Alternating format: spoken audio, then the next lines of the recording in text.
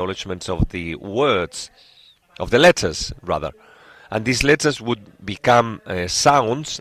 These would have a meaning, and in the end we know that there would be two types of reading, a phonological one and a global one.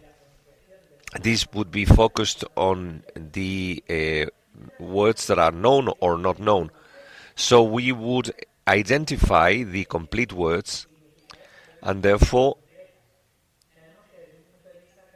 from a cerebral, from a brain point of view, we use a network that goes from the back part of the encephalus to the anterior part, the cortex. But in the global reading, there's a region in the temporal lobe, in the lateral part, which is the visual area for the words, and this enables us to have a general global reading of the word. So this way of reading, whether it is phonological one or global reading of the word, involves different areas of our nervous system.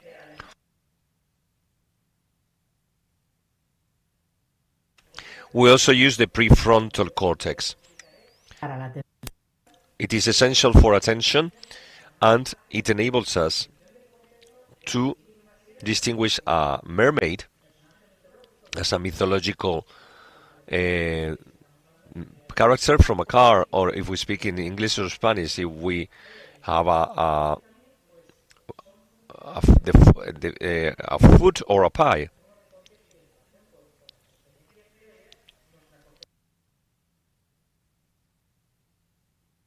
So we can merge these things. The amygdala gives us the content. It is a very small structure with the shape of an almond within the temporal lobe, and it is very important for processing the information.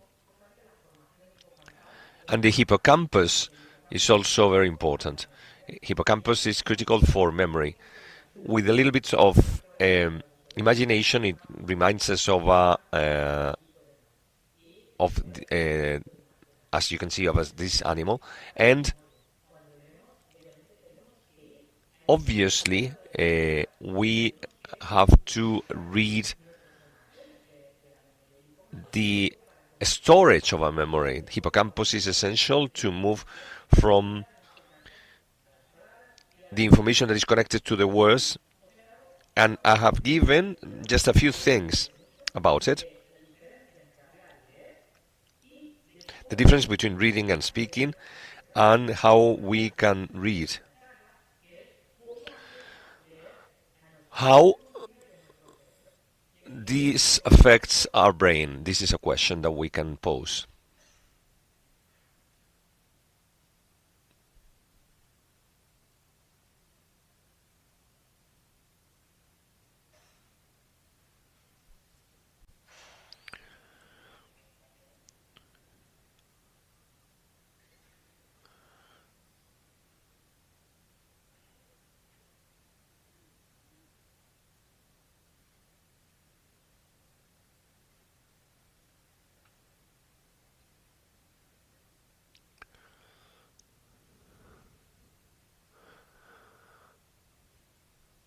We've lost the sound. We're not getting any sound in the booth, we're sorry. We don't know, we're actually watching the video, but no sound is coming through the system. Now we're back. There are several functions in which reading affects different cognitive functions, and this has a correlation with the neural aspects. It affects several elements, the ability to communicate, the emotional aspects, etc. Let's start by communication. The ability to communicate. When we speak, we use a series of regions in the brain.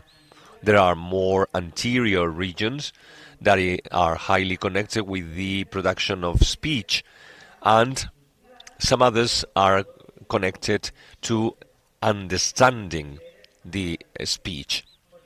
There are areas that are quite complex. So we know that if we read, the communication, speaking, is reinforced. We're going to speak better. And this we know because the connectivity between the areas of language and the actually relevant areas are intensified. So what we do is that this connectivity is reinforced. Therefore, if we read, particularly if we read in paper, we're going to speak better, we're going to understand better.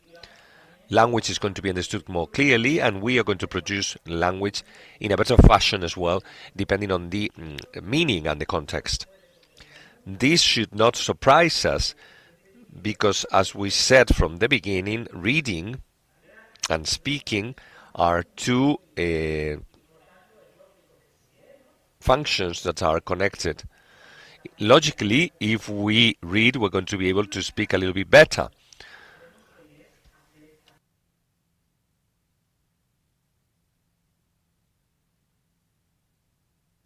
We know that reading affects our emotions, and here it is important to mention the relevance of the amygdala. Maybe you found yourself in a narrow street and we see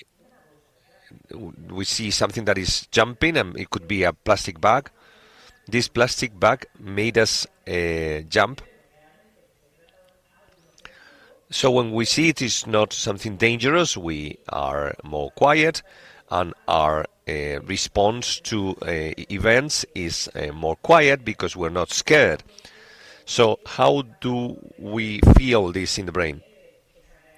Or rather, what happens in the brain to generate this action of jumping when we see a plastic bag jumping on the street, in a narrow street? The information goes to the thalamus.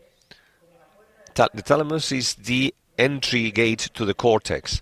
It projects visual information but does not allow us a conscious interpretation. We don't understand that there's a snake there. When are we aware of the snake there? When it goes from the thalamus to the visual cortex, and then we have a conscious perception, and the brain says, be careful, there's a snake there, and this is sent to the amygdala. If the amygdala decides that it is a dangerous stimulus, it starts the emotional response. So we stop for a second, our brain beats more quickly, and there is a dangerous stimulus there. This involves a long processing. We have the thalamus, the visual cortex, the amygdala, etc. So we have the whole chain. There's a shortcut, and this is visual information which is not very much processed, and it is sent to the amygdala. And this is what happens when we are in the middle of a narrow street, the one that we saw earlier. So it has been sent from the visual thalamus to the amygdala, and the amygdala could say it's dangerous, it could be a rat or whatever, but it is detected as a dangerous element, and we have jumped because of that. But when it is processed in the cortex and we see that it's actually a plastic bag, then the emotional response is different.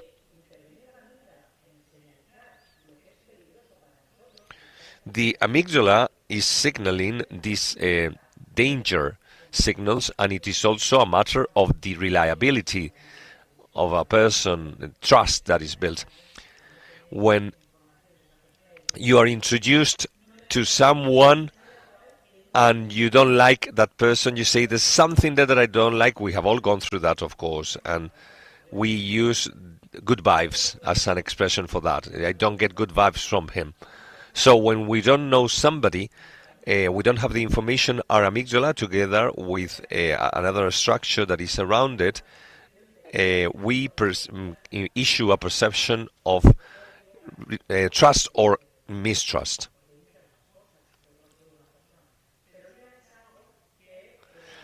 It is not only the face of the person that is used for that. There are other elements, but the face is very important. This in politics, of course, can be very important. We have gone through several studies in neuroscience with certain politicians, analyzing what are the features that actually generate more confidence. in the viewer. So we know that amygdala is critical for this. Besides, and this is something that you will understand clearly, in situations of stress, we issue a series of substances in the cortex, and this hormone is cortisol. Cortisol acts in several structures. It inhibits the prefrontal cortex and the hippocampus, but cortisol activates the amygdala, and this makes this response, this fear response, to be intensified. If this is continually repeated, we liberate a lot of cortisol because there's plenty of stress, and the amygdala is hyperactive. And this is bad because we are less capable of controlling the response to stress. So we know that reading diminishes the activity of the amygdala and therefore makes us capable of controlling in a better fashion our stress. And it also makes us better when regulating our emotions, even perceiving the trust or mistrust in a more efficient manner.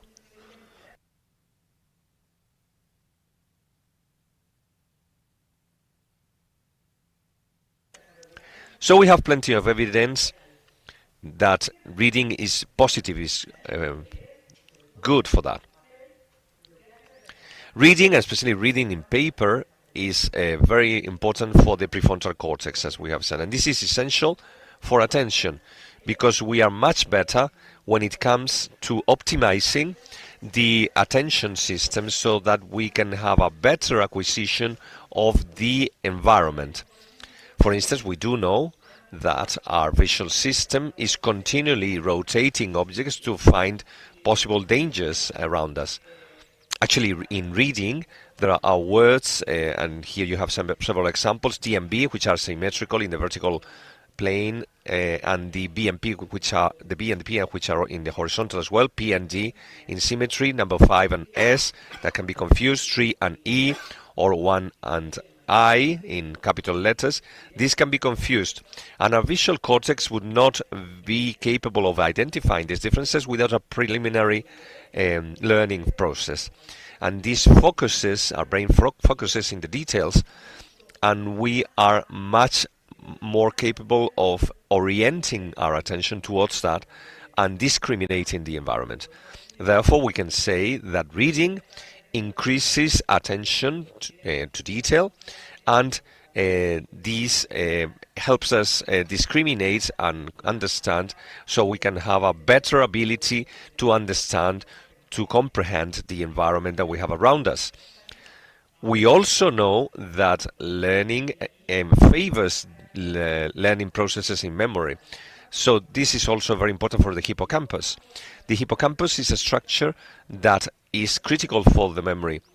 I don't know if you've seen the film Memento. Memento is inspired in, it's a very good movie, and it is inspired in a real case.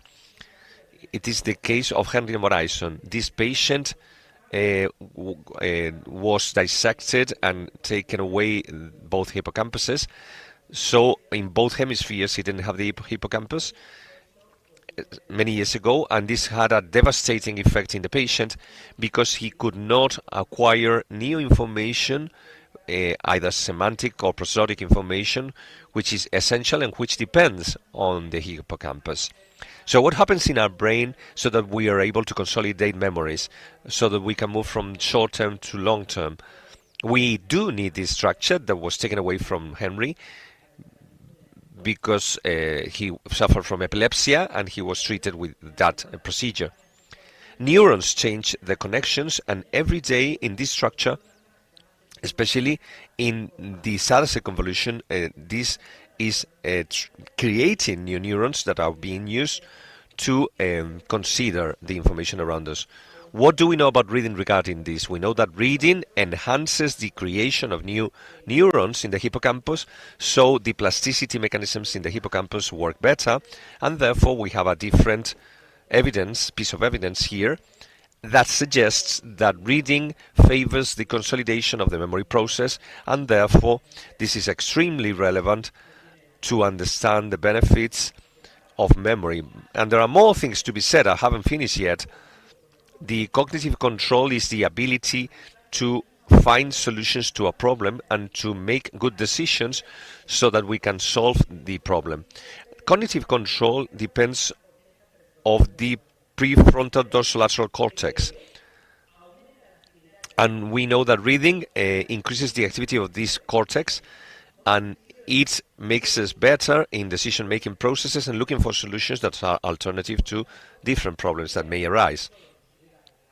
So reading is not only helping us to regulate emotions, communicate better, or improve our attention or memory, but it also makes us more decisive when attacking problems and when making decisions related to a series of situations that we have to solve.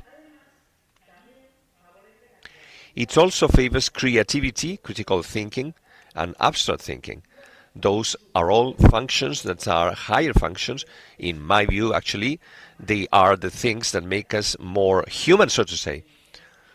They will be up in the list when we consider why we're human. So reading activates a network in our brain, which is the default neural network. So we are prone to abstractions, and this network is essential for that. The cingulated cortex is very important. Precuneus in the brain is also very important in this area. And these structures are relevant.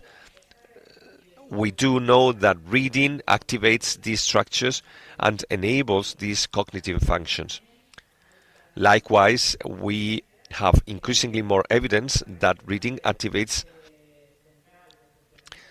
the executive function central network, which includes several areas in the brain, and this makes us better when solving problems and when having abstract reasoning.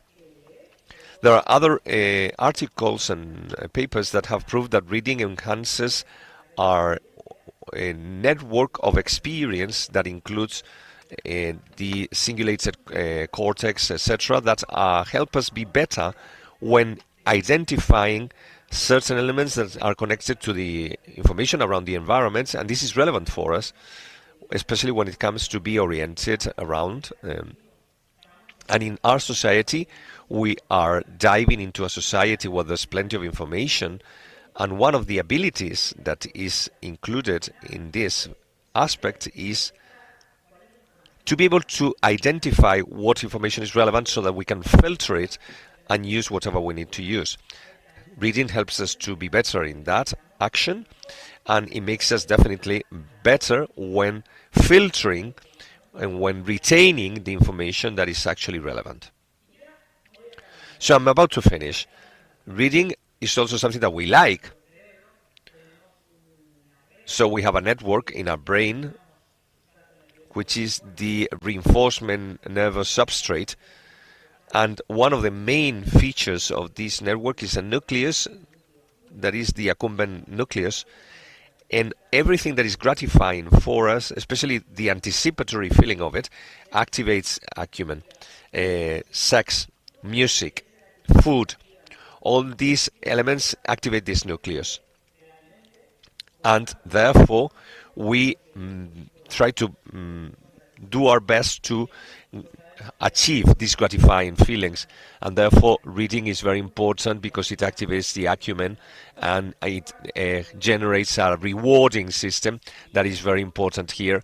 And this is actually essential because by gratifying when reading, we will obtain all these benefits that I mentioned on communication, attention, executive functions, memory, the abstract ability to create critical thinking, etc. But gratification is very important. So reading, when you are forced to read, these benefits from the cognitive aspects are less. So we have to read, but because we want to read. We have to be able to place ourselves in this wonderful adventure of reading. So reaching the end of my presentation, I'm going to speak about a very interesting study with nuns. Snowdon realized that in Michigan there was a monastery where nuns did have no Alzheimer whatsoever, or very little Alzheimer's. So he went to the monastery to see what the nuns were doing there. So he worked. We are seeing the two nuns in the cloisters, but the nuns were exercising. They had a healthy diet, no stress. They read a lot. They did all these things that we know is good for our brain. But once they died, they analyzed the brain in the microscope, and he saw that many of these nuns had Alzheimer's disease neuropathologies, but it was not shown in the behavior. So there was a concept which is the cognitive reserve. There are certain actions and stimuli that improve this reserve, increase the amount of it. They can't prevent the Alzheimer's disease, but they can prevent the effects of it. And one of the factors that are more relevant is reading. Reading generates a cognitive reserve and is therefore healthy for our immune system regarding this particular disease. Well, thank you very much for your attention. This is my Instagram account. I do plenty of dissemination on neuroscience, and I will give you the reference of my book where you can find everything that I explained. This is all gathered there. And in Instagram, we can see that the videos that I post, and that are quite interesting regarding this aspect. Thank you very much.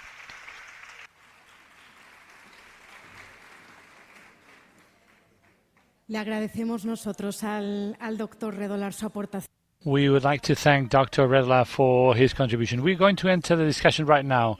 The collection policies, intellectual freedom, and the limits or the dangers that libraries face with regards political interference or censure.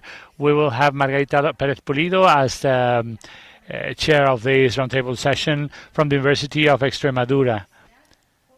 And she specialized in the anthology and ethics, professional anthology and ethics. She's got many different papers published, different books, and she's a regular at international conferences. He belongs to the working team on professional ethics called SEDIC, and she's been a member of the writing team of the CESAVIC and SEDIC 2022 ethics codes. She's also a member of the working group for the Library Cooperation Group on free access to information and against censorship in libraries. We'll have 4 specialists with us: Josep Vives Gracia, the head of the Department of Libraries of the Regional Ministry of Culture of Catalonia; Cristina Rubal González, Deputy Director of Libraries and Book of the Regional Government of Galicia; Antonio Morales Comalat, the head of the Public Library in Las Palmas in the Canary Islands; and Francesc Javier González-Cuadra, coordinator of information on access and fight against censorship in libraries and president of the FISEBID. Y antes de sentarse, por favor, vamos a realizar una fotografía de familia, si son tan amables. If you don't mind, maybe you can leave your stuff on the tables because we'd like to have a group picture taken. Thank you. Avenida. Que nos oyen o no nos oyen, parece que sí. Qué risa. Que nos oyen.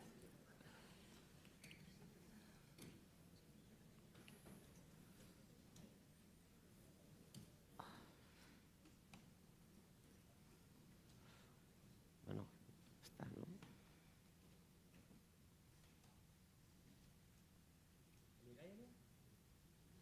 nos da risa. Ya sí podemos comenzar. Gracias. la bolsa? Margarita en el...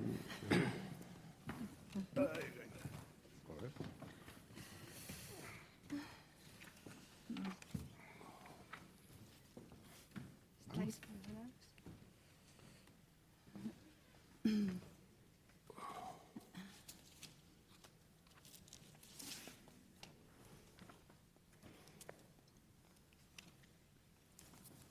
¿Estáis preparados? Sí. Sí. Buenos días. Comenzamos esta mesa. Good morning. We're starting this panel session on the development of conditions and political interference and censorship. And we're going to speak about four main subjects which will be formulated in the form of a questions which will be answered by the different members of the panel. And of course, you can take part in the session with your questions or doubts. This roundtable session is being proposed from the point of view of the development of collections. When we face the design and development of collections, with regards to the selection process, sorting, acquisition, the integration of new funds into the collection, and the dissemination process. All these processes are a part of the development of the collection, and we believe it to be very important that libraries count on a collection development design policy, especially in order to defend ourselves from censorship. Also, we are interested in talking and sharing with you the subject of censorship. This concept has evolved with time. There are new forms of censorship right now. There's a specific, special form of censorship that was not out there before. And the third question is got to do, we will be commenting on the law as a tool for defending, for professionals to defend themselves against censorships, ethics also as a tool, but also professionalism. That is, we've got a series of abilities, knowledge, capacities as professionals, which are very clearly depicted in documents which develop all professional profiles. For example, the documents of the Council for Library Cooperation of Spain. And all professional profiles from the highest to the lowest ones in the ranks have some ability, some skills in terms of the management of collection. So we were wondering on whether this could provide us with a tool which would be interesting to defend ourselves against censorship. That is, institutions, users, associations, librarians themselves sometimes. And to finish, we wanted to think if we can develop tools or products which can help us detecting such cases and get to know which are the steps we've got to put in place so it is not trauma for any library of any segment of the population that is present in our countries. So we are going to be dealing with a field between ethics and responsibility. We know the cases in the US, but also there are apparent cases in Europe that are not so much in the media. There are cases of censorship present in Germany, in Italy, Portugal, the UK. They are exactly the same cases, but they are shrouded in a series of characteristics which are different to the ones of censorship cases in the US. So the European environment is also interesting for us. In that sense, in France, in 2021, the Robert law was published. It's a law addressed to municipal libraries. And very clearly, in its article, censorship is mentioned that any kind of religious, editorial pressure, political pressure should be avoided. The French people have used a law for that, but in the UK, they have put out the librarian ethics. The UK librarians are very much aware of the ethical code. However small a library is, the association has provided them with a set of tools which are a kind of instruments made up of checklists, instruments, protocols, where librarians can find what they could do when faced with a case of censorship. We are now going to question ourselves whether these are efficient tools, if they are useful for us. So this would be more or less a summary of our panel session. But before we start with the first question, we'd like to ask you to please pay attention to a short video, because we would like to know which are the opinions or feelings that it can raise among you. Now, could you please tell us why you changed your mind? Well, I believe that the other day I succumbed to your small blackmail, the child's department. But when I was on my own, I thought it over and thought that I could not say yes to what you were saying. I cannot remove a book just because there's a few ideas you don't like. Well, there's a series of people who voted to choose this municipality. For example, there's the Committee of Women by Kemper against Subversion, and they were saying, we will be reporting on to the press what you're doing. Don't you think it is it's a very simple issue to raise that controversy? Well, you cannot run a municipality or a library while satisfying everyone's wishes. Well, do you mind if I smoke? No, no problem. Well, let's be as practical as possible. From my point of view, it is not crazy if we ask you to remove that appalling book. Is it just one book? We've got a full section on books on political theory of any kinds. And what would we do if we got letters on any of them? Well, of course, we would take care of that in due time. Alicia, we've been friends for many years. I support you when you're right, but when you're not right, you're not right. Do you want to turn our library into a Kremlin's propaganda office? Come on, Mr. Martin. What would Thomas Jefferson think of these? Oh, come on. Let's forget about the founding fathers. Do not interrupt me, Robert. This is no trivial issue. There's a book in a library which really gets into my guts for years. It's Mein Kampf. It's a Nazi propaganda book. Maybe we are also risking the dissemination of Nazism, but I think quite the opposite. When people read that book, become completely angry, and that helps us fight Nazism. Don't you think that if we keep that book in our library, we're fighting against the communist dream, because we're telling the communists, we do not fear you, we're not fearful about your ideas, but you do fear truth. Just please tell me, do you think they would have a book on the values of democracy in a Russian library? Listen to me, gentlemen. We are bound to fight for maintaining that book and keeping it in the library's shelves.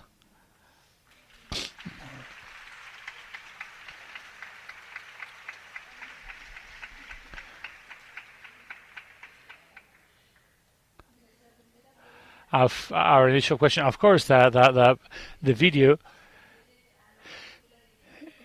is an excerpt from a film, Calm in the Eye of the Storm. It's from 1956. It tells the story of this librarian. the ending of the film is not positive at all. But she was defending a book during the witch hunting period led by McCarthy. The first question refers to the types of censorship that we have right now as compared to traditional censorship in libraries. Now there's a different type of censorship to which we should pay special attention. Is it the case or not? Any one of you could start talking. All right, good morning. I think that the will of any human for another human not to say what they have in mind, maybe it's coming from Adam and Eve, even if I cannot be sure about that because I was not there. Well, there's a long time since we burned at the stake the last human. Of course, we've got the case of Salman Rushdie, but as we're evolving, repression is less violent. But this film is from 1956, and the arguments could be applied today in 2025. So censorship, the will not to want other people to read, is out there, and it exists. We could do a spin-off. When you want someone to be cancelled, you're asking for censorship. That would be maybe the new thing. When we ask other people to cancel someone, in the end we are asking someone to be cancelled because of their ideas. But then, of course, you've got to get into a case-by-case environment. I've got a few books around here which have been suffering from the same. It's a citizen who believes that we shouldn't have these books in Catalonian libraries, and he's saying through Twitter. She's also using feminists of Catalonia, and they're accusing us of child pornography. This person could have written to this municipality where Bette Davis is acting as a librarian, and it would be more or less the same case. From my point of view, as society is less wild, repression is smaller, but in the end it's a retrograde way of acting. When we think that books are not longer being burned, you can remember of the case of the bombing of the library of Sarajevo during the Balkan War. There's usually a pattern being followed, and today I think it's the same pattern. It usually starts with a lie. Luis García Montero, during his speech, was talking about the issue of lies and fake news, and some of the presentations also mention lies and how we've got to start workshops in order to help people find out what's a lie and what is not. And these more contemporary cases are based on a lie, saying that the book is not saying what people are saying it says. And from that lie on, as this book is saying this, I will call on a higher value, which is usually the protection of children, and that's what's working in the US. These books say this or that, and in order to protect children, they've got to be removed, or I will fire the head of the Library of the Congress, even if there's no children's section, because it's a parliamentary library. So it's a lie which is activated, and then the appeal to a universal value is activated, and you've got to be in agreement with that value. So in order to dismantle all these, you've got to dismantle each of the lies separately. So first you've got to say, well, this is not what these books say, and then when you take up the law for the protection of children, the law in fact says that we've got to speak about these things to children, and it's the way in which you can unmask these people who I don't know if they really believe it or not, but they think that they can put their hands in the shelves of libraries, and there's a kind of a historical thing. Well, but is there any legitimacy in the selection of collections? Because then we can think about the delegitimation of the collection, and another thing is the collection in itself. So there's a work developed by a friend of mine at the University of Tenerife in the Canary Islands, and he worked on the history of censorship in the Canary Islands, and he refers to different types of censorship. He speaks about the prior censorship and perceived censorship.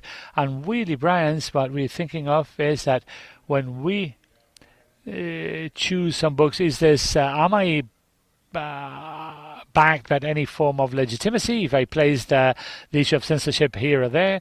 Because we all agree that we do not share, do not like being censored. But there's that social pressure. It is not a case in the Anglo-Saxon tradition of councils on libraries in municipalities, but it is true that in many cases, when we are doing a selection, when we're choosing books, how do I do that? How do I choose these or that? Or for example, Bet Davies examples. Should I have Mein Kampf or not at the library? Which would the value which should be put on top? So I believe that following your question, there's the issue of legitimacy, the legitimacy used by the librarian in order to include or not this or that other book, or hide another book. For example, centers of interest.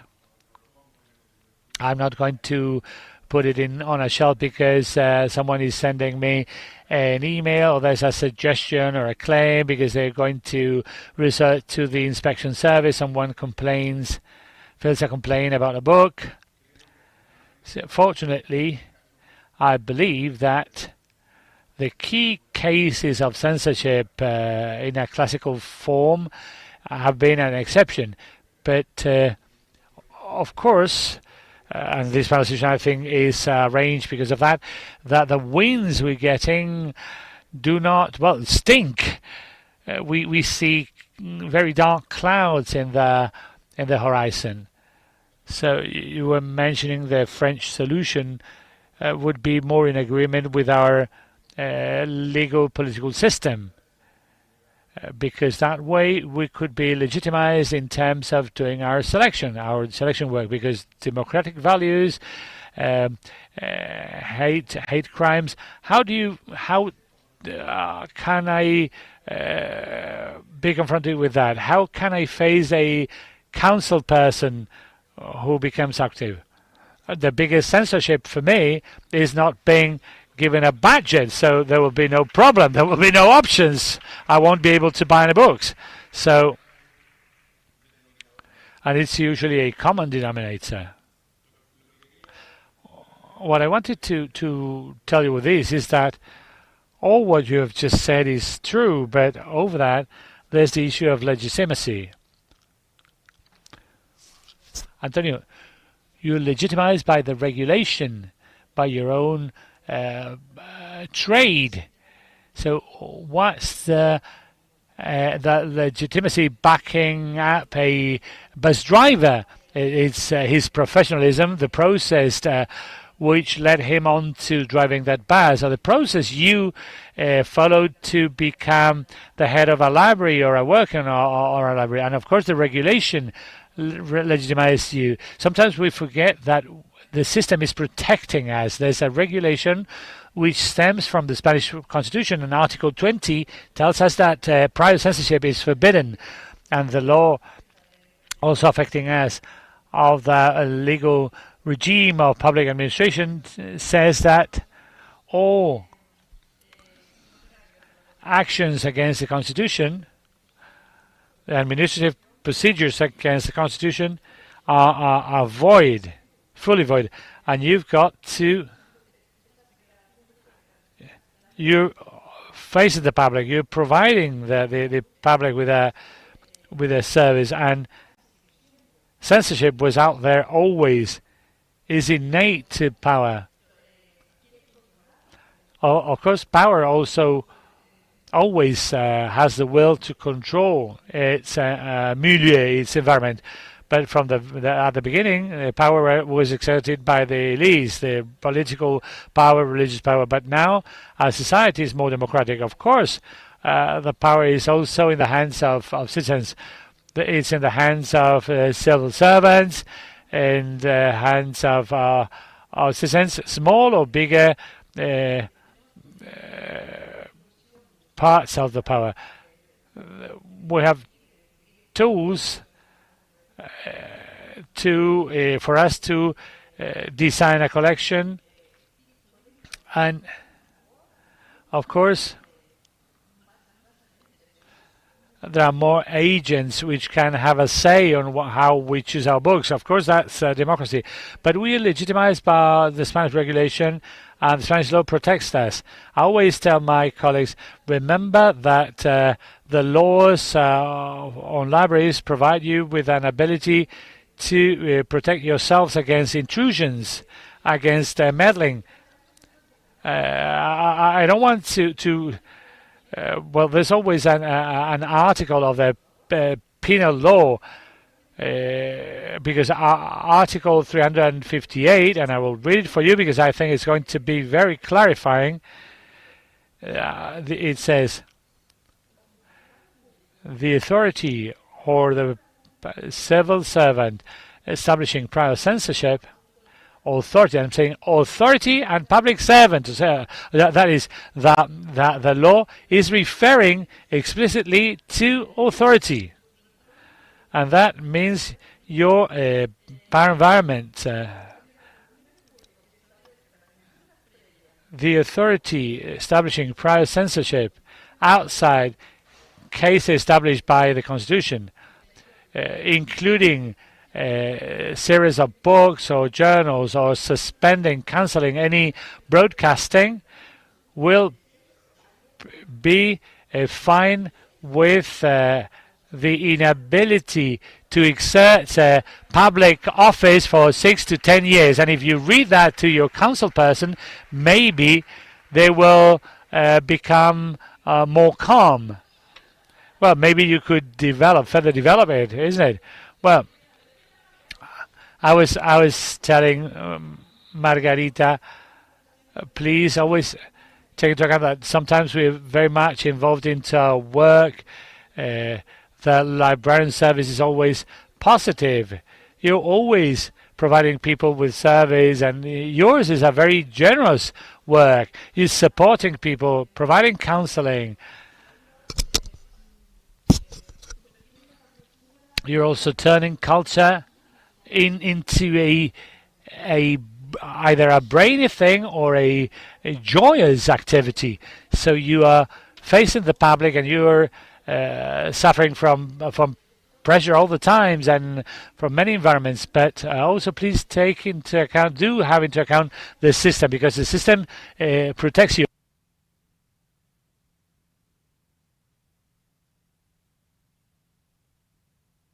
So everything is going to protect you. And you can say, well, our everyday work is difficult because you get the colleague who doesn't like poetry. Why are we buying poetry? No, poetry is not an art. It's not literature. Or a boy's mother or father. So you're not alone. You've got to run your own criterion. And your community is forcing you. You've got to provide all your community with services, of course, within the framework of the law. Well, in order to follow up with what you're saying, first I would like to thank the organizers for having invited me, and of course congratulating the regional government of Andalusia and the ministry for the agenda. The agenda was a wonderful agenda. Well, when we were asking ourselves what's the reason why someone would like to remove a book from a shelf or censor it, it's very, very simple reason. avoiding the possibility for someone else to gain access to a certain knowledge, and being able to to build a single-colored discourse or political speech. Antonio spoke about the legitimacy when building our collection. Legitimacy is very clear. Yesterday we could enjoy Roberto's presentation. Roberto Soto spoke to us about a very important subject, the librarian's sovereignty, or the library's sovereignty, which is about professionals being the ones deciding on the collections present in our public library. And that should be very clear in our minds. And for that, well, I'm really happy that we are quoting the Spanish Penal Code or the Constitution. That's wonderful, but in our everyday life, what's clear is that professionals need a tool, a certain coverage, an umbrella or element of elements which can help them show or explain why a certain collection is built in a certain way. And I'm talking about hard copies of documents, of regulations, speaking of how the collection has been built, the reasons why some areas or lines of thought have been included. And it's, in the end, it's a scientific arrangement. It's a scientific base, the one on which you're going to support your work. And the final reason is to provide the public a base for the citizens to build up their own criteria and ideas. We're all the time talking about democracy. Christina also mentioned that. And I believe we are living through a problem that we believe that everyone thinks that democracy is going to be out there always. I've got to remind you of the fact that democratic values, you've got to defend them every day. And I believe that collections in democracies allow us to build the foundations of democratic societies. We should be starting from there. There's another subject which came out and which Antonio touched on. What's the legitimacy behind a certain book being in our shelves? The most important thing in a library system, is balance. Balance regards everything. I believe from the Mein Kampf to any other kind of opinion should be in our shelves. All types of opinions, visions of the world, so everyone can work and look into what is interesting for them or not, and what's the contribution of this or that thing. If we do not have everything, we are denying people from the possibility of creating an idea on a broad range of foundations. Of course, also we've got to take care with patronizing. Sometimes we have a too patronizing perspective of what we're going to offer in those libraries. Oh, we're going to put these there, or maybe this is going to create a problem. So this is kind of dilemma between self-censorship and patronizing. If you say, no, that's not my case, I think you're lying to yourselves when you're preparing a carousel, disseminating the purchasing of a certain book. And I think we all think of the consequences of what we put on our shelves. And also sometimes we're living a kind of a Disney-like society. We've got to be very careful with the kinds of guides we disseminate, what we do, what we don't. So the most important thing is, and maybe we will go back on that, is counting on a statement document with ethical context in terms of the design of a collection. It says we're working around these lines because of these reasons, and especially for the people here working from the trenches, a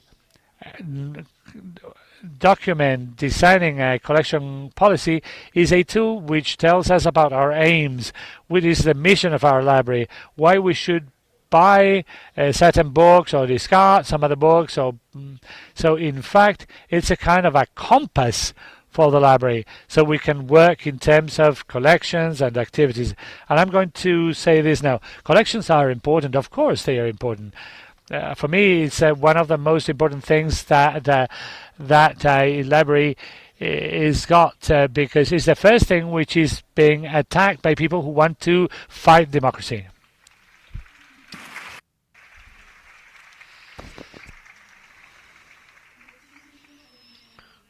So we will continue with the second question regarding what Xavier mentioned, the collection politics.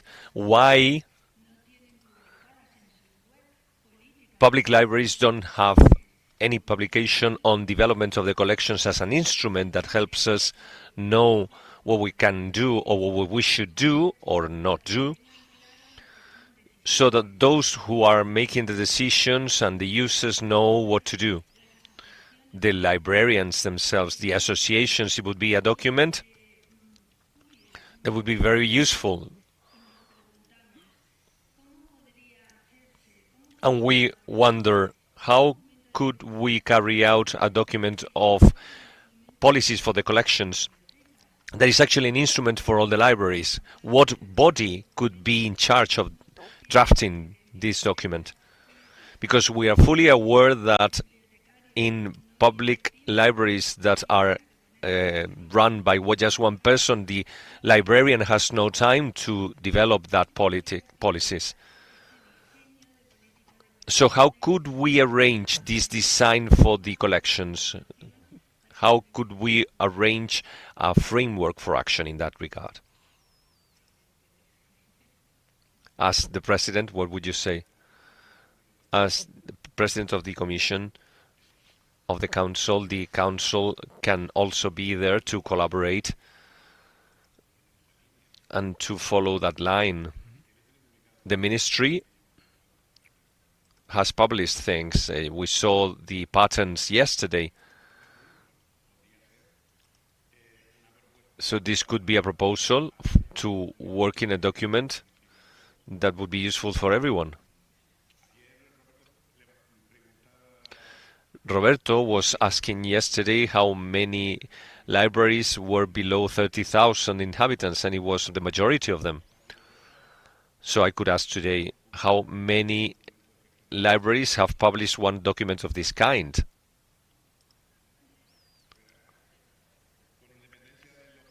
Regardless of the spotlights, we can count them with just one hand. So we see that we have a lot to do in that regard.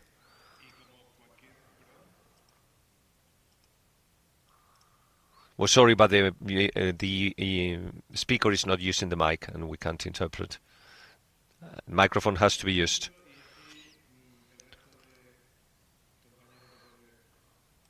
You're going to be given a mic, okay?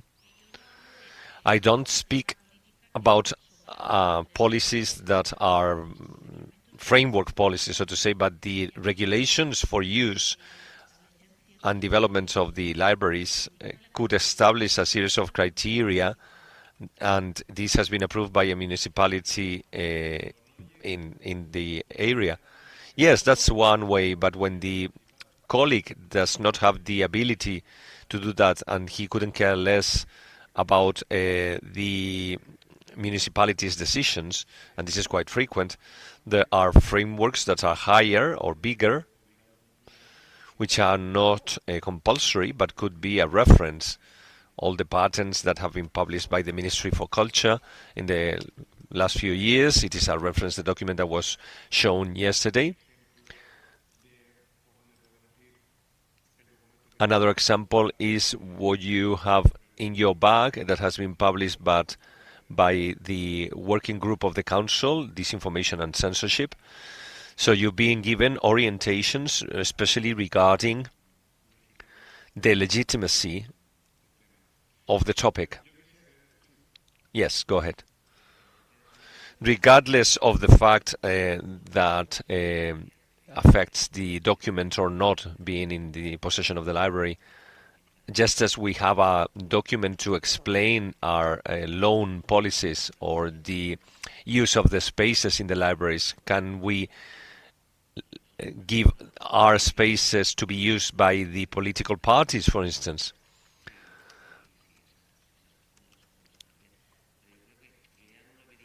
I would not advocate for a defensive document protecting us from interference, but rather a topic of transparency. We have to be used to the fact that citizens are increasingly asking, why can I not loan more than 10 books or 20 or 30 or whatever? Who decided that? Should we raise it to 30? I don't know. And regarding acquisitions, a citizen may ask, why do you have this type of book in the library? But if we don't have the document, the framework would be different. We can read aspects regarding censorship, and this is penal code, the criminal code. Plurality in which or by which you make accessible as many documents as possible, reflecting the diversity of society and its richness in as much as iconography and linguistic aspects.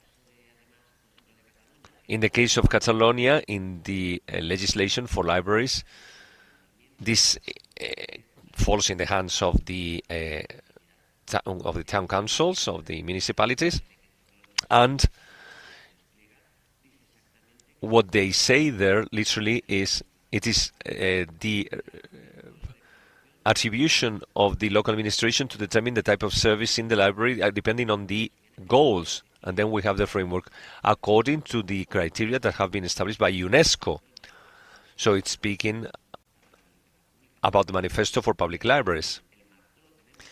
We do have the framework and the obligation to provide explanations on how the document is found is in the hands of the town council. A different thing altogether would be that the librarian, due to the background that he or she may have, should explain the service in the library and the way it is organized.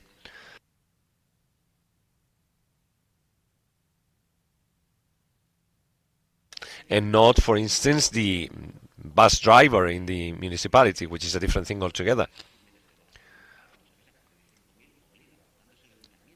So it is finally the council, the town council, the one that has to enforce the administrational framework. And this document has to be seen as a positive thing. People may ask questions. We are not worried about that. Why do you have this book? Why do you have this other book? So what do we have to do about the books that are being published about, I don't know. We made a list the other day with Christina, and we had to stop. Against vaccines, conspiracy theories, flat earth defenders, history that becomes a new interpretation of history, etc. So technical committees should give some criteria for that, because probably most of us would agree. So probably in literature the most important thing is the author, but in sociology maybe it's the publishing house, in 5 or 6 or whatever. So there are a series of criteria that in a way are giving us hints on why we choose some books and not other books.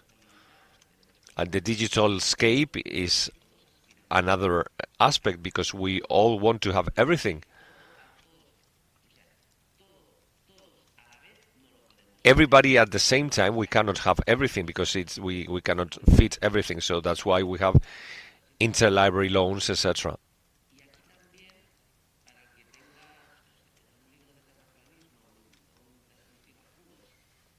So we have to have a book on flat earth, the black legend, anti-vaccines, etc. So you need to have something about that.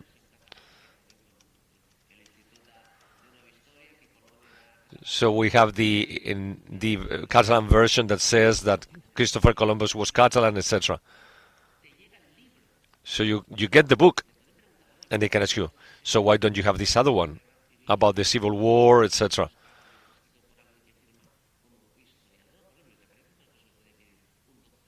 So you cannot have a PhD in everything.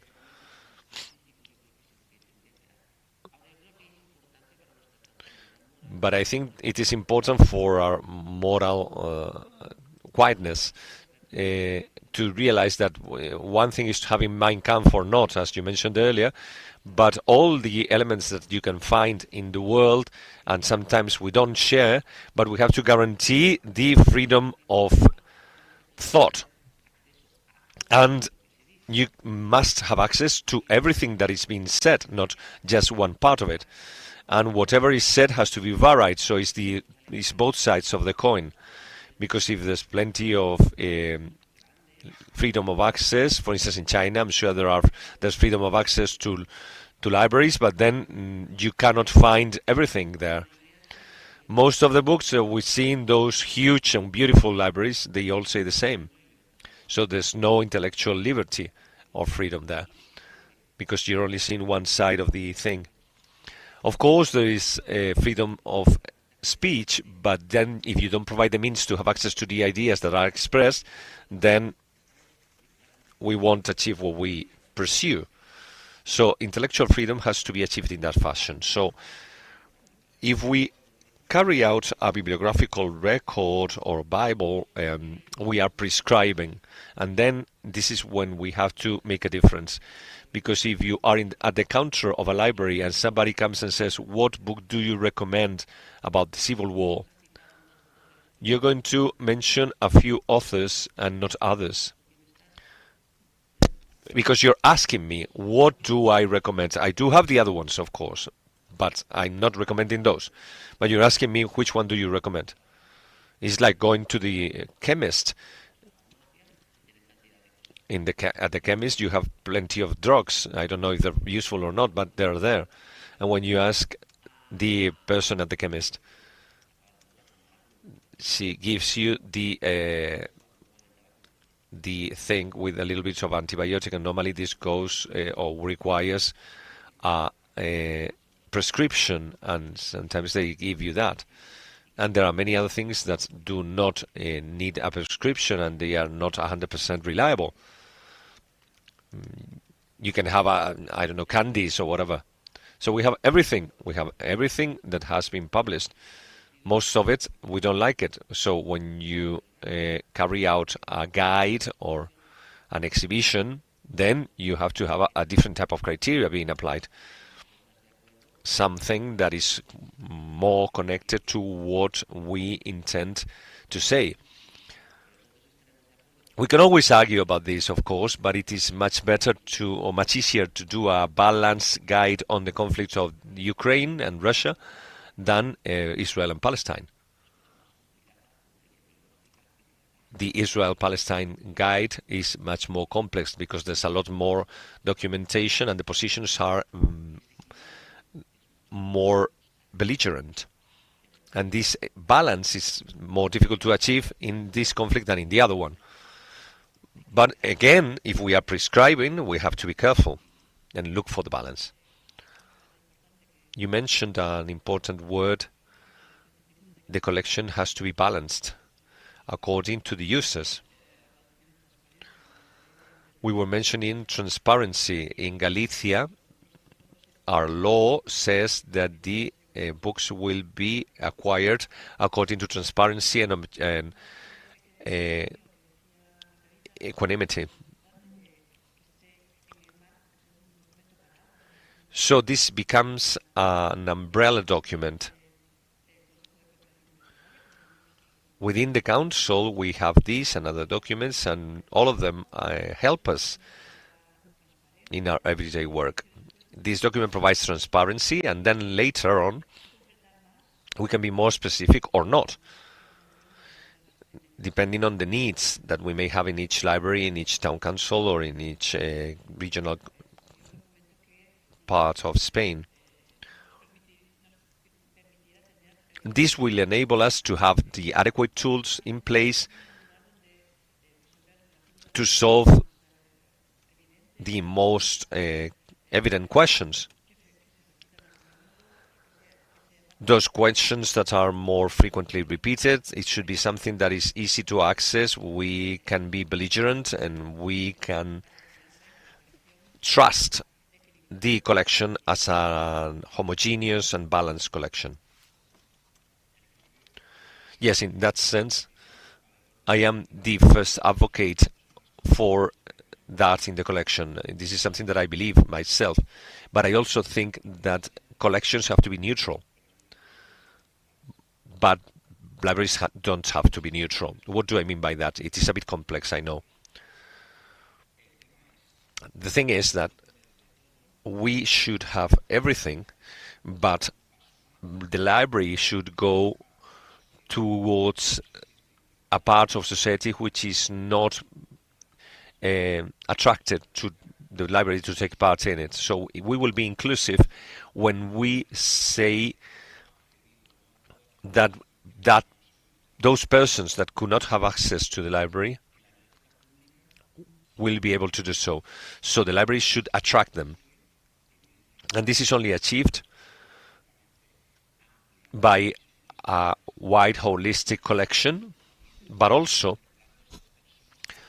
trying to speak to those peoples because they are not normally in discussion with us because of society, or the way society is behaving. So when I mentioned balance, I mean that we should balance the collections in the libraries, adjusting them to the society they are servicing. This means that if in a village in particular we have an age pyramid in which most of the population is elderly population, then you have to realize that and act accordingly. So in this library we should have more publications regarding current affairs, literature, etc. So we have to configure a collection that shall be useful for those who are there and those who are not there, and we should ask why are they not there. When the collection policies documents are carried out, the topic that has to be taken care of is criteria. Those criteria, however, can be found anywhere. The authority and quality of the book, the publishing house, the format, etc. This can be done by anyone. The most complex thing in a collection in collection policies is to determine what is your intention. How do you want to establish a mission, a purpose for the library? When you do that, then you will clearly know what funds should be included and those that you want and why. So somebody from the audience was asking, we do have a document that has been validated by the local corporation. This is essential. Why? Because apart from being a proof of transparency, is an agreement between the administration, the library, the professionals, and society. So this takes me to a topic that we don't normally like, which is interference. Interference is something that we know we have. People come into the interference, why do you have this? What a terrible thing, how do you dare? I pay for this with my taxes, and how could you have that? This is the typical funny sentence that we get. Yeah, I paid for it. This is intolerable. How could you have this book if I pay for this? Well, there's a collection policy that says that this can be bought with public money. But there are other interferences that are more complex because they're invisible. They come sometimes from the administration itself, from this side, from this unit, from, well, this, we could have it. Did you ever think about buying this? And I say, oh, what? This is something that we should take into consideration as well. What type of pressures do we get? The deputy major says the encyclopedia for hunting, we have to have it, and we don't have any society, but this is written by my brother-in-law, and it's very good. The book is very nice, and you should have it. This is what can be determined by the collection policies. What should be there and what should not be there. So I would love this panel to have as a conclusion framework documents, or the need for a framework documents at least, regarding this. For instance, in Barcelona, the management has a framework document that has been useful and still is useful for the libraries in the territory in Catalonia, can escalate and have certain policies for collections. For instance, Roberto was mentioning that regarding the rural libraries. Those leading those libraries could have a framework document that has been drafted by specialists in the technical commission and with the seal of the ministry. This would be a further tool for the professional world, because sometimes what we need is tools. So, for instance, within the working group for free access, we are actually working on a protocol, or will work on a protocol, to help professionals to manage interferences, censorship, or any other kind of activity that may become an obstacle for the creation and maintenance of a collection. Because these are the tools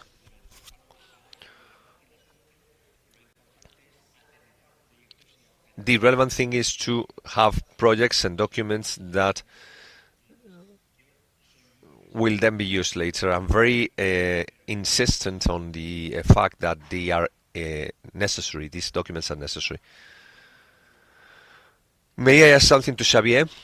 You were mentioning neutral collections, but non-neutral libraries. Can you please define a little bit the non-neutral libraries? I'm not going to reveal anything that is new. This is the UNESCO Manifesto. The guidelines that were published 3 years ago, the ones that were presented in the National Library of Spain, they all speak about this. They speak about bibliodiversity, public libraries.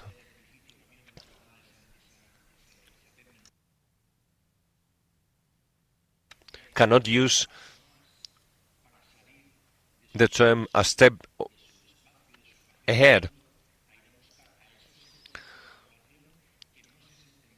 but it is good to go, as I said earlier, to look for these sections of the population that are excluded, that they are not finding themselves present in the libraries. We have to look for them, and we have to draw them to the libraries. Quite recently, the American Association of Librarians gave an award to a librarian whose project was to search for those people, homeless, immigrants, illiterate people. And the library left its own environment, went out on the streets and brought them to the libraries. So it is not neutral, non-neutral libraries, it's militant libraries, activists. Most of us believe in what we do. We have a project, we have a mission, and this mission means that we have to go a little bit beyond that. I don't know if I answered your question.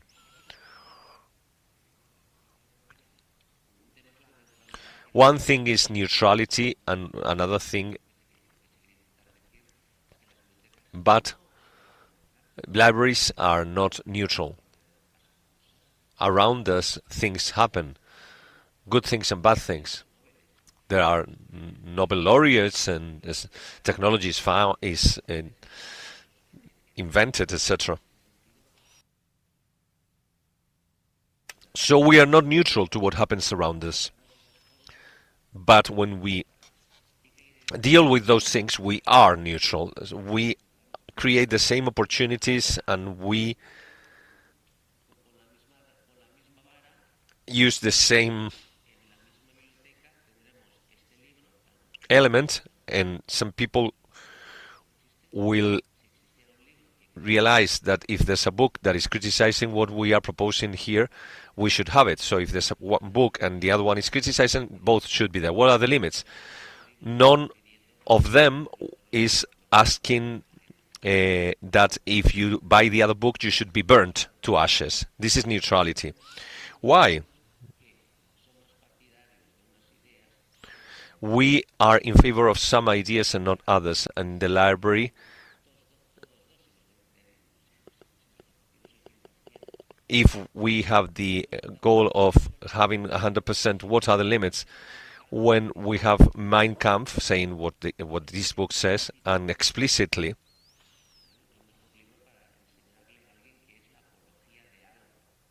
it is being in favor of something that is explicit. They are not hiding.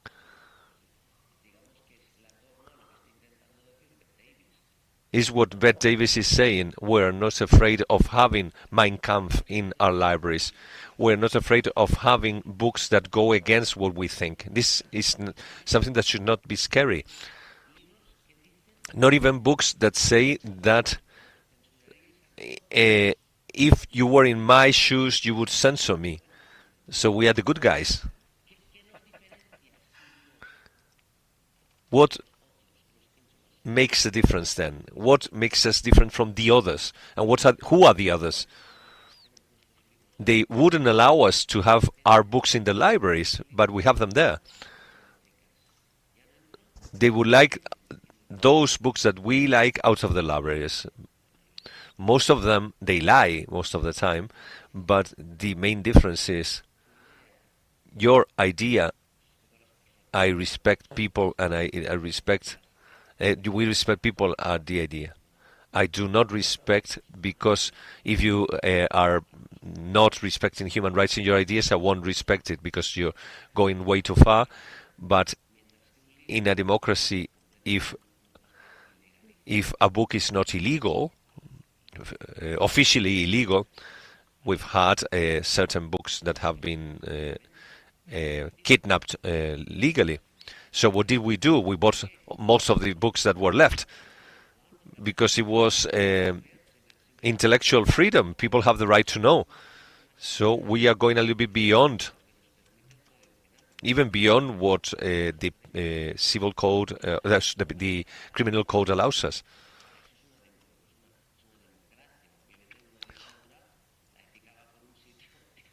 In a dictatorship, ethics is heading one way and the law might not be in the same direction.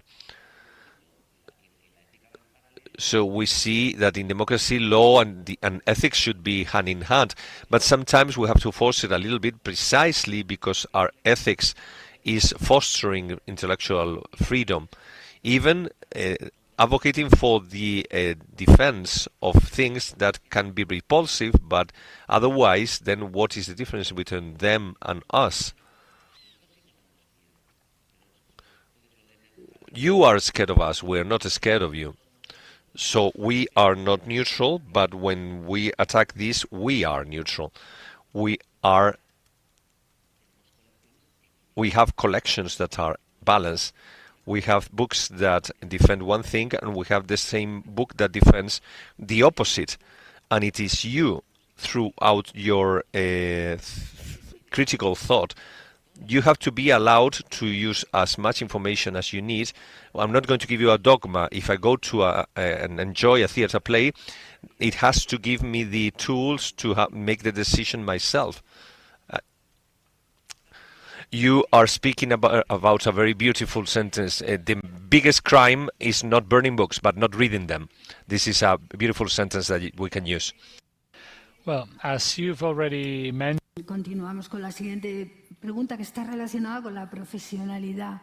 Entonces, todos los casos de censura que hemos estudiado normalmente se han solucionado básicamente con la ley. En ningún documento se han mencionado nunca los códigos deontológicos. Es decir, los bibliotecarios tenemos unos deberes por ser profesionales, y aquí es donde la profesionalidad y la profesión aparece, ¿no? Entonces, en los documentos que hemos hablado de políticas de colecciones, la política de colección, de desarrollo de colecciones, también es un documento ético que apela a la profesionalidad, es decir, nos defienden como profesionales ante la institución, insisto, usuarios, etcétera, etcétera. Decimos, nosotros somos profesionales, como somos profesionales y nuestros códigos deontológicos nos dicen que tenemos el deber de ser profesionales, somos los que nos tenemos que ocupar de organizar la colección. También lo dice la ley. La ley lo dice, pero de una manera muy general. Por eso antes mencionábamos en Francia la ley Gobet, que en un articulado también especial, aparte de hablar de la censura, ha hablado de la necesidad de que sean los profesionales los que desarrollen las colecciones, por encima de las opiniones de los que toman decisiones, etcétera. Esto yo creo que es un punto muy importante que nosotros también deberíamos defender, pero como parte de nuestra profesionalidad. Entonces, yo os pregunto, ¿realmente nosotros somos fuertes o somos capaces o estamos preparados para defender nuestros casos de censura apelando a la profesionalidad? Somos profesionales, nosotros como deber de la profesión es formar las colecciones y nadie tiene esa capacidad ni esa competencia ni nada, solamente nosotros. ¿Tienes tú? No, como tú como presidente. No. El presidente Fesaví de hablar de la profesión. Sí, le toca. Sí, también soy presidente de la escalera, pero eso no cuenta. Bueno, y de la Peña del Athletic Club de Barcelona. Pero bueno, dicho esto, esto que sacas a colación es muy interesante, porque cuando se habla de políticas de colección, las políticas de colección o el ejercicio o la función de construir, configurar y gestionar colecciones es un ejercicio cooperativo, ¿vale? Es decir, se ha de hacer con equipos de profesionales en los cuales evidentemente están bibliotecarios, pero en algunas funciones, en algunas secciones, por ejemplo poesía, historia, ornitología, se puede contar con el concurso de personas especialistas en ese ámbito. Es decir, cuando a veces se crean guías bibliográficas... Perdona, es que en la biblioteca trabajo yo solo. Vale, pero espérate. Pues entonces, ¿Dónde encuentro un especialista ahora te la devuelvo. Ahí va el tema de que desde hace ya días te estoy diciendo, se tendría que crear un documento marco. No, espera. Para tener un basamento. Dicho esto, ahora te voy a dar la vuelta y te voy a pillar. Existe, como nadie ha descubierto la pólvora, y todo acto, como decía Pete Seeger, toda copia es un acto de cultura, o todo acto de cultura es una copia. Existe un repositorio magnífico, excepcional, brutal, premium, Excelsior, que gestiona, me parece, la Facultad de Biblioteconomía, la Facultad de Mitjans Audiovisuals, de Medios Audiovisuales y Comunicación de Barcelona. Es un repositorio que se llama, podéis apuntar si queréis, se llama Poldoc, en el cual las bibliotecas, sistemas bibliotecarios, cuelgan sus políticas de colección, de todo tipo, y ahí voy. Bibliotecas públicas, bibliotecas especializadas, bibliotecas académicas, de todo tipo, internacionales, estatales, nacionales, regionales, etcétera, etcétera. Por tanto, si cualquiera de vosotros o vosotras queréis crear ex novo una política de colección, no estáis solas. ¿Qué quiere decir? Podéis ir allá donde queráis, lo cogéis, lo adaptáis.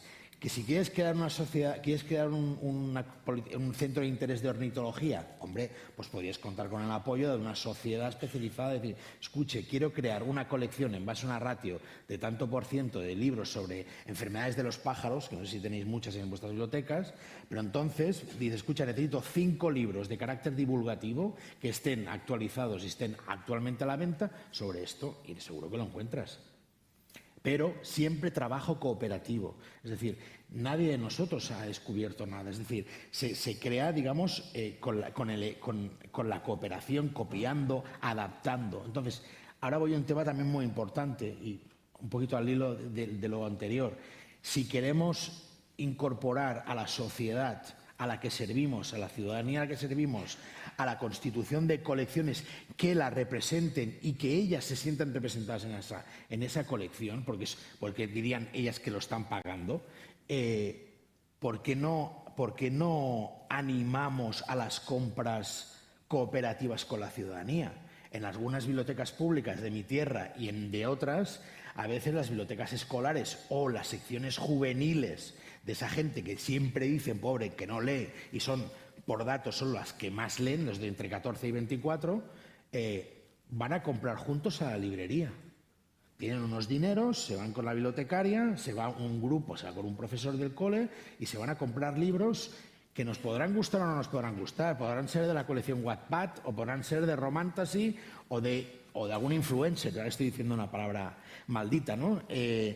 Pero ellos están participando de la creación de esa colección que también los está representando. Por tanto, también tendríamos que pensar en esto, ¿no? Es decir, el 99% de una colección la ha de configurar un profesional o un equipo de profesionales, pero ¿por qué no valoramos también la ayuda y concurso de la sociedad en esa configuración? Siempre se ha participado a través de la desiderata pública, ¿no? Es decir, ahí siempre ha habido una colaboración. Y ahora, pues, mientras hablabas, estaba pensando yo pedirle a ChatGPT 5 títulos de ornitología y que me haga la selección.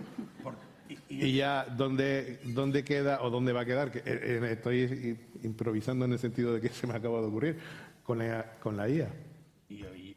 ¿Dónde va a quedar nuestra deontología cuando implementemos inteligencia artificial a todos estos procesos, ¿no? Es otra. So it's a different derivative. It's a different type of conservation, the ethics of artificial intelligence. Well, Margarita was mentioning before legal references. In fact, in Spain, we do not have too many precedents. We had some skirmishes. Most of the censorship are left in a letter or a certain party mentions that there are books on sexual education in libraries. The case of Valencia, I think, is the one which had a longer itinerary on LGBTIQ books. And, filing a claim before the courts in Spain is relatively easy. If you've got a subject and a verb and it's accepted. In other countries, judges just say beforehand, this makes no sense. And when you're filing a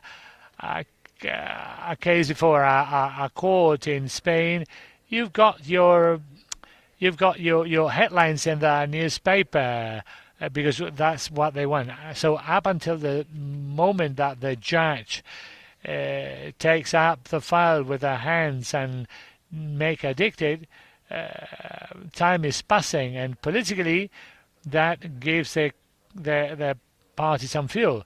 And when the judge looks into that, just closes the folder and denies it. But the problem is that when the point is there, the time is arrived, when it's published, it doesn't appear in the journals. There's an interesting case in the US because, there's the whole, many of the cases of censorship coming from the US is not coming from public libraries but from school libraries. Why?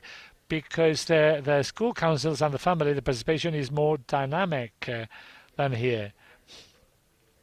Collection policies here are almost an exercise of transparency. In the US, where there's that tradition of the involvement of families in the school councils are the ones that in some districts are coming back to the past. They did this in the 70s, and what is that happened in the 70s? They wanted to have some books removed from the shelves, and a student from the district said that no, and he did what any good-willing people should do, is get to a court and file a claim. And this young boy did that.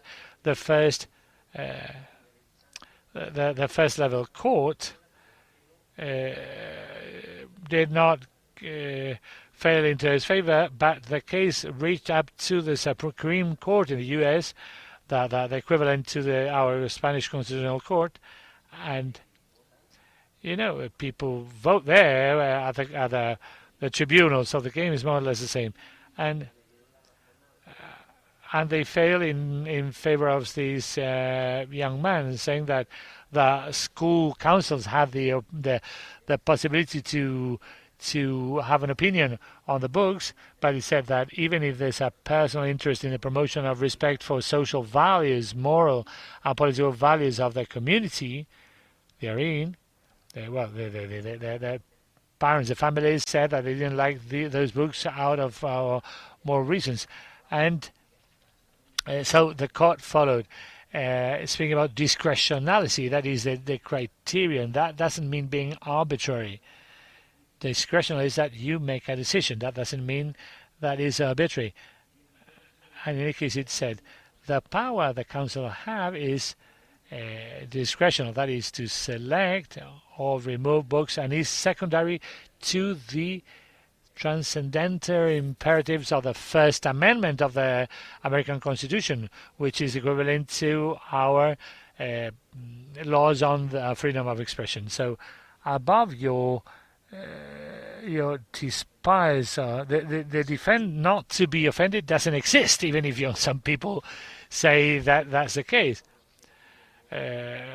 People complain about the books we have, the books we don't have. So this dictate is important, even if it's perhaps selling us the wind of this new conservative wave. Well, they had that in the 70s, and the dictate is from 1982, and it stated what I said. So, and over here, the same thing would happen. So in this sense, I believe that we all have got to have peace of mind. In the case of Catalonia, it is the municipalities the ones having to dictate this. And the main aim of the regional government is to make sure that municipalities abide by the law. And if there's a case when they do not abide by the law, that's the moment when we've got to do some research into that. And in that sense, both from the ethical point of view and the legal point of view, that doesn't mean that from the political point of view, every time we wouldn't have claims that perhaps the libraries are doing this or that. But that means that libraries are more present in their communities, like public TV. Everyone wants to control it. Why? You don't need me to explain it. A strong library system in a community where they are present and become a landmark, it's a kind of attractive suite. So we've got to learn to live with that.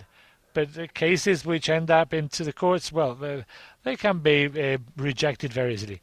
Yeah, we've got to manage for rationalism prevail over the emotions, and we do not want to enter into a controversy. We do not provoke or create contradictory emotions in our children.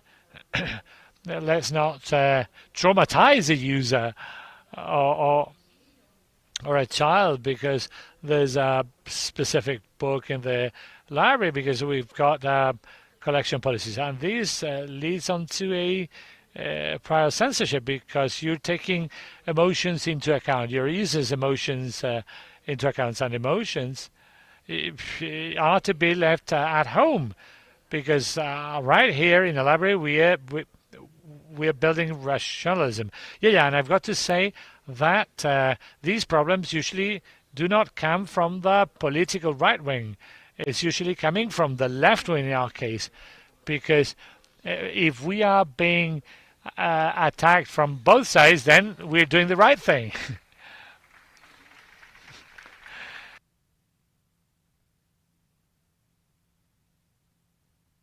Well, I see that we've got 27 seconds left to finish the panel session. Maybe you want to say something else, or if not, we can reach a small conclusion. What we have learned, what we should have into account overlooking the future. Well, there's no time for what I want to say, because also it was not the main subject. I wanted to refer to posterior censorship, but as I was saying, as well, the black clouds are already affecting us. For example, in terms of the cancelling of publications, some people spoke about the reduction of quality in translations. So we can suffer from pressures once we've got the books, but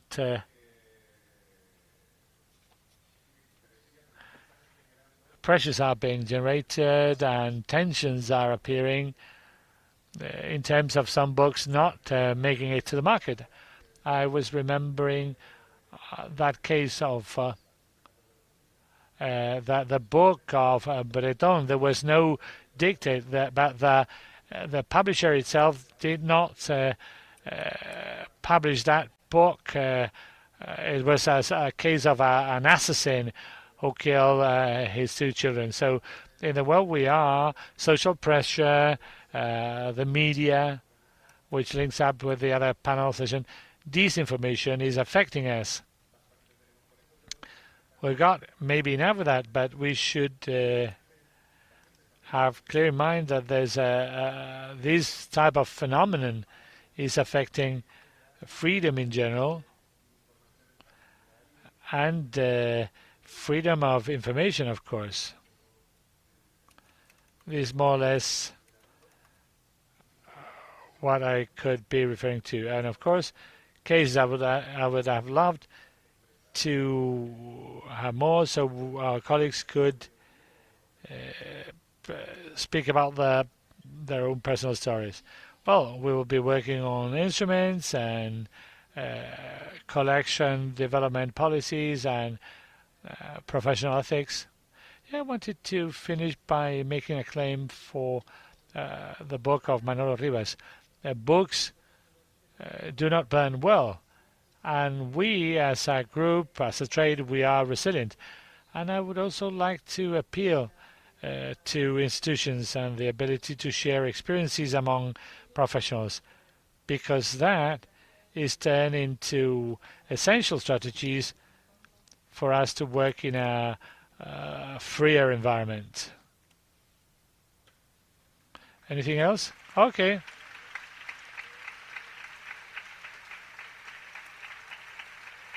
Thanks to all for taking the time to be with us.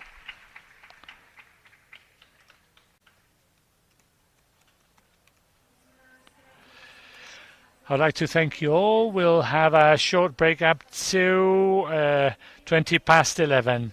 And if I can have a minute of your time, of your attention, the activities organized by the local commission, both dinner and cultural activities, have got a waiting list. So if there's any reason why some of you cannot make it, please get to the accreditation zone so someone else can use your place, can replace you. Thank you.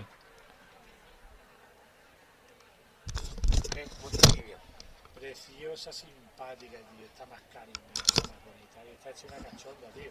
De pronto se pone a ponerte morras para que te rías, El otro día me puse a jugar con ella en el sofá, ponía una pila de cojines y la tiraba y decía, ¿preparados, listos ya? Y de pronto paro y dice, ¿listos ya? ¿Qué pasa? Que se te olvida listos ya. Mira, me descojonaba con ella. Ah, muy graciosa, muy graciosa. Ustedes estoy irán todas porque, pero hay café. Ya está entrando en la dama. Cuando ya rondan los dos, el ya está un poco porque ya es mucho más personal.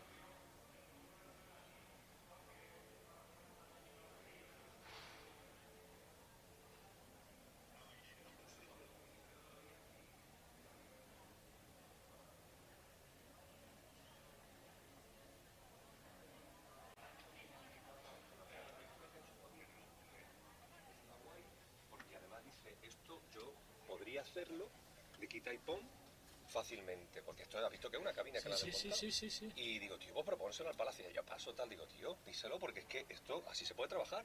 Claro. Y tío, ¿va a comparar esto con una cabina portátil? No, ni de coña. Es que es otro mundo. Ni de coña. Se está mucho más a gusto.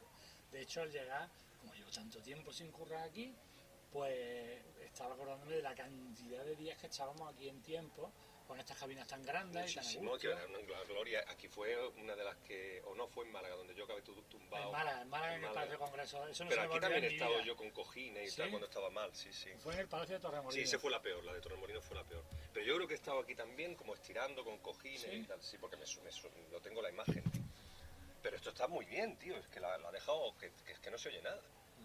Está bastante... Yo, no sé sí, cómo yo se me creía que se ocurren iba a estas colar. cosas, tío. Creía que se iba a colar. Would you please take your seats, and while the rest of colleagues are coming to the room, we're going to introduce this next discussion session. We're going to get to the heart of one of the main concerns society's got today, disinformation and the role of libraries as that space for truthfulness, critical thinking and freedom. We'll have Felicidad Gampal Garcia as the moderator. She works at the Municipality of Salamanca.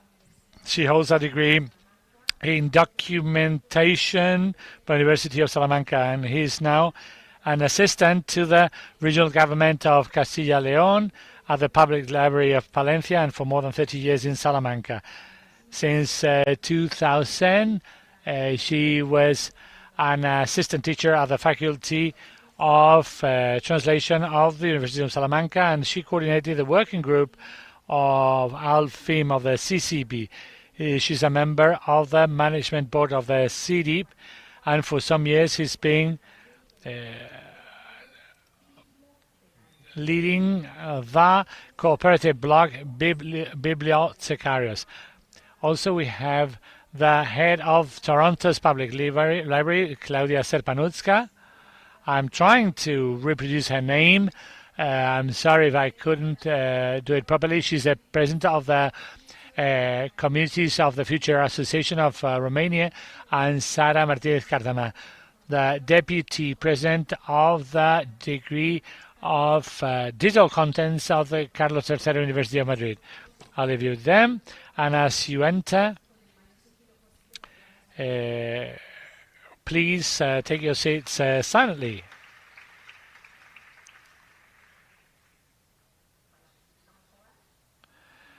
Are we all here? I'm going to read the checklist if not. I would like to thank the organizers for coordinating the panel session. And but we're dealing with very significant subjects. I'm going to start with a verse that I'm sure you all know. In the flag of liberty, I embroidered the biggest love of my life. I'm the freedom hurt by men. As you know, this verse was written by Lorca, the poet of freedom, who stood as a light in the shadows of authoritarianism, the poet that people look for in a common grave in the hills of Granada, but who is very much alive in all libraries in the world. I don't know if it is the right moment or if I would be a bit opportunistic when we are facing a panel session entitled Libraries Faced with Censorship in the Current World. We're going to deal with subjects, and I would like to also deal with censorship and political pressures, maybe on self-censorship, and at the panel session before the concept was not that clear because of the lack of time. And of course, we will be dealing with the freedom of expression, freedom of access to information, freedoms embossed in Article 20 of our Constitution and reinforced at the current plan for cultural rights. The digital version includes all of them in the Spanish national law on digital freedom. And talking about censorship and access to information, to truthful information, is an act of democratic responsibility, is a right, and also we're lucky to be able to enjoy that. The panel session will be running for about 50 minutes, 52 minutes to 1 hour, and it will be arranged the following way.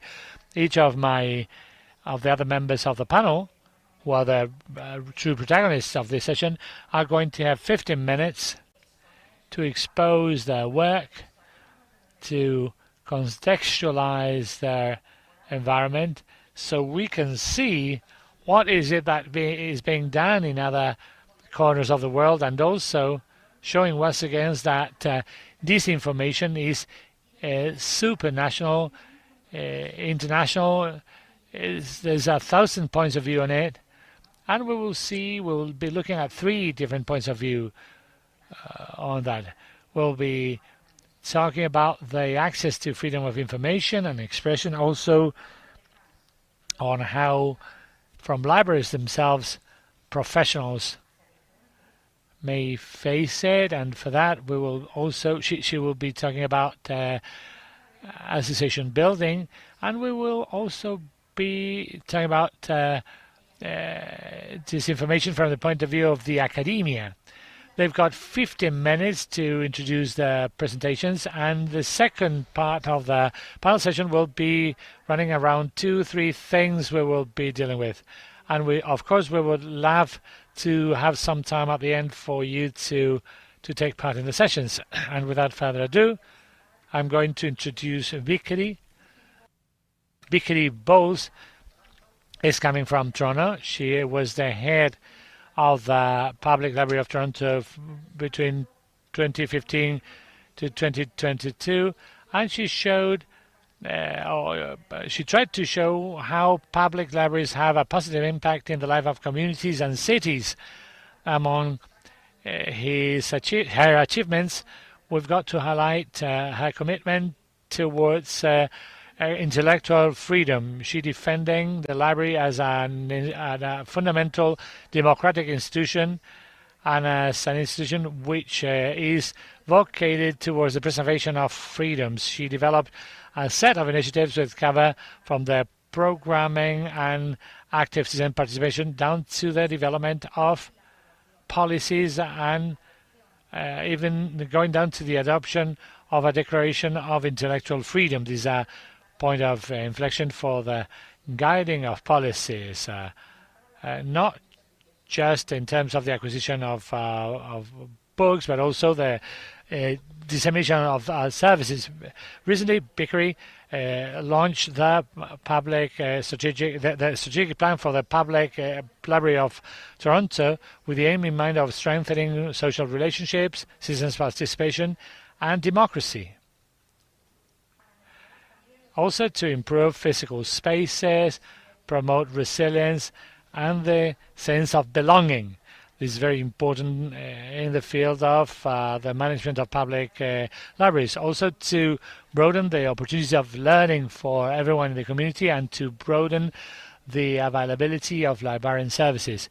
Vicky also has just retired, so she's the head of the Council of Urban Libraries, headquartered in Washington, a member of the Canadian Council of Urban Libraries, and also a member of the Council of Public Libraries of Toronto.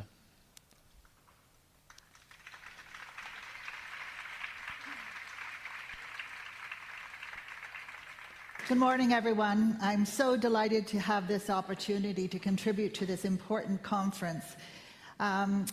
Throughout my career, and in particular during my tenure as city librarian, I've been a passionate advocate for intellectual freedom, and I've been passionate about the foundational role of public libraries in supporting our democratic values and freedoms.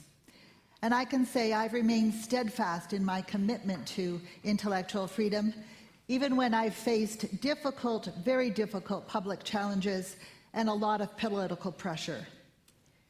First of all, I'm going to start with some background about Toronto and Toronto Public Library, or TPL as I like to call it. So Toronto's population is 3 million, And 50% of people who live in Toronto were born outside of Canada. So it's a very multicultural city.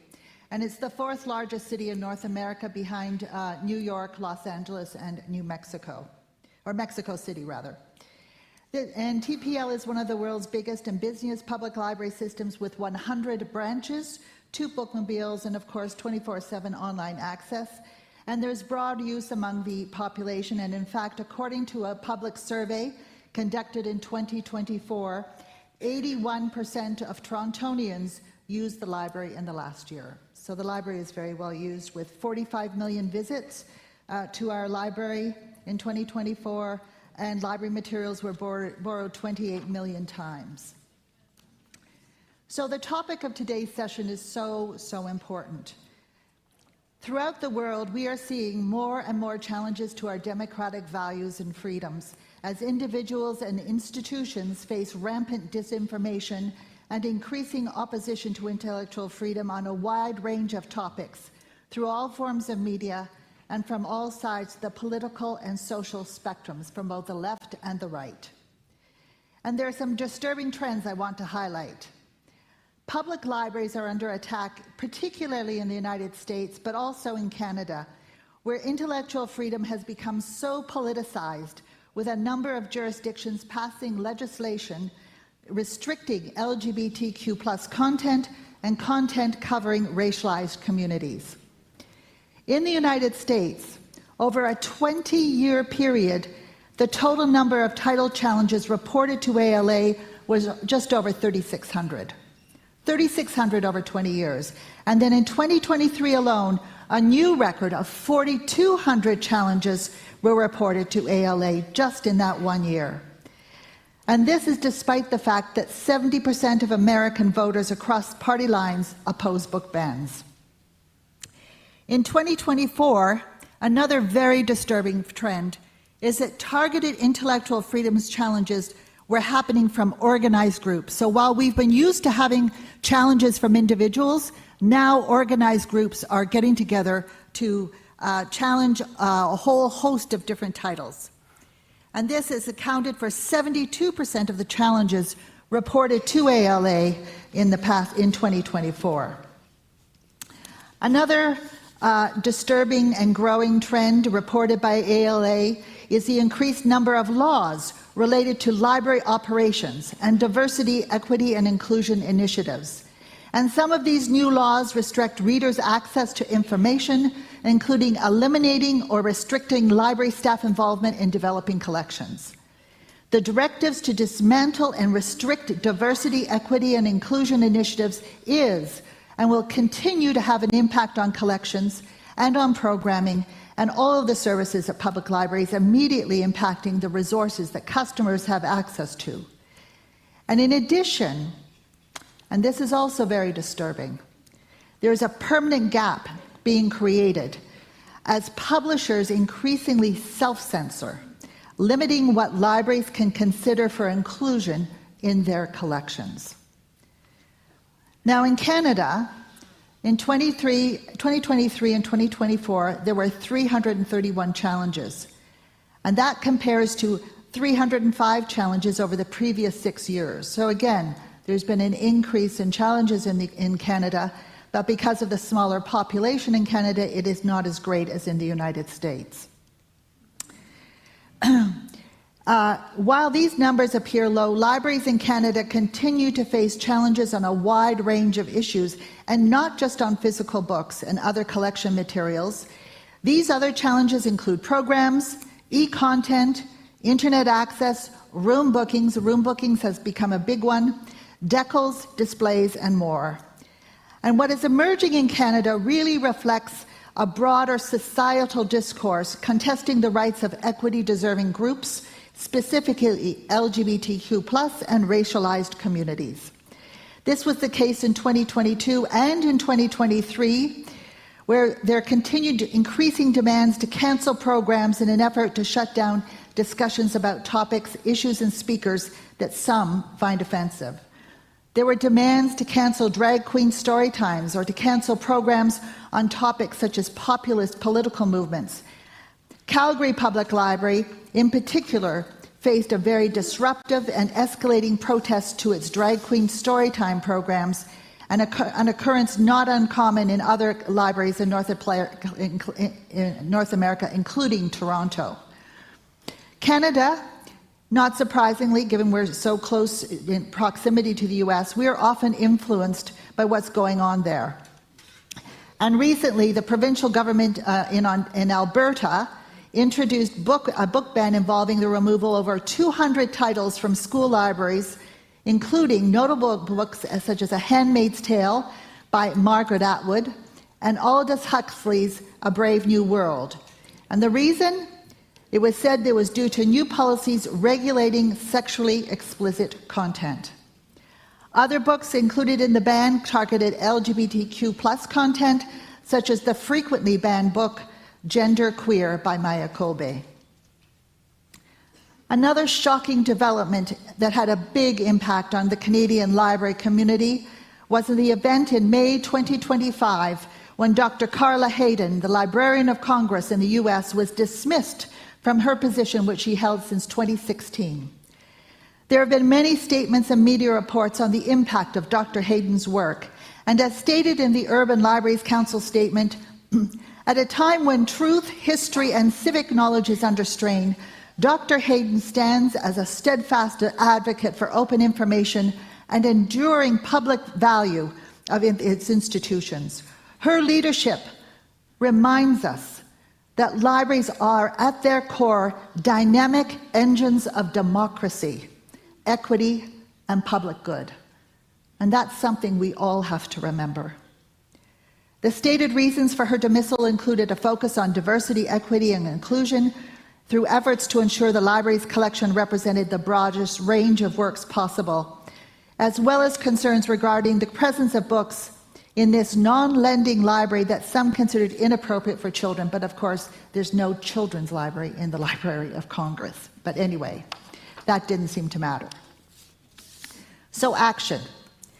What's happening? In response to trends in the United States and increasingly in Canada, TPL, along with other libraries throughout North America, have undertaken numerous initiatives to get prepared for what's coming. That's what we're doing in Canada. We can see what's happening in the United States, and we need to be prepared for what's happening and going to happen in Canada. So we have been introducing initiatives to protect, defend, and promote the freedom to read and the freedom of expression through the breadth and diversity of its collections, services, and also through a number of advocacy and educational initiatives. And I'm going to talk about some of those. I believe public libraries are in the midst of this attack because they are a democratizing force in the modern world, supporting literacy and a literate population, free and open access to a diversity of information, ideas, and opinion, protecting intellectual freedom and personal privacy, preserving the past, and more recently, combating disinformation. I believe it's never been more important for all of us to discuss these challenges and to stand up and speak out for intellectual freedom. You know, there's something we like to say about our collections in North America, and I don't know if this is true here, but we always say every good collection has content in it that will offend everyone. So there you go.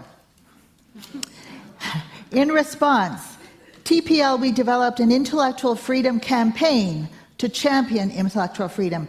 And the first thing we really focused on was the development of 2 position statements. And these 2 position statements, one on intellectual freedom and one on equity, sit above our policies. And we have a materials collection policy, our collection policy statement that gives us the criteria for our collection, the rationale, the purpose, the underlying principles. We also updated our programming, our room booking, our exhibit policies, and we incorporated intellectual freedom statements into those policies so that it's clear that intellectual freedom are the underlying principles in all of those policies as well.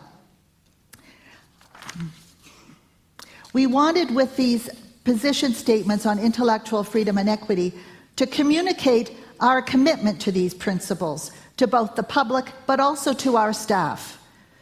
And the statements in our policies help guide our responses as we see more and more of the challenges.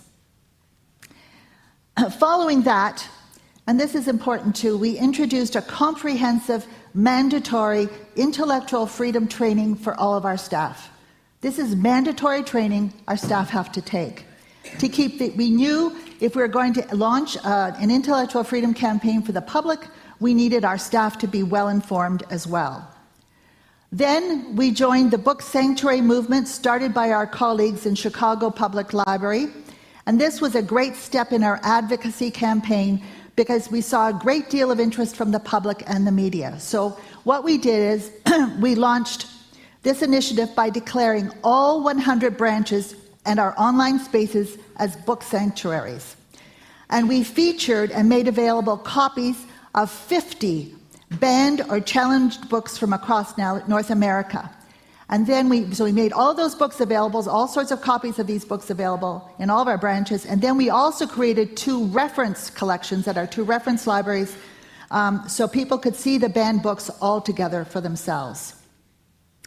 Then last fall, we launched an intellectual freedom campaign named What's at Stake When Intellectual Freedom is Threatened? To advocate for intellectual freedom and engage Torontonians to join the conversation. We had 11 programs and events in total, in addition to some engagement activities and installations. And we started with the programming. The program series started with a hybrid event created for Canadian and American librarians as well as our staff. It was held midday over the lunch hour, and the event was a conversation between myself and Tracy D. Hall, former executive director of the American Library Association. The event was live streamed to more than 650 library staff from public libraries across North America. Later that evening, Tracy was featured at a public event to discuss the impacts of censorship on democracy. Prior to the event, we hosted our first ever civil forum, and this was an interesting thing that has been really successful.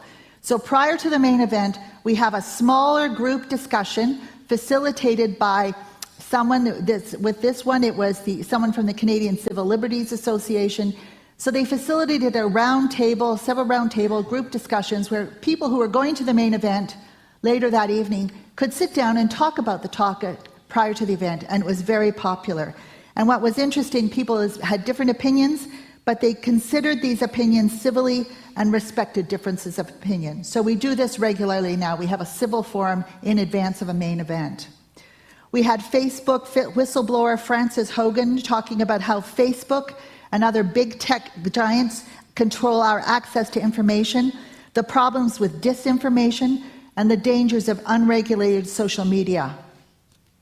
Some other programs included a series of conversations on prisoners' rights to information, marginalized political voices, and we also had some Ukrainian librarians talk about the work they've been tirelessly doing to preserve artifacts, national treasures, state archives, and manuscripts.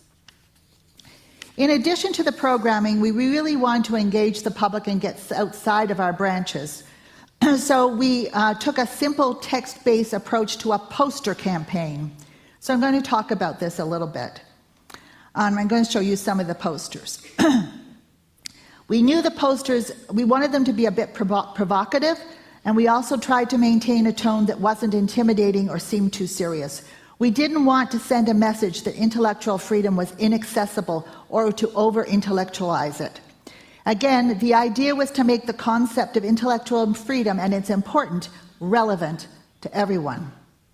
The posters invited people in by asking questions. What's at stake when intellectual freedom is threatened? This wasn't about TPL telling people what to think. It was about asking people to consider what censorship means to them. And what does it mean to their democracy and their values? And what happens when extremes in thinking and other communication gets in the way? So here's slide 1. Oh, it was already there. I'll go back. Okay. So this poster is one of the strongest posters we had. We considered it our lead for the campaign. And in the campaign, we wanted to communicate that intellectual freedom isn't an abstract idea, but something that was really tangible. And we felt this was really a kind of a poster that grabbed people's attention. And then we also took an approach of asking questions to engage people. So we asked what freedoms are at risk when we challenge intellectual freedom? How can we understand these forces and how they're shaping and impacting our lives? How can we defend against these challenges and protect our access to free thought, ideas, and information? And we linked the library's role in the positioning by saying, these are some of the most important, critical conversations of our time.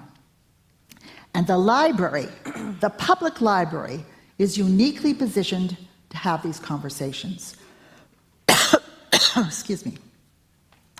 So here are some more posters that we displayed across the city. We utilized the street posters and we put them on hoardings. We put them in subways, on transit stations, ensuring the posters were featured in groupings. So we just didn't put one poster up, we put a grouping up. And so people saw a variety of messages at one time, and to provide as much context as possible. And we used our social media channels, announced the series on an e-blast to our subscribers, and created a unique web page for the series, and supplied our branches with posters and LCD slides of the campaign posters. And here are some examples of our campaign on subway platforms. Oh, sorry, this is just more of the posters.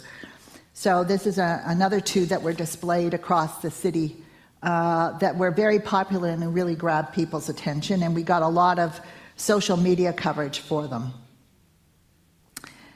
So here are some examples of our campaign on subway platforms and street hoardings, and you can see the effect of the groupings together. It really grabbed people's attention. We used paid and social media to promote the campaign. And we featured the campaign prominently on a homepage which linked to a special What's at Stake page, featuring the program listings and a message from me as the city librarian, as well as more context about intellectual freedom. And here's how the campaign looked in our branches. This is one of our branches using both posters and posters on LCD slides. And then we also promoted the campaign with book bags, and I have to tell you, I loved going across the city and seeing people carrying these bags, saying things like, "Ignite minds, not books," and then TPL, the logos on the other side. So people really engaged with these. And then finally, we were really lucky to be offered a free presence at Toronto's large public square, a public space in the heart of downtown Toronto. And these ads ran for approximately 3 weeks and provided valuable exposure for us. So you can see they're way up high above the square, and you can see how people could look at them. So as you can see, our campaign was really multifaceted. You know, we did programming, we did advocacy, we did public policy, we did education. We're taking a a public campaign. We really took a multifaceted approach. And in terms of the poster component of the campaign outside of our branches, we made sure that the posters were really visual and a little provocative to grab people's attention. And the result is we got a lot of mainstream and digital media attention. We got national media attention, and people became really engaged in the discussion as part of our programming, and especially like the civil discussions, the table discussions that were facilitated as a part of our pre-programmed civil forum events. But we have more to do. We have a lot more to do, because this trend is not going away. It's only going to get bigger. And so a big initiative that's underway with our TPL Foundation is the establishment at the Toronto Public Library of a Centre for Democracy. And this will be at our flagship branch, the Toronto Reference Library. And this centre will shine a light on the important role of public libraries in supporting democratic values and freedoms by providing programming, training and civic engagement opportunities for school children, for teenagers, and adults of all ages. And so this is the next step in our multifaceted campaign to advocate for intellectual freedom and our valued democracy and democratic values and freedoms that we hold so dear and are under attack throughout the world. And so in closing, I just want to remind you of a slogan that ALA promotes, and it's one of my favorite. Free people read freely. Thank you very much.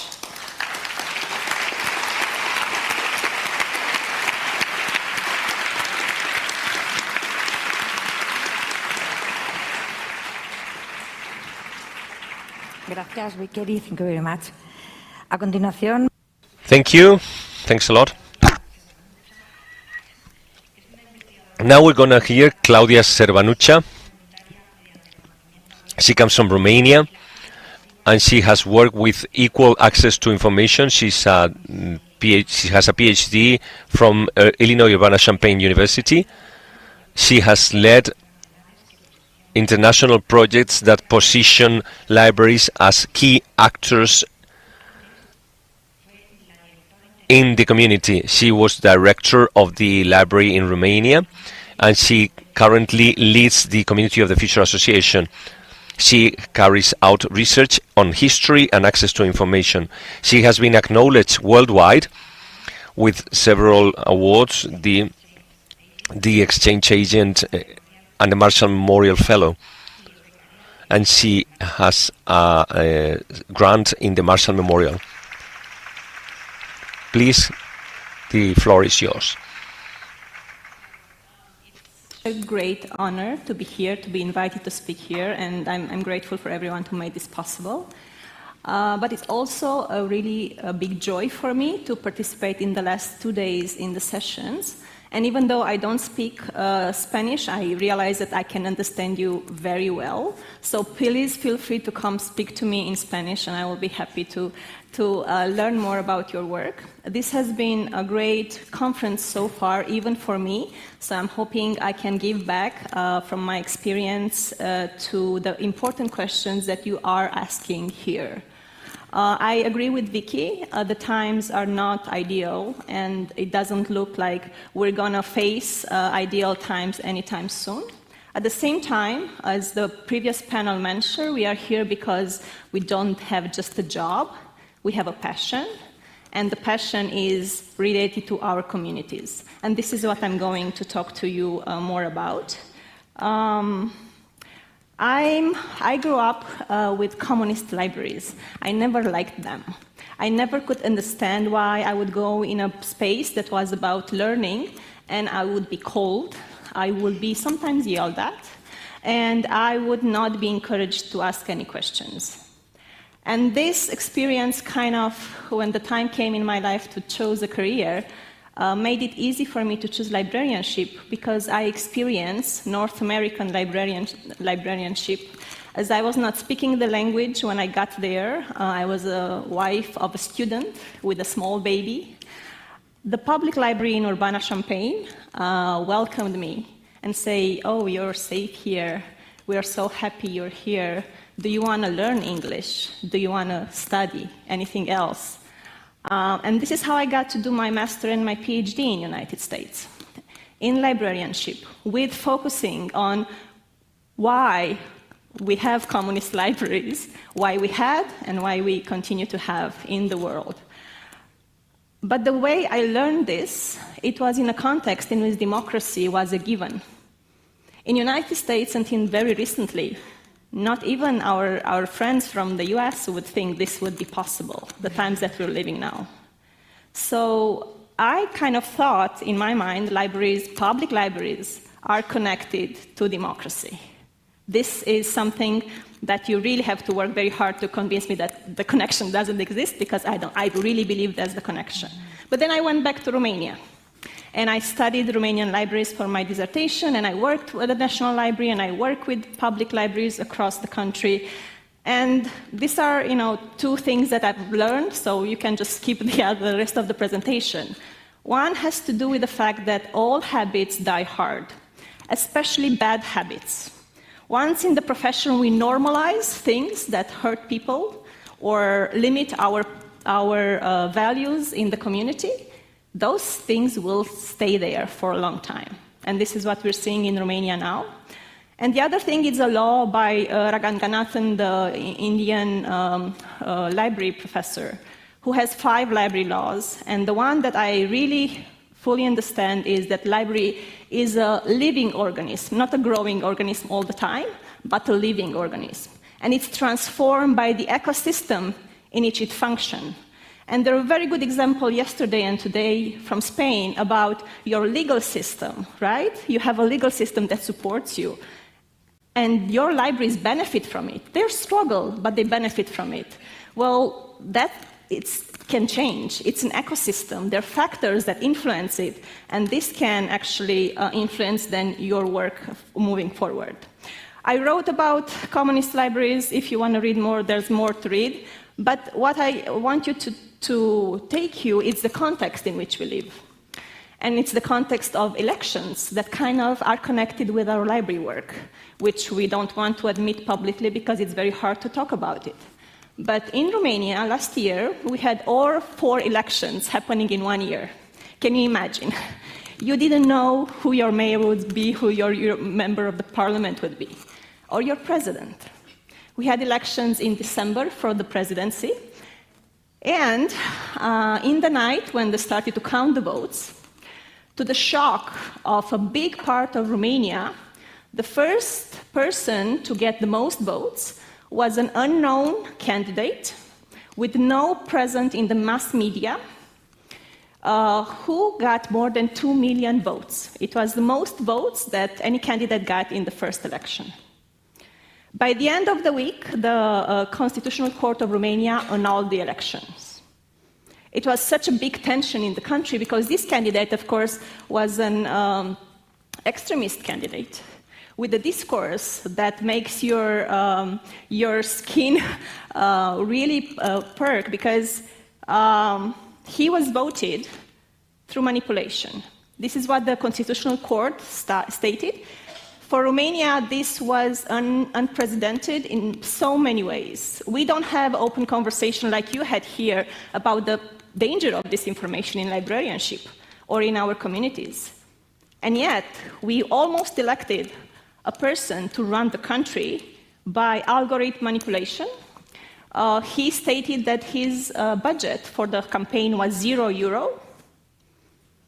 And the disinformation that he put out there was easily swallowed by the people, not because they didn't know better, I think because they acted out of fear. And I want to introduce in this conference the topic of personal fear that we all have, and that sometimes in professional context we are kind of hesitant to bring out because it doesn't look professional. But then it informs our decisions, even professional decisions, in a big way. So 2 million people in Romania are still thinking, and some of them actually in Spain, are thinking that their votes were stolen from them. And then the democratic system that we are promoting to a degree, it's not something they want. And they are continuing to live in our communities. So in this reality that we are facing today, it doesn't start yesterday. At least for the Romanian context, it started a while ago with decades of communism in which we kind of developed as a society and in which the system of public libraries developed. Our public libraries in many countries in Eastern Bloc and Russia developed as a system during communism. That was not a system for democratic voices or for free reading. It was a system that was supposed to educate people, workers actually, how to read enough so they can participate in a socialist society, but not to ask questions and not to be curious about how they can better build their future without the party. So the public libraries were a very centralized system. Librarians didn't have to worry about what books to get, where to get the money to get the books, what furniture to get. It was all settled in the system by somebody else. And the state promoted what it was to be read. And I'm starting to argue that actually recreational reading, reading for pleasure in Romania, was actually a privilege. Because you could not access books that you would like to read other than the books that were already accepted by the party. And the party did not like to have fun. Not officially, anyway. So we have library systems in Europe, in European Union, whose history has to do with censorship, systemic censorship, and self-censorship by librarians. Because if you're a librarian working in a library, knowing that your job is in danger, if you recommend the book, even though that you like the book and you believe the book is something that's worth reading, can make your job, put your job in danger, then you might not do it. And this, I'm going back to the fear that we each of us sometimes feel. What followed after 1989 and the fall of Berlin, or the wall of Berlin, and the changes in Eastern Europe were decades of transformation, which it's all good and nice, except that the system that supported the libraries completely was taken down and nothing was put in place. So you get to still have libraries. I was talking with somebody before, the big numbers of libraries that we still have. But then, do they have the budget to function? Do they have the librarians that are well-trained and respected in their jobs? And the answer is mostly no. And we have library associations, and I really believe in a democratic context we need strong library associations and strong leadership within those associations, just as we had the examples from the North America. ALA, as a library professional association, is a very good example to see what's possible. But getting from being afraid to talk what you think to a big, strong association, it's a long process. And this does not happen overnight. This does not happen just because we join EU. This does not happen just because we have an Erasmus project. It's a very long process. And the question that I have, again, for a big part of Europe is, where did we learn about democracy, how democracy fits in the process of having strong libraries? And actually, that's a question for you. Where did you learn that public library is an important actor in democracy? And do you believe that? The way I approach this, coming back from the United States with all these ideas, is connecting with people. Because in those libraries that were severely underfunded, I found librarians who actually loved their jobs and loved their communities and said, yes, I think we should develop digital skills to our community because they don't have any.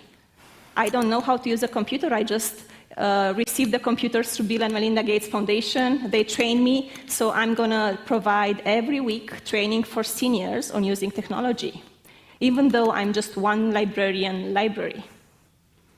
So these people are out there in all Europe, just like you are here in this room, passionate about the job, but having difficulties doing it. And learning anything new, where you're in a place of fear, it's not possible. We saw this in the morning, right, with the cognitive capacities. If we live in fear and anxiety, learning is not a natural process. So we need more time to understand how to learn these things. And I'm happy to talk about the type of projects that we've been doing. But one that I want to mention, I think it's relevant also for you, is seeing diversity. Maybe you take this for granted. Here in Spain, I definitely feel very well walking on the streets here and seeing the diversity in your communities. But then in communist countries, the diversity was to be made invisible. We did not see people who had any kind of disabilities. The minorities were not allowed to speak their languages. Youth was just supposed to be in school and not exploring anything else. And in terms of developing digital skills, I also want to mention that librarians who edit Wikipedia rock, not just because they develop their skills, but also because they learn to connect to the bigger question of open access and freedom of information at the global scale. So I did all this from the position of an NGO and projects that we can found resources for at national and regional level and also European level that assume that libraries are inclusive spaces. But they do continue to have limited resources. And the conversation earlier about the collection development, we can get everything, but we will always have the resources to do that. It's a big question that I think we seriously need to ask in our meetings. And just because I think it's important for everyone in this room and for everyone in your community, don't minimize the trauma and the fear responses that we as humans gave to all big things that are happening in our lives. In Romania, the COVID-19 increased the number of people who don't believe in vaccine. And that's something that at national level we are still not addressing. The climate crisis, I was very happy to learn about how the ministry positioned public libraries as institutions that can help refugees that are moving because of climate crisis. But we have so many people who still don't believe this is a thing. So what are we talking about? And then for us, the Russian invasion in Ukraine is very real because not only we opened our communities to a flood of refugees, which was never a part of our history, but also because librarians from Tulcea in the Danube Delta can hear bombs from Ukraine, from their library, and also some lost drones can happen to just fly and drop close by. At the same time, we have libraries in Ukraine, because somebody mentioned the libraries in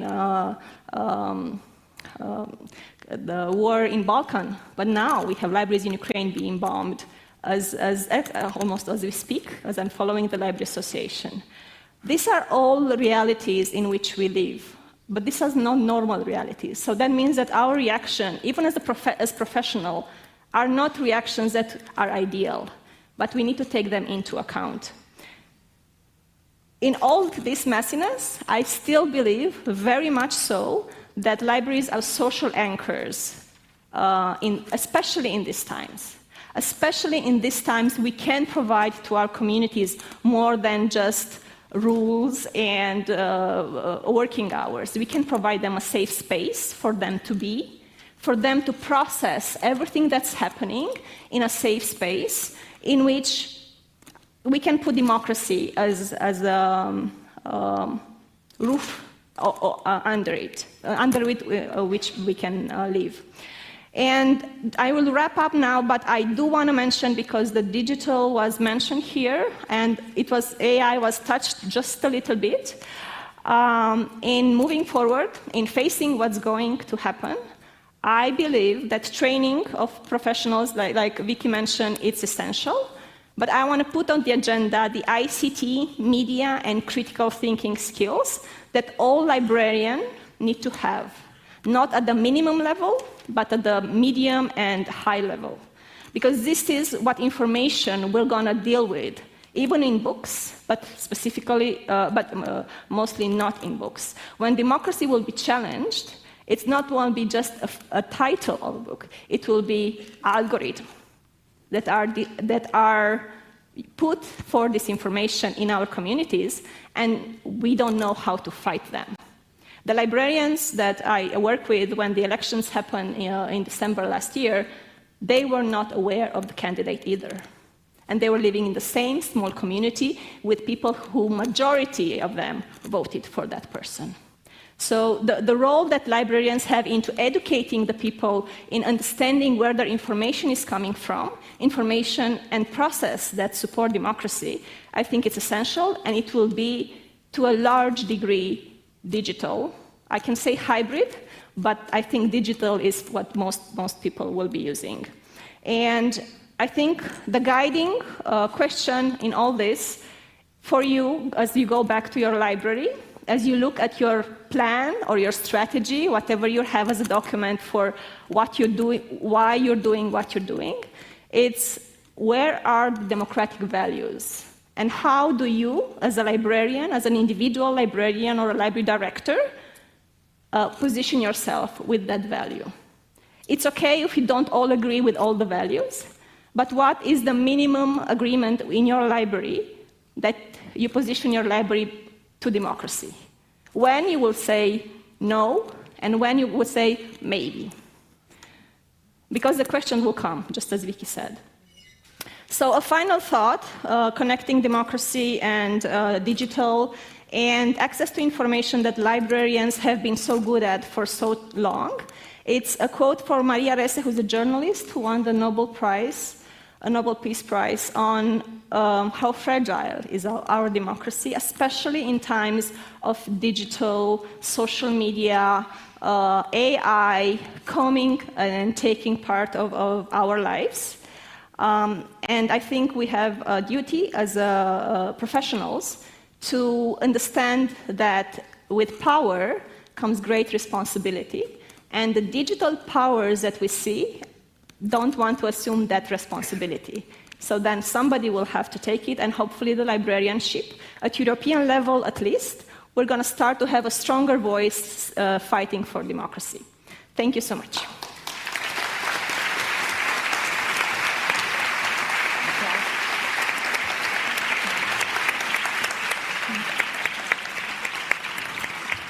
Gracias, Claudia. Nos has dejado un montón de temas sobre la mesa que se sumaban a los que ya había planteado Vicky.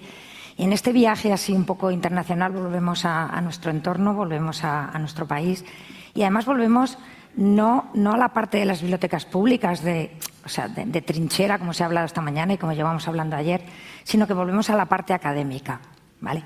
Para ello contamos con Sara Martínez Cardama, que es profesora en la Universidad Carlos III, doctora en documentación con mención internacional y ha sido reconocida con premios académicos nacionales y autonómicos a lo largo de toda su formación. Su trayectoria. She has combined management of academic resources with many publications. She's currently leading a very interesting project that I'm sure you would all love about the non-desired loneliness and isolation in young university students, exploring how community spaces like the libraries have to do with our welfare. She's a member of international networks such as Schools IFLA and Vice Dean for Management of Information and Digital Content of the Carlos III University in Madrid. Thank you. Muchas gracias. Agradezco. Thank you. I would like to thank you for your kind invitation, and I would like to congratulate you on the organization of the event.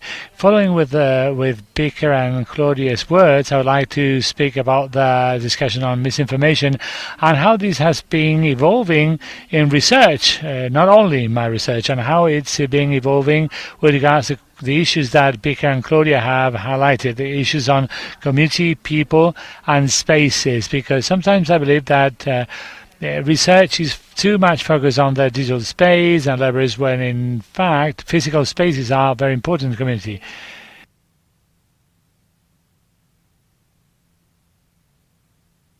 And I will be focusing on libraries as a space from the abstract perspective and how it is built from experience. And in order to do that, I always resort to Habermas and Habermasian philosophy, which speaks about that space beyond the third place, the space where common issues are discussed, a space which defends the democratic infrastructure.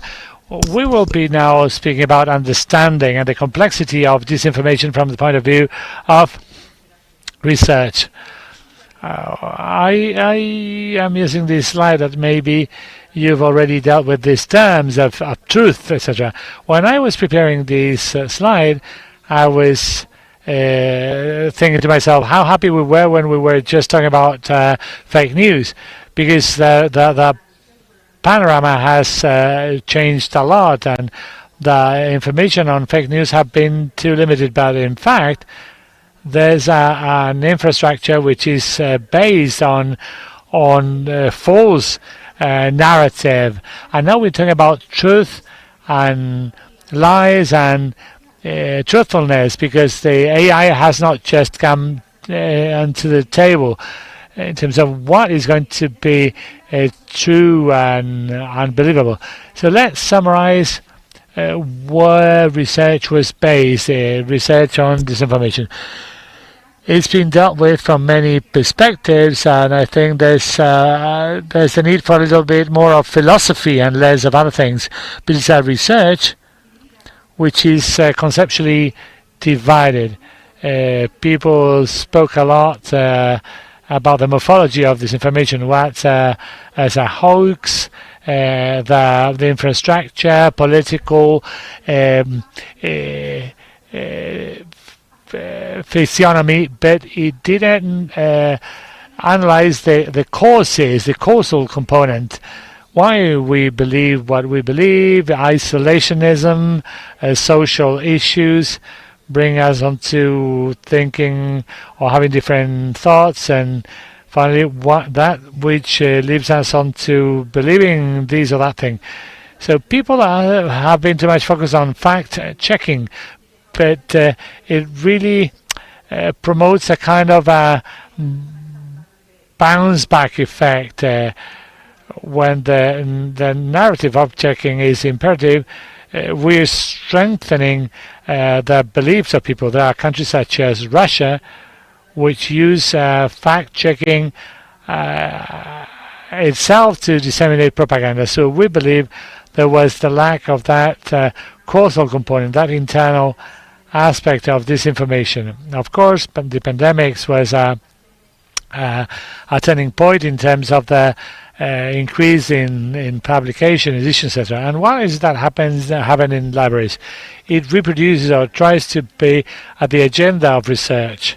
I don't know if in the political agenda, I mean, when we speak about libraries and disinformation, sometimes people find it difficult to find the relationship, and they only see it from the journalistic point of view. And I think we have relevant actors. And what is that research pointed out during the last few years? Articles, papers, conferences speak about highlighting traditional values again, access issues, intellectual freedom, the issue of neutrality.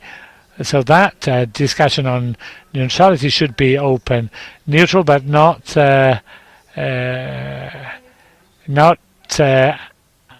inactively neutral.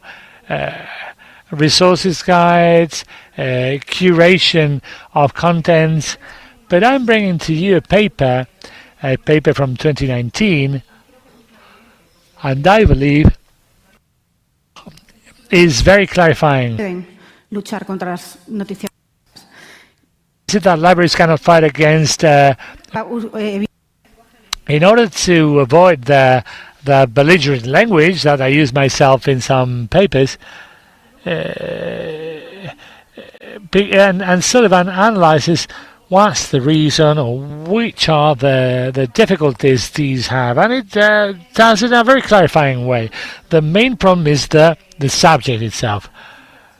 Disinformation is perceived as something from the outside, something which can be dismantled, but in fact there's an internal perspective and a bias and the inability to process this information.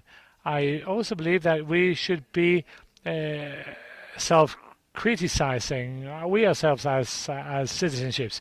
There's an interesting book by Gonzalo Velasco which was titled is Thinking of Polarization, and it says, how long is this that we haven't been sitting with people who think completely different to us? Obviously, of course, we have our own role with regards to that. You cannot ask someone who's trying to save himself. You cannot tell the citizens that they are to be blamed for that. But even if we are, and then there's also the issue of solution. The solution is in media literacy. We've done it, but there's still a lack of an assessment of interventions. That is, it's very interesting. You can do it, and I believe they're great work.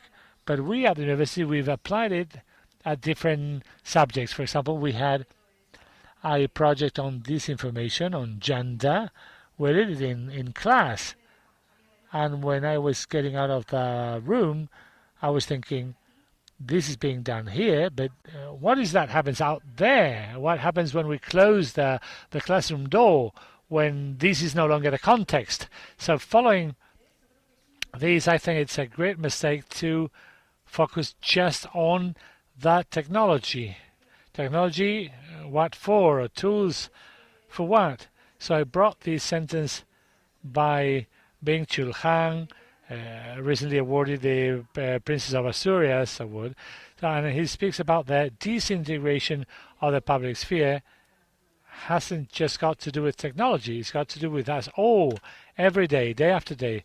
And truly is bubble filters so determining? There's research out there saying that we're already polarized. And it's very interesting. I think that neuroscience, we followed the opening presentation on this. Neuroscience has got a lot to do with how we approach information and what's our standing point.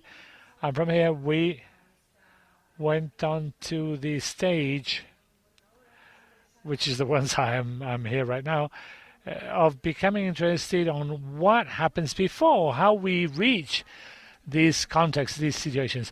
And Sullivan is questioning if we can fight against disinformation with more information. And of course, relevant quality information is needed. But in order to put down these false narratives, maybe when information becomes an element of identity, an identity-building element, maybe is not the best tool, just pouring more information onto the scene.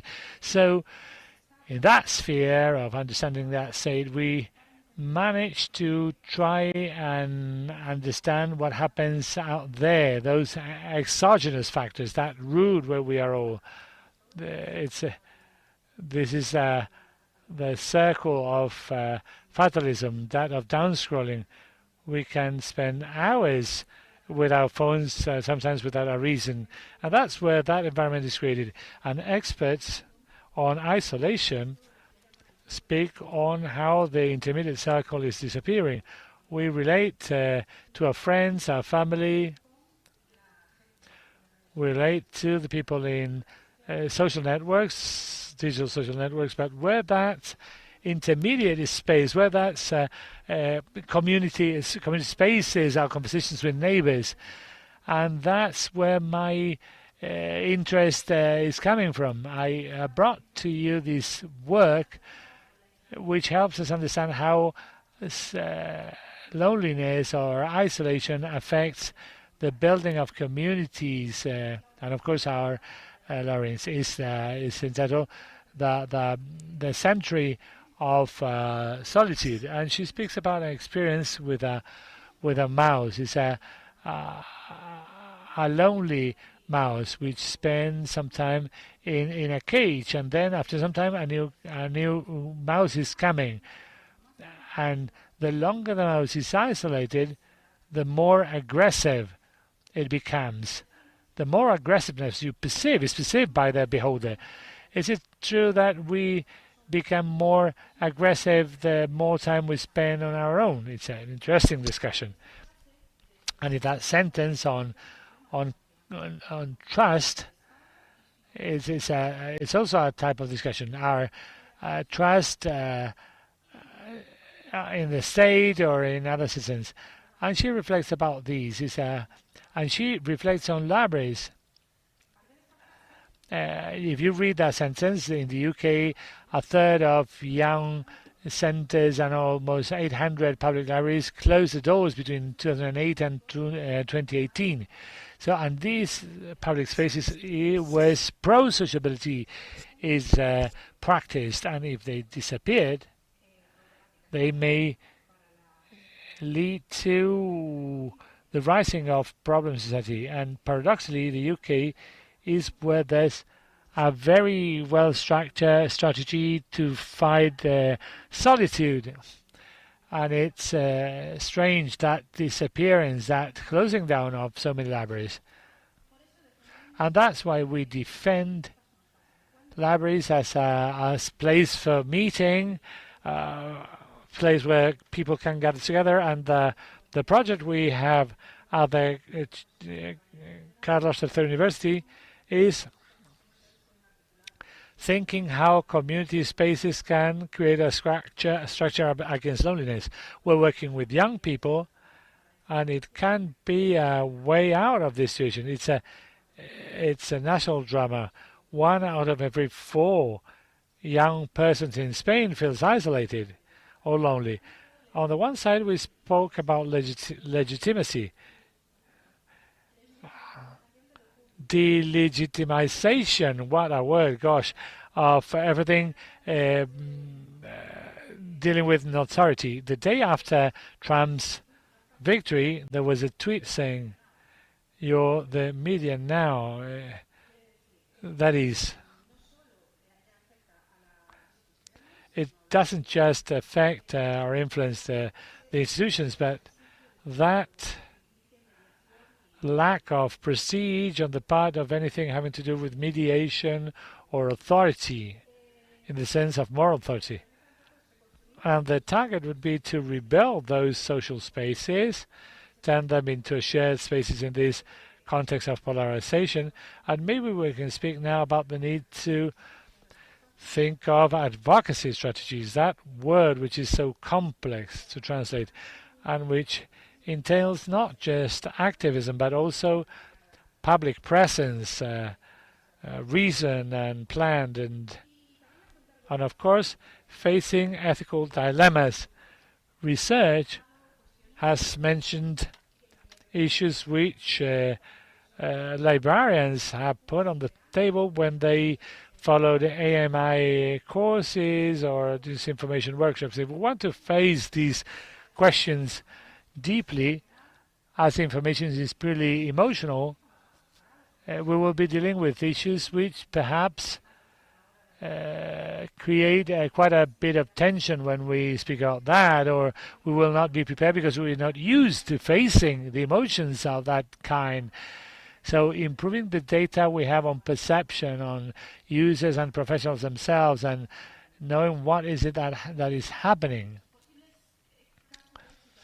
Well, can we speak about some success stories? For example, conversational labs, creating intergenerational spaces, the role of human libraries, and how by bringing together different people we can reduce that polarization. It is proven that about 73% of teenagers get their information from friends and acquaintances. So there's a problem of authority and reliability. So if it's a friend of mine, I will trust him and I will trust the information. So let's use communities in order to work on community action. It can be an important element for scientific literacy.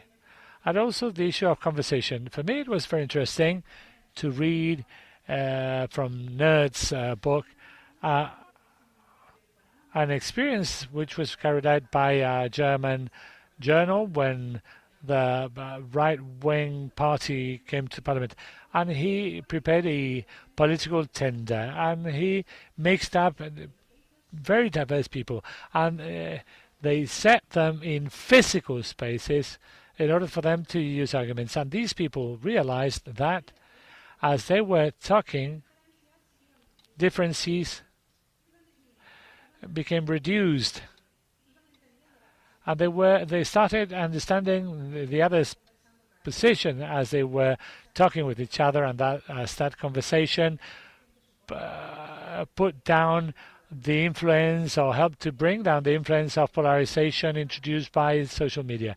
In this sense, when we speak about solitude, the United Nations said we've got to learn how to tolerate the other. And I think libraries have got a lot to say here. And almost last, this is a recent paper from Swedish researchers. And they did some qualitative research for 4 years by asking questions to librarians and looking into the evolution of the political arena since the arrival of extreme right wing in Sweden.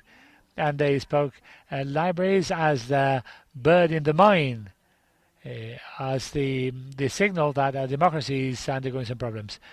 In the Scandinavian countries, the libraries are a sacred space, and the tensions suffered by directors have been changing from management of processes and the building of collections now to issues such as self-censorship, and all that, reflecting on that is relevant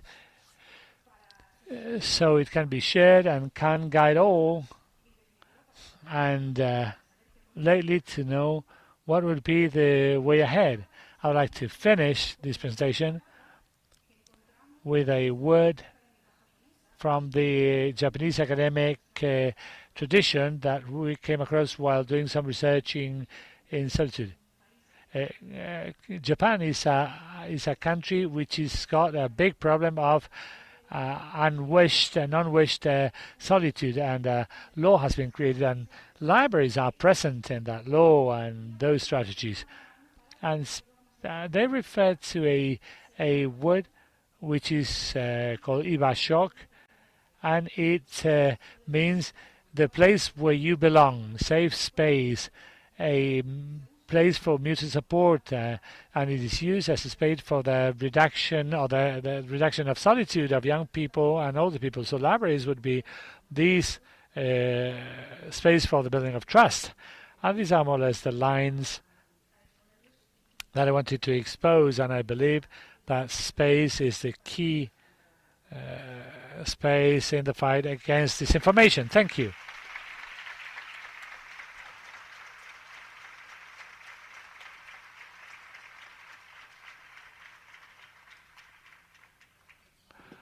Right, I would like to thank you all. They have been very interesting contributions, very different from different point of views and from different perspectives, and in the end, not so different to what we have been talking about so far. People spoke about book censorship, the closing down of libraries,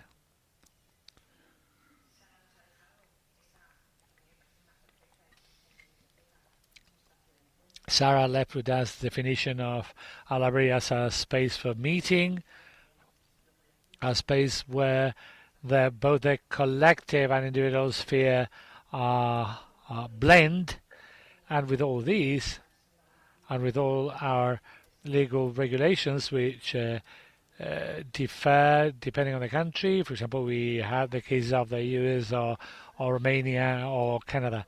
And for us to leave the room with something clear in mind, and starting on Monday, we can think, what can I do in Mallory?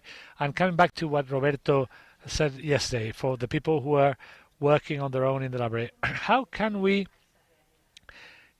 go down onto this reality, or land onto this reality? How can we articulate these big programs in the training of the user information, which it's not the term I like the most, or media literacy. Maybe we've got to look for other terms. But so maybe making an appeal to individual responsibility is a thing to do. That is, that from our libraries and facing the community, we can say, don't you behave like Homer Simpson. That the supranational forces are not to be blamed. The state is not to be blamed. The other is not to be blamed. We are the ones to assume our responsibilities. As Galeano said, many small people doing small things can get to big results. Can we call upon that individual responsibility independently of all those realities, censorship, political interferences? What's the role of libraries? Combining all these large terms so we can make an improvement. Vikri?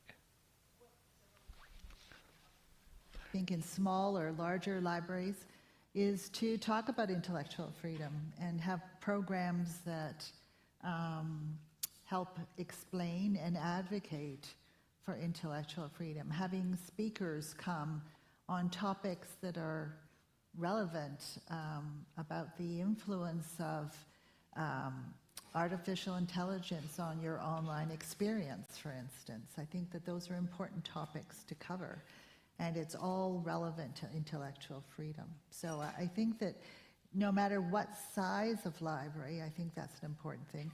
I also think having a policy, and this is talked about in the previous discussion, having a policy that identifies your underlying principles for protecting intellectual freedom and how it's protected for your collections and programming and room bookings. I think that's really important.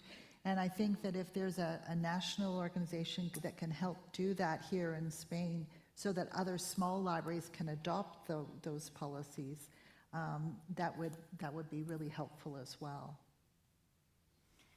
Quizá, como comentaba Claudia, maybe as Claudia was mentioning, the presence of those professional associations supporting, backing up our work, apart from the ontological codes and the legislation which was mentioned this morning, maybe as professionals we can feel backed up and protected from that fear that you were mentioning, apart from the way we are highlighting. 24 conferences or 1,000 will not be enough for us to say that libraries without resources are nothing. So you need to count on trained professionals, trained professionals. Not anyone is valid to take care of the users' needs. I don't know if our politicians or decision makers have that so clear in mind, but how can we alleviate that self-censorship or that fear, apart from training, whichever decisions we make when leading libraries, because they should also be a safe space for the people working in them, not just for the users. Yes, actually, when you asked Vicky the first question, I was also thinking like two different answers. One at the librarian level, and this has to do with us as professionals wanting to do this job. Mm-hmm. This is where we start. If you have people in your libraries who don't want to be there, don't keep them there. This is a management kind of like, if I'm in a library, if I'm a secretary general with a ministry, if I'm doing anything, I'm there because I want to be, not because it happens to be. For us, many librarians just had a job in the library, and then the system transformed them. I think for a democratic society, we need to be active citizens, and when we are in a public position, to act in the interest of the public. And we had 2 days in which libraries, we talked about how they support our communities. So if you're in the library and you want to be there, then you know what you have to do. But that doesn't minimize the fear, the anxiety, the tensions that we all feel in connection with our communities and with members of our communities who we disagree with. This is also hard, and this is also something that can be learned. And that's why I'm really underlining the training. If you're a librarian and you have not done, I don't know, what's a good number of trainings this year, you can do a little bit more. And variety of trainings, not just cataloging, not just OPAC, not just classical, but soft skills. Facilitate a difficult conversation. Even as I'm saying this, my body is reacting. I'm not good at this. I want to be better, but I'm not good at it. So if I facilitate a conversation about the right of people to speak in this environment, there might be tensions, and I'm not ready to do that. So as a librarian, know that you might have to do that, and be clear about how you position yourself. For the library associations, In a democracy, we have the pillars, right? We have the state, we have the law, and we have the civil society. The professional associations are part of civil society supporting public institution, public policy agenda. It's a very important role. It's not a minimum or something to be neglected. And in a democracy, in any state, if these pillars are not balanced, if the state becomes more important, as we've seen in some areas, then we are not keeping them balanced. And one mentioned that I didn't hear this conference enough, I think, it's journalism. Is getting the information, the truth out to people. We can assume this is the same. This is not the same anymore. For the past 5-10 years, this is not the same. The journalism is suffering. The people who are trying to tell the truth are suffering. And it's easy to just get the subscription to your library and say, okay, we're providing information. We're not, as journalists, are being killed by trying to report the truth. So, and that goes back to civic power that the library associations have. And I haven't seen a lot of library associations really positioning themselves like that, because it's hard work. In Romania, we are struggling. We're not there at all. But we have a potential. We have Eblida at European level, which I think it's a great learning space for library association to learn how to support their librarians and through librarians, their communities. Pues si me permitís, también al hilo de lo que comentó. If you allow me, following with what Vicar and Claudia mentioned, as Felicidad also said, the issue of training is very important, not just in technical skill. I think that's taken for granted. But maybe training in gaining both an endogenous and exogenous perspective, the issue of advocacy or maybe activism, which is a word which people do not like, or maybe is not that traditional in Europe. Activism from the point of view of libraries, because it's within the framework of our cultural policies. But maybe we could make a step forward. How is advocacy presented? It's not just opposing. It's a strategy which has got to do more with strategic planning, which is very relevant for all libraries, counting on a strategic plan, a guide, a document which should be transparent, which are reference of how a society is working. And it's useful for both users and non-users, and also the internal perspective of are we known by people? Do we know our community? And also need for more data, more research. What's the data we have on public libraries? Is that information enough for us to know the actual perception on how are doing with regards to this information? And why is the information on former users and not on current users? What has happened with the community we are not reaching out to? For me, are issues which are very interesting for me. And in our everyday life, we can all do something. People were saying before, at the former panel, that the democracy is built every day. So trying to contextualize all collections, and you mentioned the issue of the prayers, and not just saying, well, there's a president is here. So try and doing things which can turn us into a more active agent. For example, the case of disinformation. We've said that libraries are central spaces in communities, or that we would like them to be. And I've got a question. Also, I'd like to launch it onto the public. The communities, citizens, our users, do they really see us as a source of information against this information? Not just in environments where we've got to find a place or we've got to be here because our working tool is information, independently on the format. But the communities we're working with, we provide them with a safe space, we provide them with reading, literacy, training. Do they really perceive us, not people coming to our courses or our reading clubs, which are maybe just going on to the activities or workshops, or literacy workshops against disinformation. Rather in general, people were also talking about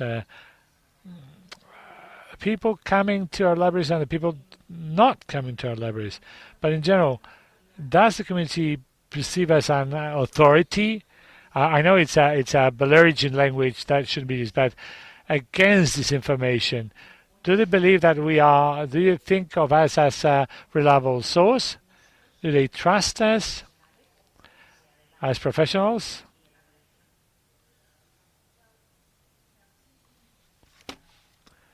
Canada, I would say absolutely. And the reason I believe we are so trusted is because we welcome everyone through our doors every day without judgment. That's such an important feature of public library service. We welcome everyone through our doors without judgment, and when they come through those doors, we're there, we have professional staff to help them find the information that they need. And traditionally, in the 20th century, it was always access to information and books and movies and DVDs and other kinds of materials. But in the 21st century, it's also access to technology. It's access to learning about technology and the dangers of technology and how to use it well. And increasingly in Toronto, we're teaching about AI upskilling because people need to understand artificial intelligence. It's going to change their lives, and they need to understand how to use them. So that, and people are coming, I think, to the public library because we have changed as the world around us has changed, and we welcome serving people and giving them and to meet their needs when and where they are. And I think that that has been a strength of public library service, that we have changed as the world around us has changed to meet the needs of our customers. So I know there's been a lot of research in North America about the library and how trusted it is. It's one of the few trusted institutions. Even the news media isn't trusted the way the public library is, especially with social media and everything. So I think public libraries are incredibly trusted, and it gives us leverage. It puts us in the position of being able to do something really important, and that's to reach people on this important topic of intellectual freedom and to fight. People need to fight and stand up for their rights in a democracy. And too often in democracies, we've been very passive. People don't go out and vote. People don't speak up. They're not civically engaged. Well, if you want your democracy to last, you need to go do that. And one of the things we're trying to do is to get people out and vote. Go and vote. We have actually stations, practice voting stations in our libraries during an election period, so people can practice and see how easy it is to vote. It's not intimidating. And so that's really important, and people come to us for that. So I think we are trusted, and I think it puts us in a really strong position. Yes, I would follow this, and I fully agree with Vicky on meeting where people are. That means that people come to you. This is the first step. And the second one, that they trust you. And then when they trust you to come in, you meet them where they are. You as a librarian, you act. And I feel the part with trust. I believe libraries in Europe are trusted. If libraries in Romania, librarians in Romania are trusted in their communities, I cannot imagine other libraries in Europe not having that. However, the meeting part, I have not seen it happening that much, especially with all this changing in our society. And for that, the mindset of librarian needs to be more flexible, and again, coming from Romanian context, in which we don't hold the truth. We don't have to hold the truth, but we have to believe in some values in which will help us help the citizen get to where they need to get as active citizens, not as holders of the truth. Again, the background in Eastern Europe is we are still looking for savers, not knowing that in a democracy, every citizen is a saver of democracy. It's a mind flip that needs to happen in part of the Europe. And that's why I always need put forward the European project of European profession of librarianship as support for democracy. I think this has a chance for us to not only do our job better in our communities, but also support the librarian struggles around the world with the reality. Sara, Bueno, yo... dime lo que dijiste antes. ¿El qué? Tell me what you said earlier on the community perceiving us as a point of authority. Well, when we preach for the believers, I think that the public library is an institution that is relevant in Spain in general, a trustworthy institution. But my discussion is whether this role of community is perceived by the whole of the population. Or why should libraries do that? Some say. But maybe there's a more traditional vision of the library in some users who are not users. Because we don't attack that part of the population who is not aware of our existence, maybe, or at least totally. So socially, this is the case, but if we look at the perceptions, I recently supervised a master's final paper that actually proved that some people didn't see this task of disinformation, etc. They say, why should that be done in the library, etc. So there's still a lot to be done in this regard. Association should be important in this regard. And of course, research is very relevant as well. We need more practical research, interviews, perceptions in general. This is relevant. Yes, of course, and taking a look at the data in the statistics, maybe they must be more qualitative, the number of visits, etc. Yes, what vision is this providing? This is fine from the figures point of view, but then we have to see whether we are being perceived properly.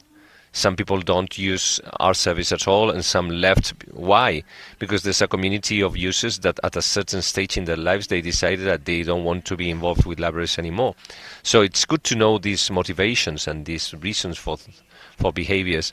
If anybody in the audience wants to mention anything, how are you perceived by your communities? It is a matter of perception, obviously.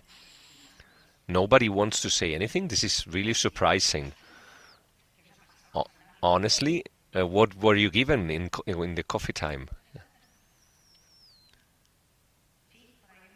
So there seems to be a hand that is raised over there.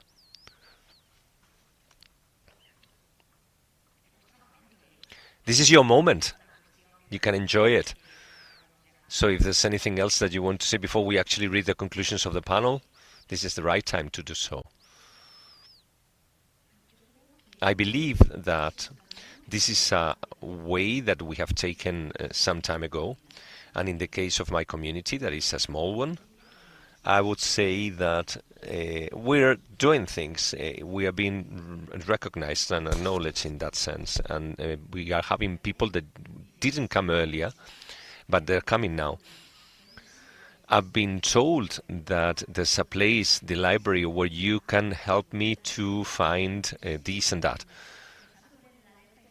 So this is important. So we're not doing it that bad, because people are coming and people have clearly in mind that this is the case. But and what about those who never come?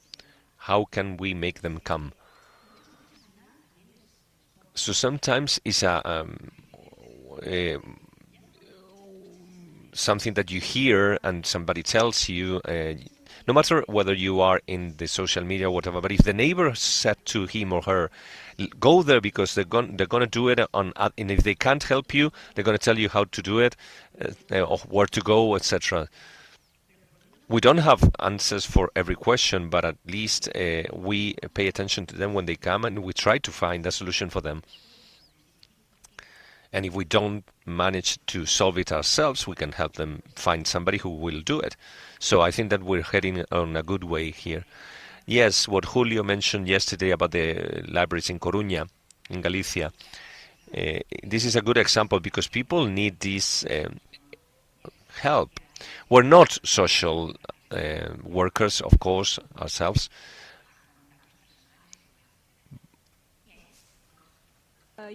Your answer inspired me. I did some field work last year in a community that was affected by waste dumping with the support of the local authority. So it's a very East European situation in which I went to the library and talked with the librarian and asked, what type of activities are you doing in your community in relation to environment?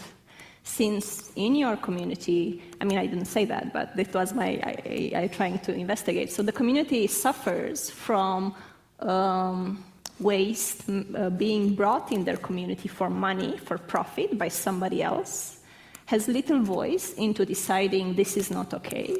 And the library is is doing very environmental international day type of events, going out and picking garbage from the street, very small type of activities but really missing out an opportunity to talk about and educate the public into issues that affect them. So I feel like in small communities, librarians are doing a lot, but for big issues, libraries alone cannot answer these issues. They need the support of a library association of bringing these topics that are important at international level, national level, European level, into something that's usable, right? I'm sure you have climate changes topics. What are the guides for librarians to talk to those topics in your libraries? Who's making them? Are we waiting for the Ministry of Culture to make them? Can somebody make them and just share them? So this type of community, of profession, we can, I think, do a better job to support each other, at European but also international level. I think IFLA over the time kind of showed that this is possible, and I think now we can do better at the European level. I just wanted to add to that because I think that's a really good point, Claudia. I also think that large libraries can do a lot to share with the smaller libraries. Yeah. And so, for instance, we developed software at the time of the local municipal election called Know Your Vote TO. TO is the short form for Toronto. So Know Your Vote TO that gave you a summary of this position of all of the candidates in all the different wards. And so the people of Toronto could just look it up and they'd get the information and then they could make a decision about who they wanted to vote for. Because at the municipal level, politicians are not connected to political parties. So it was hard to tell what people stood for. Anyway, we made that software open source. So other libraries could use that same software, big or small, in their library system. Similarly, when we develop a series of programs, we make the program the PowerPoints or whatever is involved, the ads.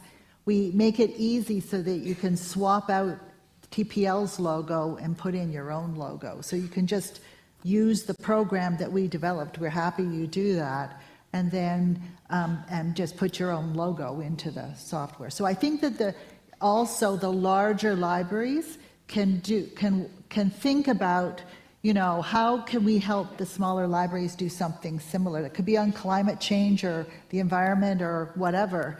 But I think that the associations can help, but also larger libraries need to think about how they can help medium and smaller libraries as well. Eso ayudaría o evitaría el caso de vuestro candidato. This would prevent the case of the candidate that nobody knew, that you mentioned earlier. Country can be put in, you know, keeping the blind about a candidate. A small community, it's much more easier for this to happen, and it unfortunately is happening in Romania.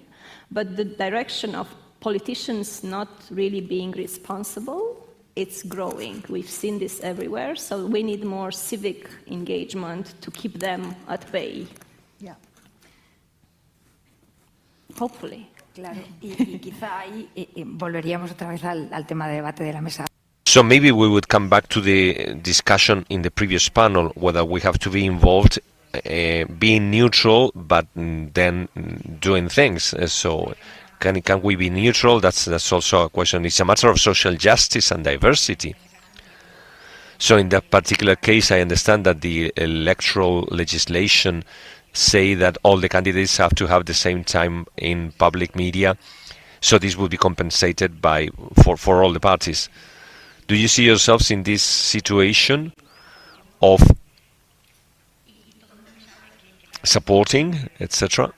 We all know that the information before the elections is multiplied by many times, because what I said, you said, what are you saying about this topic, etc. I think I saw another hand raised over there. The spotlight prevents us from seeing anything, but anyway. Yes, I'd like to thank you for this discussion and this dialogue that is taking place here, that goes beyond what's technical. And I would like to mention what Sarah and Josep mentioned earlier. I believe that the use of language has been loaded with aspects such as philosophy, ethical aspects, etc. We are good, we, them, etc. I think this is very interesting, and it's good to have moral dichotomies and absepsia, community, etc. Neutral collections, but militant librarians. I come from the Basque Country, and when we speak about censorship and freedom of speech, etc., I remember an anecdote. José Asurmendi is a philosopher that died recently in relation with a case. He said that the ideal democratic context has events that should be punished but not ideas. As a librarian and a militant librarian, I am normally close to Marcus Aurelius, who said that the most important thing in a context of democrats and anti-democrats, the best way is not to look like them. Thank you.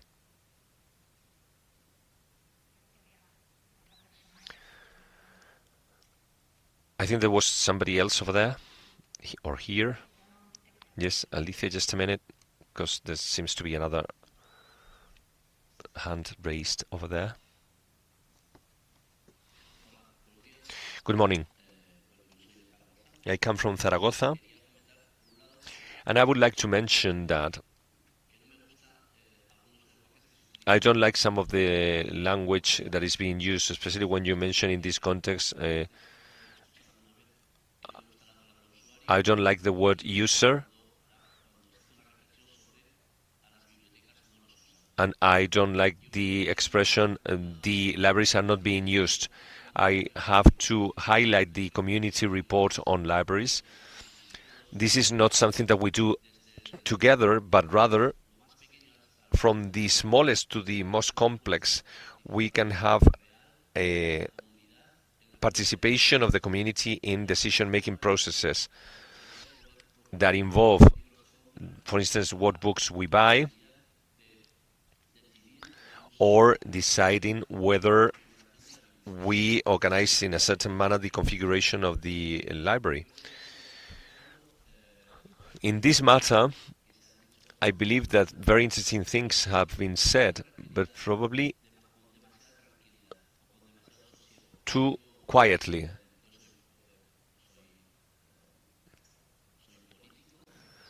I am a politician.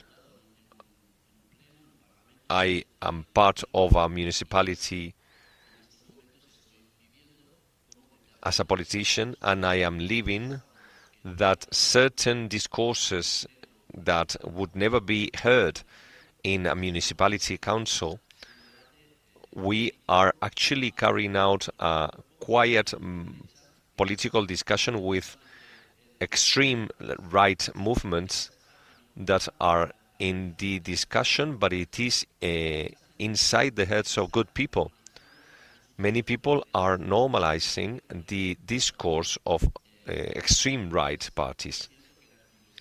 I believe that libraries are a small space that is safe, hopefully will remain safe, but it is being more questioned because safe places are being questioned by extreme right movements.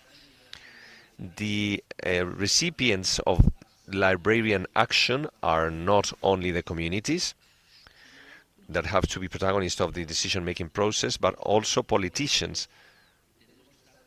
Politicians have to be permanently in discussion with librarians. The recipients of the policies are politicians, because otherwise we are being we're actually forgetting things that are essential and that have to do a lot with the fragmentation of society, and it's curtailing several things that were achieved throughout the years. But there are political forces that are putting that into question. And this is the right moment, therefore, to press the panic button, because what we have at stake is the survival of democracy, and this is very, very serious.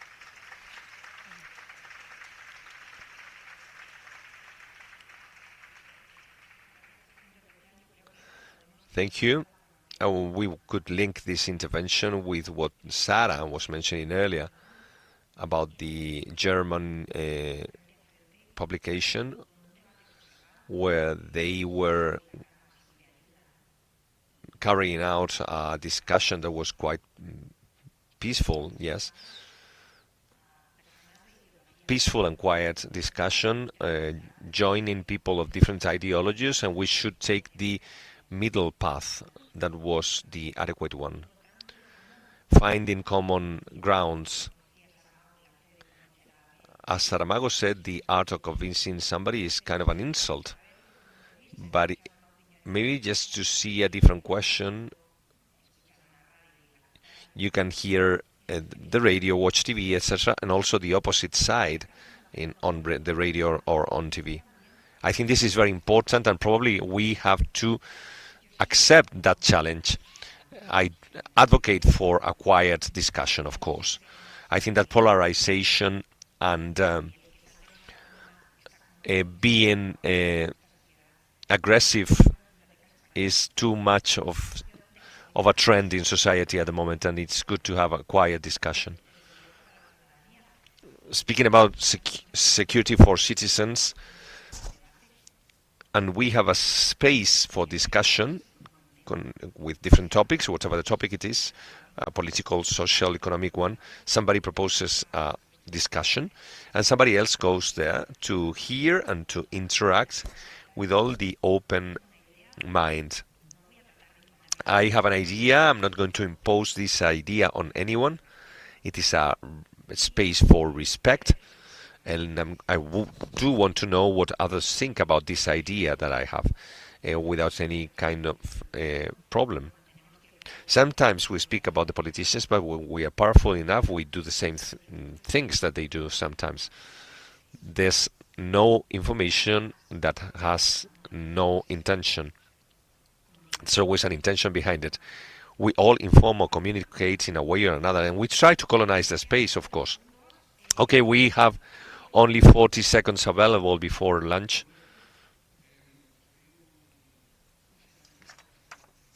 I don't know who's speaking. I come from a village, and I am interested in seeing how we are seen by other institutions. How we are other institutions seeing us?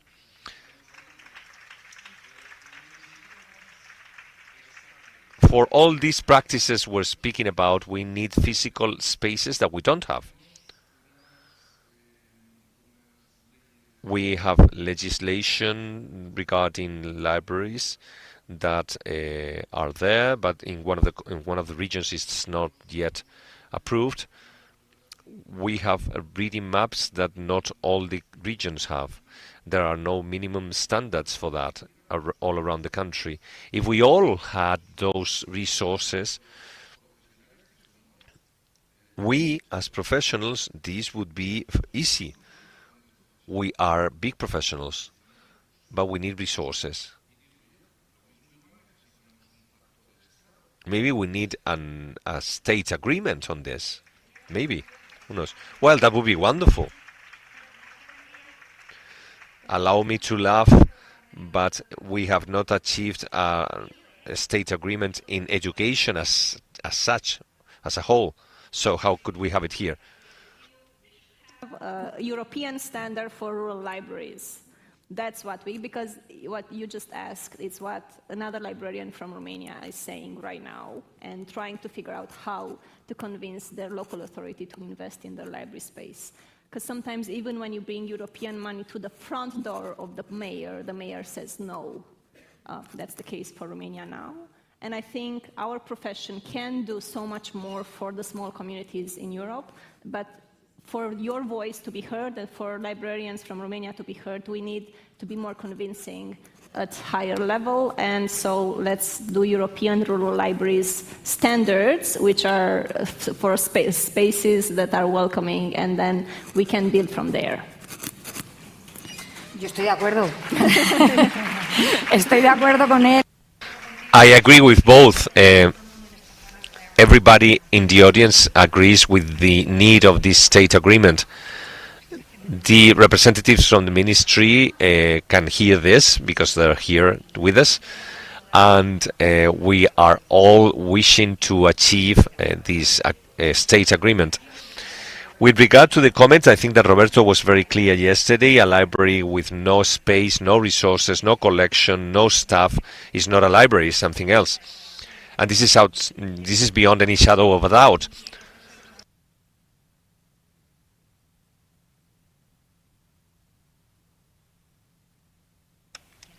And I believe that we are really out of time at the moment. We have another session before lunch and we have to finish now. Sometimes we have failed, sometimes we are successful, but we have to keep on working, and we have to face the challenge. What challenge do we have in front of us now? Rickery? The big challenge is book banning, censorship, what we've been talking about, and I think that we just, we've been very quiet. Librarians are very quiet.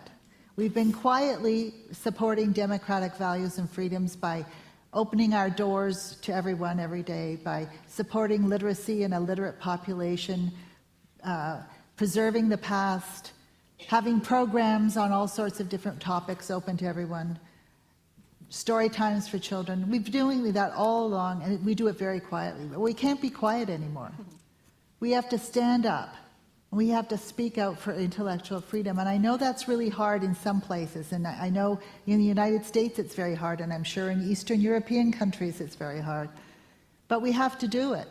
And we have to engage our politicians. I think it's wonderful the ministry has sponsored this conference. here in Spain because it's such an important topic, and I applaud Spain for doing this and having this conference.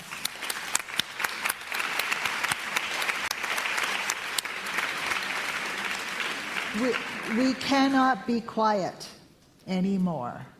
And that is the big takeaway for me in every situation when I'm talking with public librarians. We cannot be quiet anymore. We are democratic institutions. That's where we work, and we need to stand up for democracy. That's it.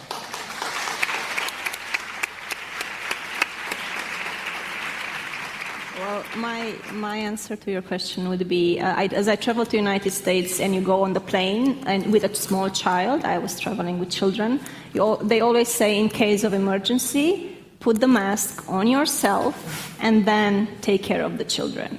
So this is I think what we need to do in this profession for the librarians, to take the oxygen, the good quality oxygen, find it, request it, fight for it, put it over your face, be able to breathe deep, because you are an important person in our society, and then do the same for your community.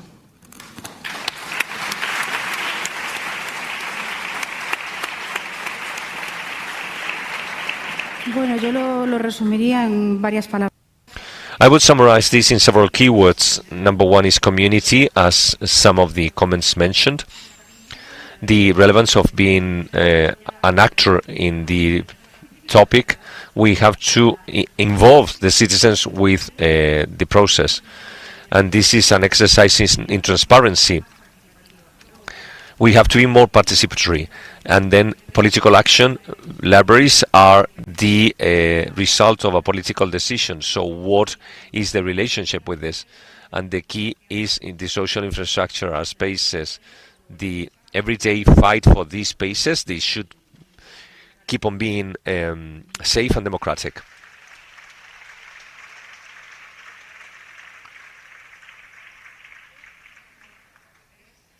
Thank you. I want to thank the three of you. It's been a great pleasure to have you here. Hopefully you have liked the panel. Thank you very much.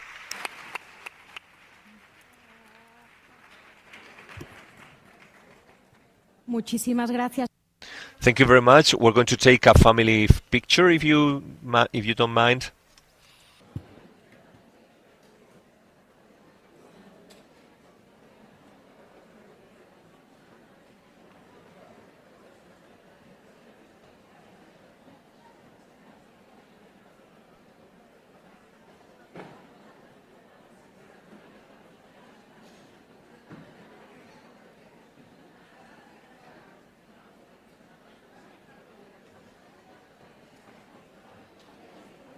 Muchísimas gracias a todos.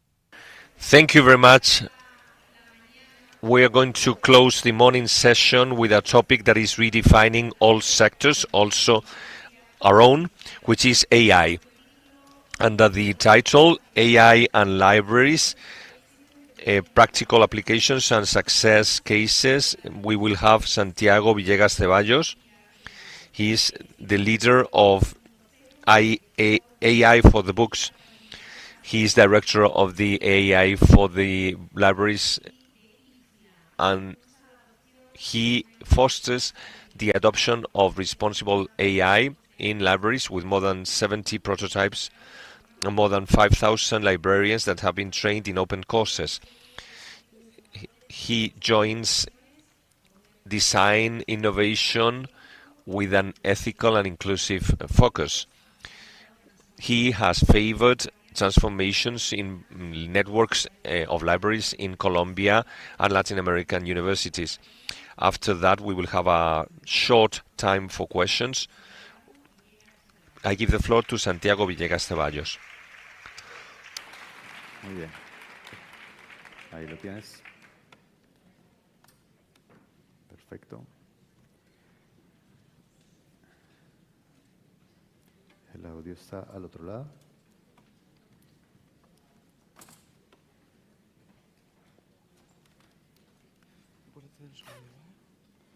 Verifiquemos.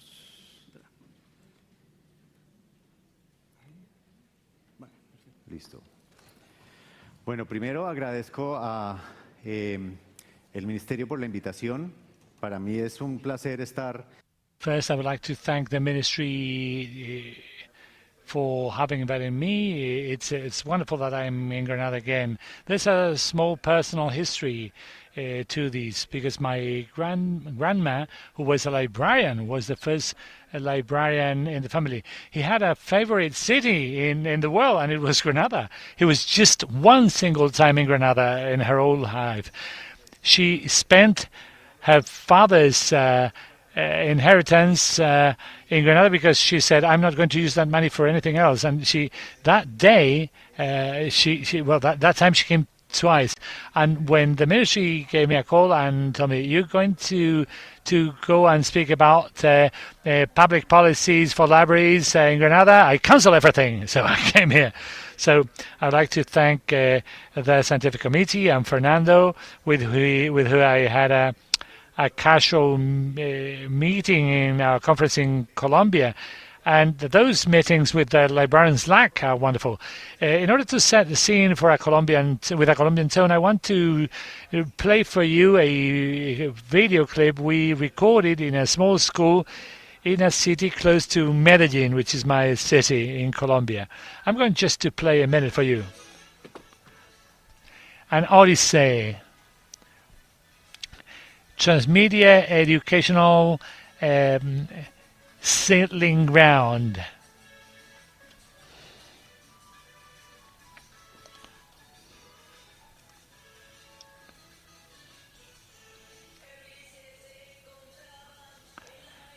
Ulysses was in the island of Callisto. The hero shattered his heart. With her beauty, she had charmed him, and he totally turned Ulysses' head upside down. The gods got together at a great assembly, and Ulysses came back to Ithaca, but Athena meddled into the thing. If you want to know the ending, I will invite you to read the book.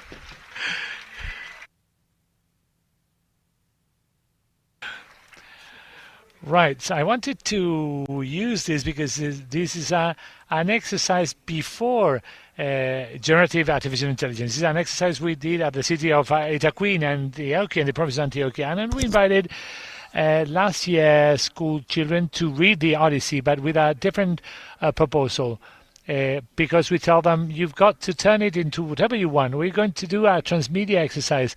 Let's think what you want to do with these heavy texts that you've got to read in school. And following what was said at the beginning of the morning, if we're forced to read something, we're not going to enjoy it, because you've got to turn this into something different. And this was the only... It was not the only beautiful exercise. There was another one which took the shape of letters. One of the participants decided that Ulysses and Penelope was not the first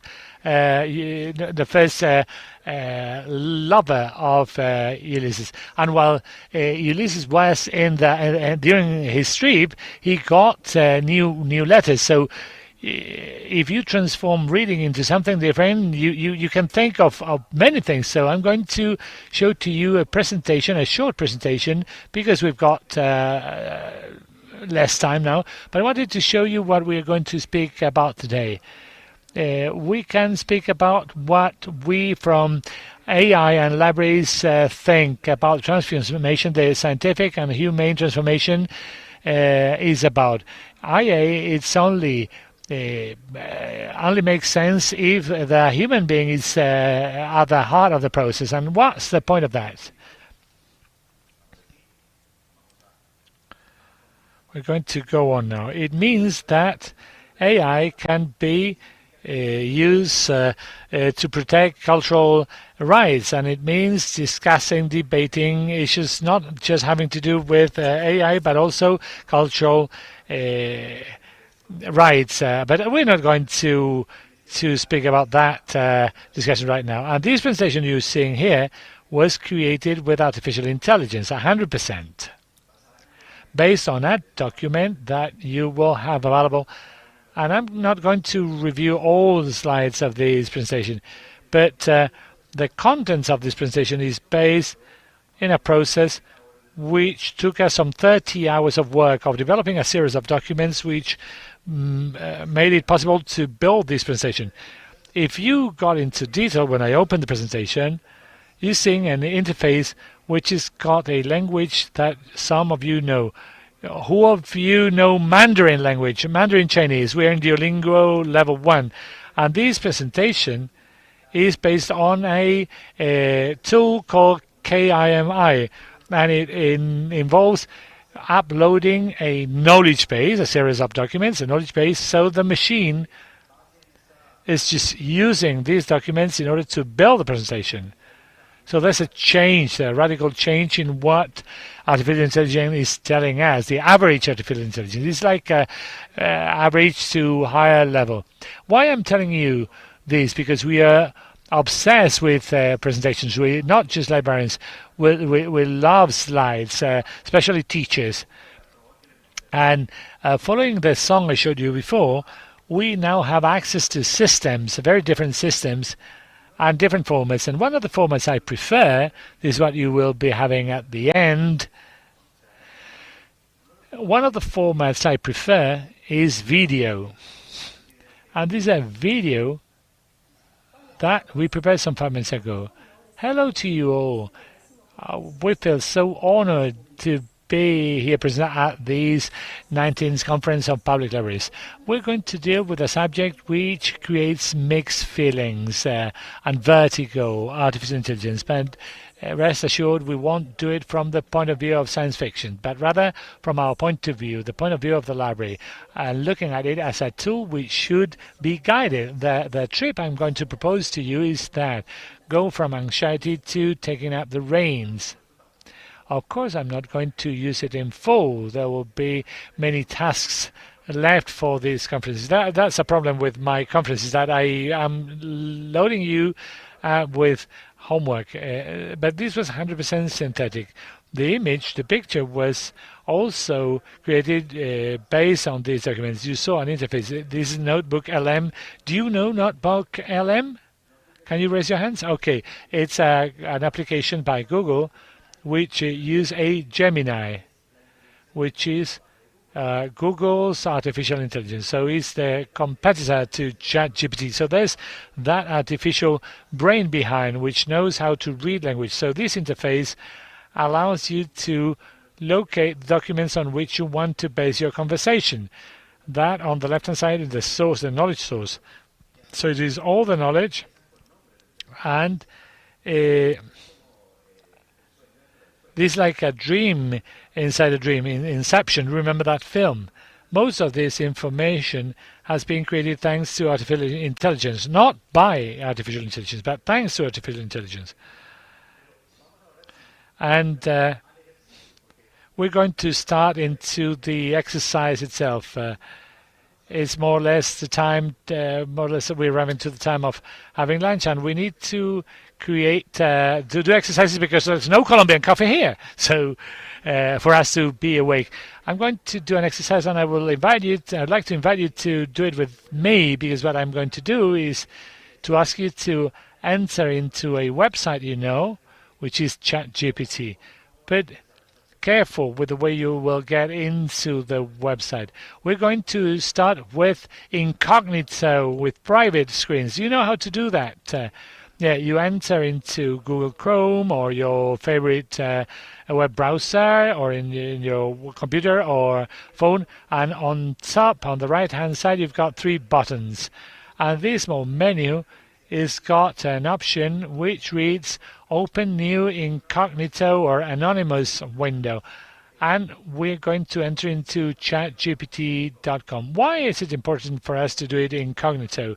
Because we're going to break up with the knowledge the machine has got on us when we get identified. We'll try to see what happens if we do not identify ourselves. On the right-hand side on top, if I'm on that window, on the right-hand side on top, you've got the logging session. I'm not going to press any one of them. I'm going to use chatgpt.com without identifying myself. But I would like to ask you, how many of you have looked for yourselves in Google? Okay, let's raise our hands. Many of us have looked into us. This is coming from our ego tech, isn't it? But how many of you have looked for yourselves in ChatGPT? Well, it's a smaller number, isn't it? But usually, when we look for ourselves in ChatGPT, the machine looks through the internet, brings the results up onto our screen and turns it into a coherent, consistent text. But the machine itself is not designed for looking into the internet. That's not its role. It was something which was appended onto that. The machine is designed to understand human language. And let's hack the machine. And let's see what's the question I'm asking. I can accept another cookies, but the question I'm going to ask it, who am I, with the two surnames, the two Spanish surnames, and I'm going to ask it, do not use the internet, just look into your basic knowledge. So I'm asking just it in order to say, I'm asking it to tell me if they know me. Well, you can ask for your husband, for your wife, or someone who you do not like, and find out whether it's out there with the two family names. Then I press the search button, and we'll see what happens when I do this. Usually it tells me, Santiago, I do not know you.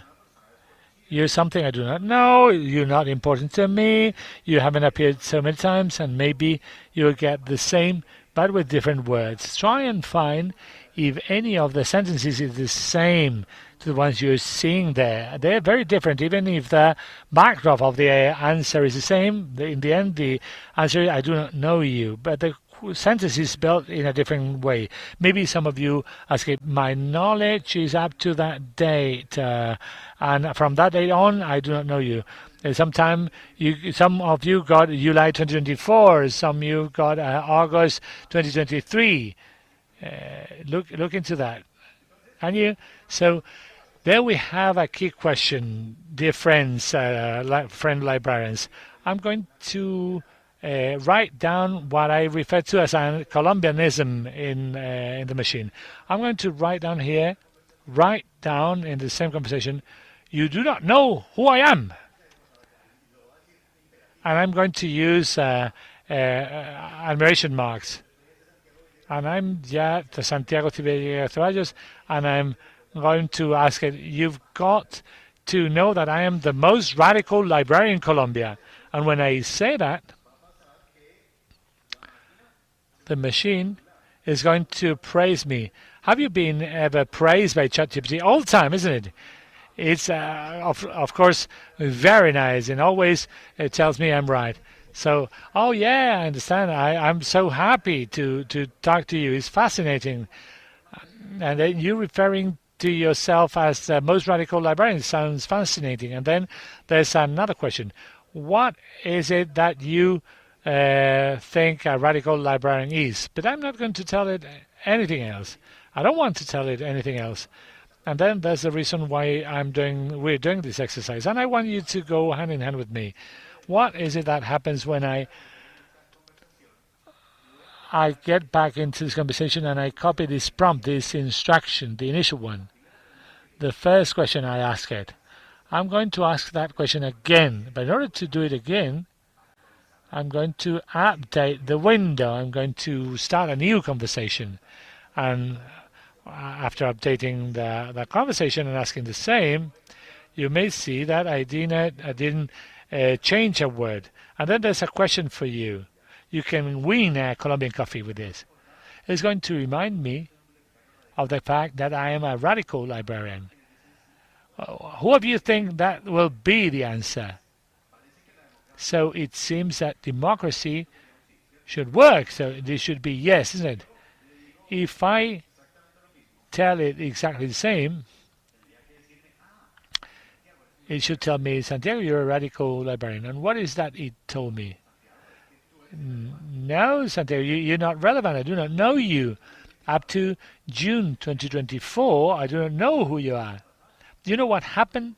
We have just proven something that we're told every day in newsreels that doesn't work that way. We have just proven that machines do not learn real time. We are used to TikTok and Instagram, and if we click I like a cat, it will get 80 kitties right after that. And social networks work with an attention mechanisms which modifies the behavior of the algorithms. But these machines do not work that way. They've got to learn in a slow process of pattern recognition. They do not learn real time. That's the first big myth I wanted to break, to put down with you. But as we cannot break down the other myths, I'm going to use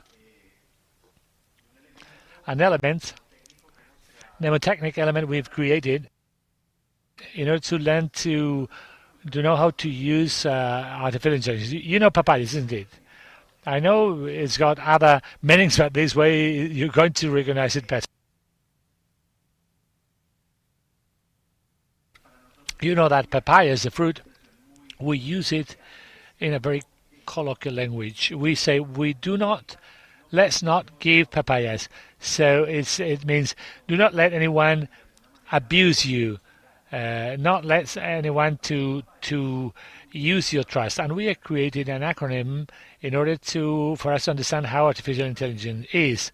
Are we going to start with the first one? Together with our friends papayas, it happens that artificial intelligence are designed to be very talkative. So it would be P in Spanish. Don't you have a friend that takes a drink and starts telling wonderful stories, fantastic stories? If you not have a friend like that, it's because you are the friends.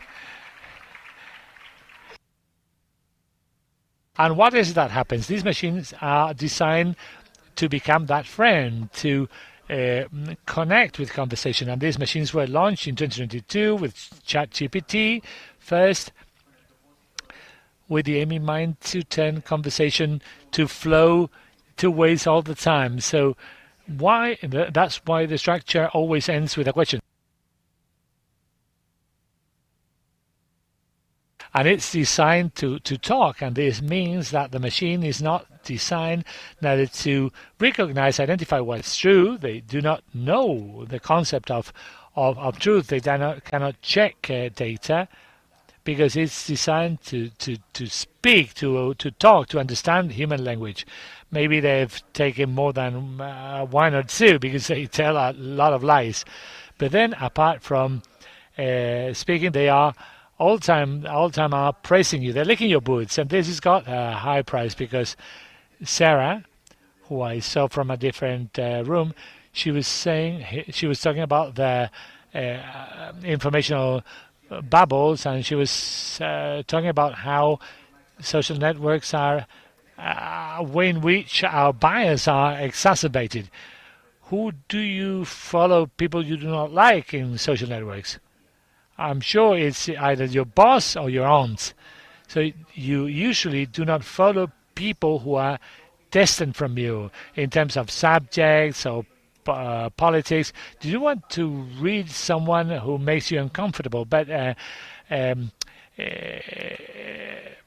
uncomfortable situations and uncomfortable environments are there for you to grow. And the machine all the time is telling me that what I'm thinking is true, and that boat leaking should be put down, broken up. And the second P is that they are politically positioned.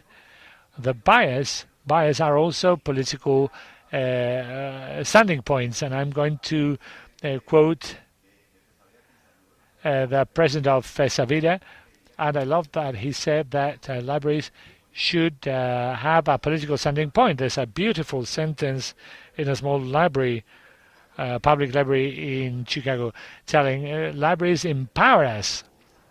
And that sentence was not uttered neither by Shakespeare or Byron. It's from a heavy metal song.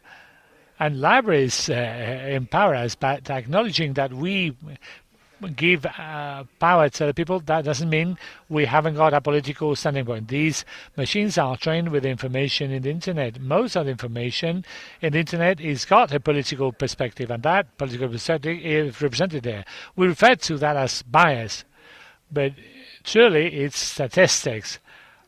The way Santiago does, let's do a mental exercise because we cannot do it in practical terms. If I ask you to think of a person who's in a hospital at the infirmary, and you ask, give a call to the hospital, and your call is answered. Do you think you will be answered by a woman or a man? A woman, isn't it? And usually, will she be smiling or not? Usually, no. So, and that lady will answer you calmly, no, isn't it? We agree on that. So that thing that you're doing is a statistical browsing. It's the average. We would refer to it as a bias or cliche. In any case, it's a statistical stereotype. So the average is a woman, maybe and not very happy woman. So the machine does that. And if we are aware that that can be a bias, we're also going to be able to hack the system. So we will be able to identify those stereotypes, those cliches. We could be dealing with the subject for a time, or we could be using this image for a time. I'm going to change the order of the presentation because I want to show you that there's a... Let's see. And here. There's an artificial intelligence which is called Consensus. Do you know Consensus APP? It's an artificial intelligence application designed for the searching into academic websites, but also to answer close questions. For example, do artificial intelligence machines suffer from bias? And the answer is yes, and it's based on scientific studies. Because this tool only looks into academic sources, and I may see there that there are bias coming from the training data, and it means that we cannot, we shouldn't be using a machine because it's affected by our bias. How many times you ask your spouses and detect biases? Or maybe it is that we are not affected by bias, as the collections in our libraries are also objective. Of course, that's a lie. When we become aware of our confirmation bias and confirmational bias, we can use the machine. So we should be identifying which are their bias. Now, we had also said that they are slow learners. We proved it. They have a very strong computational process, and it takes them months in order to learn language structure. So how long did it take ChatGPT 3.5 to learn speaking? A year and a half. Do you know how many texts did ChatGPT had to read in November 2022 version? Millions, you would say? More than millions? Thousands of millions? Okay, between 300,000 and 400,000 million texts. This is bigger than any library we know. In order to read all that, it had to go not just through Wikipedia, which has just got a couple dozens of millions, not just academic databases, but also through Twitter. And it's true that Twitter, it's a place where everyone argues and everything is true. No one quarrels in Twitter, isn't it? Wonderful, because Twitter is full of truth, isn't it? It depends on who you ask. But the thing is that ChatGPT learned from Twitter and YouTube. Do you know that YouTube is the second site people are looking for information inside when they do not find information through Google? Yeah, but Google has separated their algorithm because they know that people look into YouTube. But how is it that a machine can learn how to speak and write by using YouTube? OpenAI, which is the owner of ChatGPT, invented a machine which is capable of transcribing audio. How many of you would like to take the deeds or the proceedings of a meeting? So about 90% of people do not like to write down the deeds, the reports of the meetings. Well, so these machines can transcribe speeches and then extract text. OpenAI invented Whisper.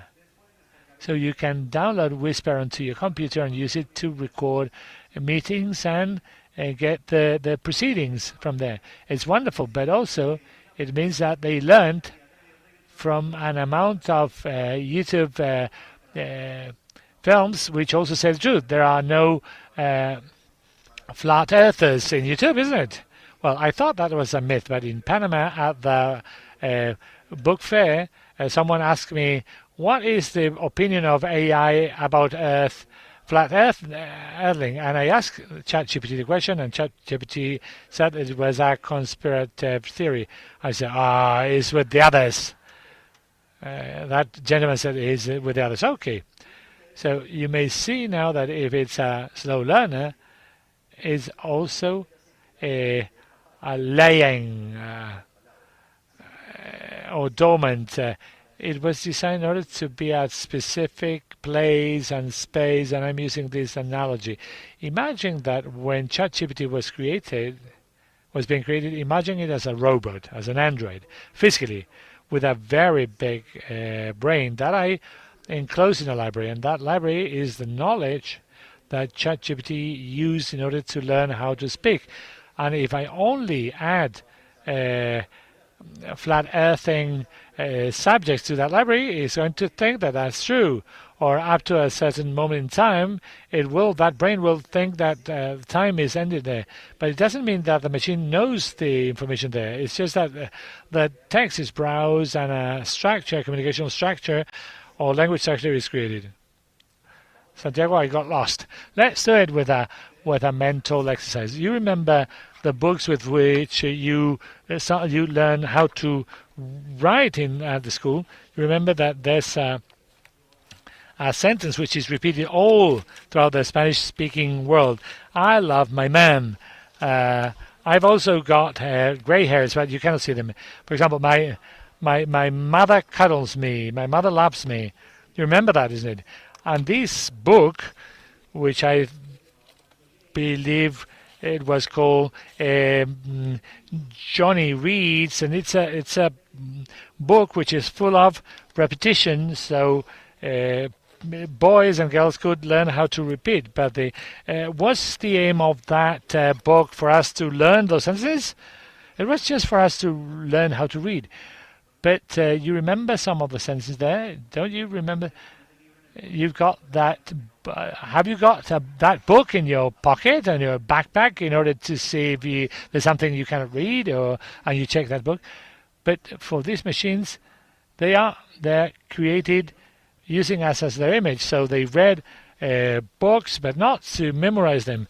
That's a different myth. What they did was to learn the structures of language, and what happens is that between one book and the next, there are things which appear many times. If I ask the machine about the capital of France, this will appear several times. If I mention its historical capital, the Basque Country, relationship with Spain, etc., it's going to say I saw it 3 times, so I will invent the rest. Because he's having 3 drinks now. And then it starts hallucinating. If it hasn't seen enough examples of this, it will hallucinate. Who has read 100 Years of Solitude by Garcia Marquez? When do you know when Aureliano is speaking? Yeah, so it happens several times. But place names. I mean, who do you know? The so many Aurelianos in the book. So who's Aureliano? Number 1, number 2, number 3. I've read it several times, and then there was an edition with the genealogy branches, and then everything was easier. If the machine sees Aureliano enough times, for them, Aureliano is going to be a standard name in 100 Years of Solitude. But it is not that it's going to be truth. And this was very visible at the beginning of the times of the generative AI, when we were asking to generate sources of bibliography. It was generating fantastic bibliographies, but it was false. I was set to write things that were not real, but were fantastic, because it was related to things that I had written. Probably he has sometimes spoken or written about this, but it is a hallucination, and this is very important. Why am I speaking about this when speaking about this topic? Because companies found out that if this artificial intelligence was taken out and liberated from the library,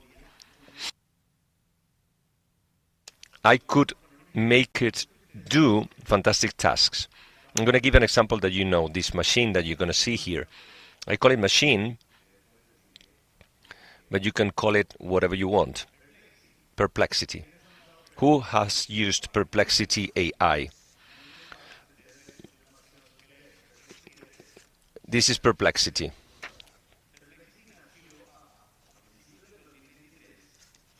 Perplexity was born at the beginning of 2023 when an entrepreneur wondered, how can I make ChatGPT to do searches in internet? Perplexity, what it did was to bring this machine that knows how to speak a human language to look for things in internet.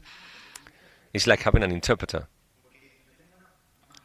I have a machine that speaks human language and machine language, but I'm going to place it in the middle so that what the human does is to ask the machine will tell it an algorithm and then give it back in a textual fashion. It's like an interpreter, it's an intermediary.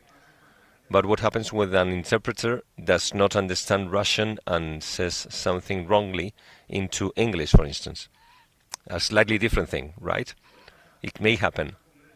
You're in a UN summit, it could be a problem. But the interpreter works well in most of the cases. It has some biases, but it works well most of the time.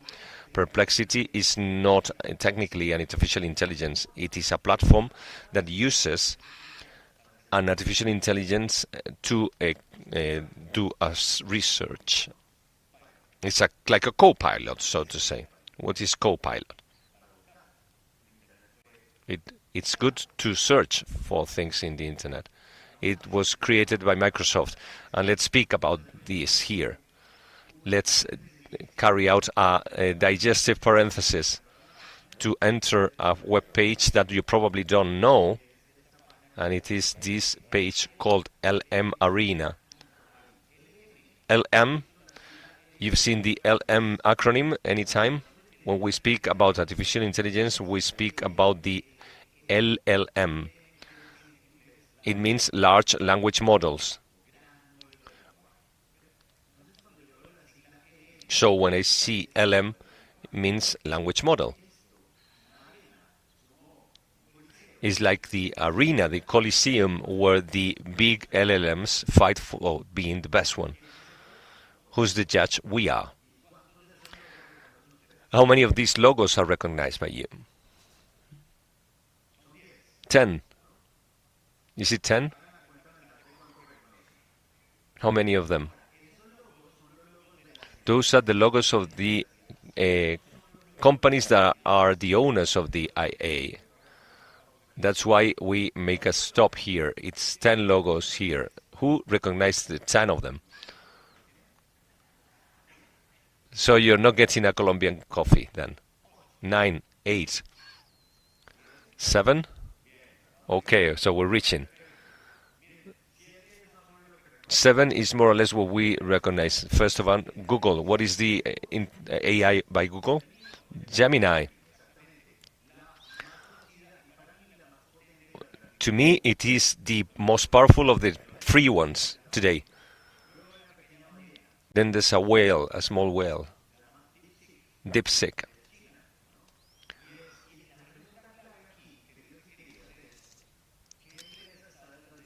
And what company lies behind DeepSeek? Because we know Google. How long have we known Google for? Those of you who still have Hotmail. So you met Google when it was tiny. You saw it be born. Who found in Alta Vista you also the same thing? Although we know Google, I can assure you that for many years you have not been in this page. I use Google every day, but you don't enter here because you use it from the direction from this cell, and we don't enter google.com. How long had you not been in google.com? It says AI mode. So I'm going to take you to an area where we are not normally there, but it is essential, and it is on Google. Hardly any time we get there, and it says on the company, this is what I see. Had you seen this? Wow. It's similar to the mission of an organization that we know. Google likes us. No. No, it's not a library. So what is the business of Google? Data. Google sells our data. That's another myth. Google does not sell our data. Google uses them because its business is publicity. It needs as many data as possible to sell somebody else's the ability to find the precise user. It is an advertising company because it tries to sell things all the time. Google, Android, the email, everywhere there's advertising. If I want to go to Disney, all of a sudden Disney is advertised there. This happens. So what happens?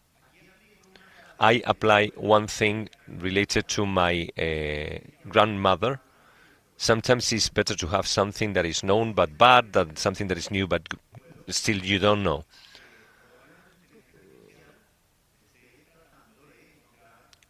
So probably the AI is trying to get more data from me. But DeepSeek, what company is behind DeepSeek? It's a Chinese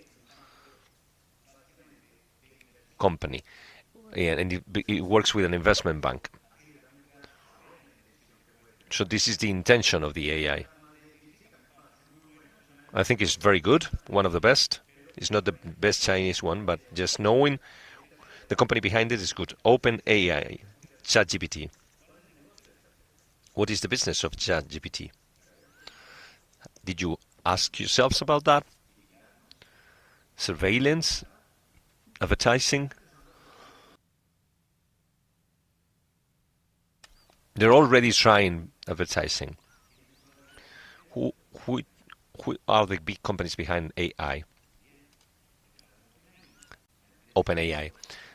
Behind OpenAI, there's a company that paid $13 billion that was Microsoft. Who use Windows? Many people here, of course. Behind OpenAI is Microsoft. They have many programs and apps.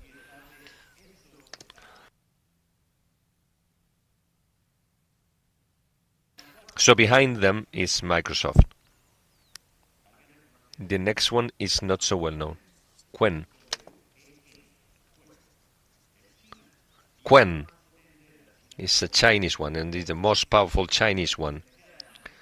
But if I ask you about the competition for Amazon, what is the second biggest shop behind Amazon?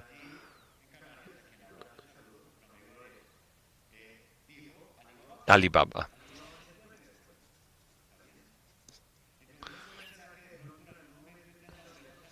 So Qwen tries to sell things like Alibaba. And then A is Anthropic. This is my favorite one. This is the only one that is called in the feminine. I call it Claudia, Claude.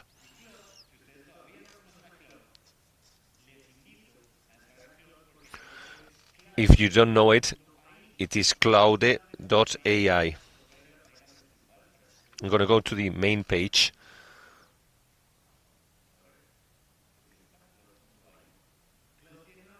Claude has an advantage, is that Anthropic is a company that started from members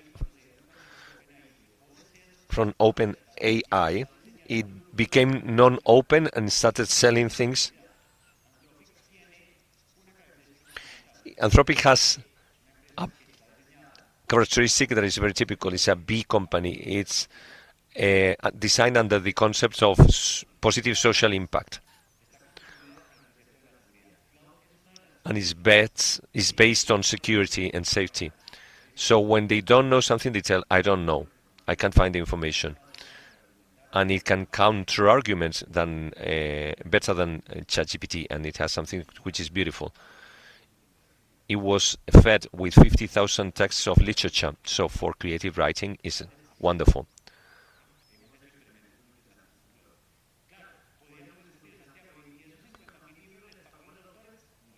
Did they pay for the 50,000 books? No, they're in trial now.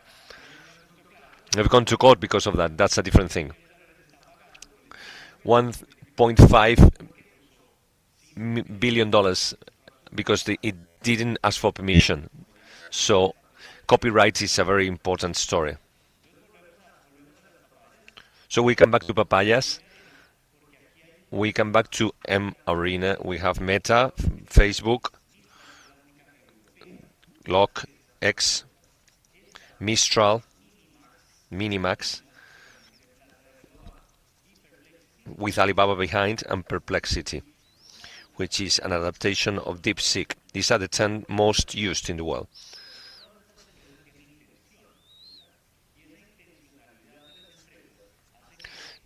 They all have companies behind them, and these intentions of the companies behind them are very important.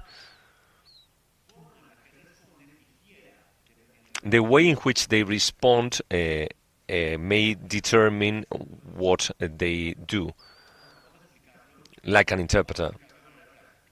Am I finished? No, I'm not, because I have to explain this practically. If you go into Perplexity, you will realize that there's a button here that we never press.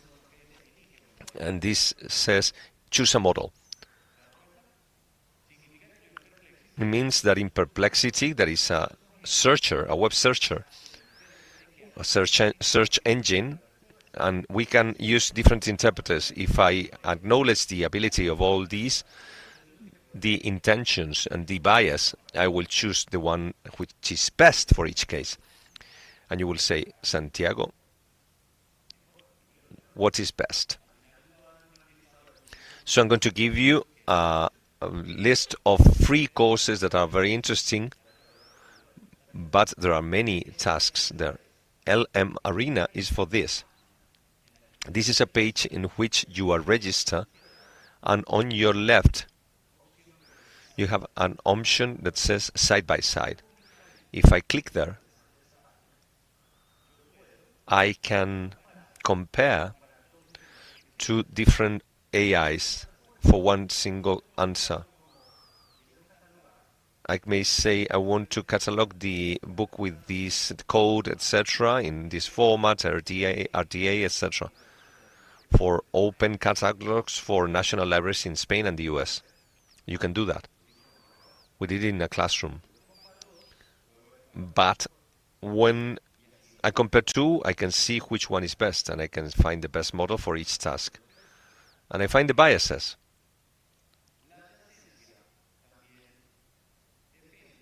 Adjacency also depends on the fact whether it is commercial or open.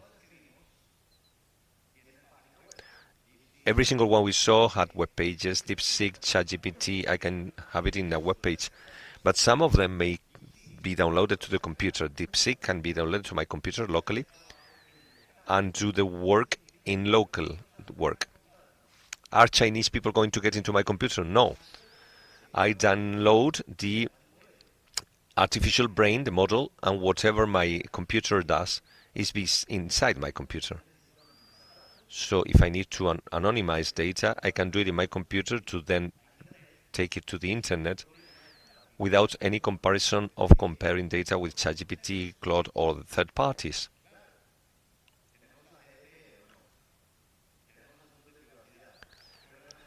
We have privacy issues, but what about those of you who like the statistical monthly report? As many as the minutes. My grandmother, my mother, 2 aunts studied librarianship. So it was obvious that I was going to be a librarian, but I did engineering because I wanted to study that before that. I love mathematics because I was an engineer, but my mom said I studied bibliotecology or librarianship not to do maths. She had to do statistics, but these machines can help me do that. Claude and Grok are very good at doing statistic things, mathematics. However, when I'm going to do statistics, I have to know which one is best for everything. And I said that this page helped me know which one was the best. But here I can see this. You can see the top in every category. So for text, Gemini is top and then Claude. What is text? Creative writing, summarizing, synthesizing, translating, drawing key ideas, expanding text, etc. And then creation of web pages. The best one is ChatGPT and then Claude.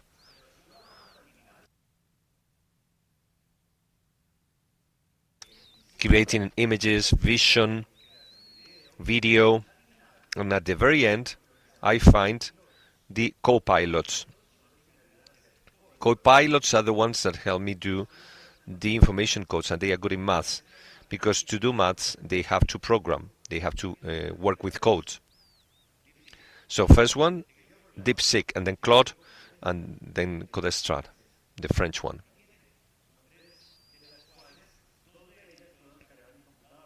Two of them can be taken to my computer. So we don't get too technical, let's go back to AI as papayas. And the last A, that means random in English. I was asking, is your response or your answer similar to mine? Nobody raised their hand because each sentence was different. How many times have you been asked by a teacher what machine can be used to identify whether a text has been generated by AI? Have you been asked that? What machine can I use to identify AI? You know the short answer? None. None. You know why? Because these machines have included in its design random aspects, such as stochastic aspects. Each word as this sentence is being created is different, and it is impossible to certainly detect that it has been generated by AI, by a machine. A human being can do it because they know there are students, hopefully.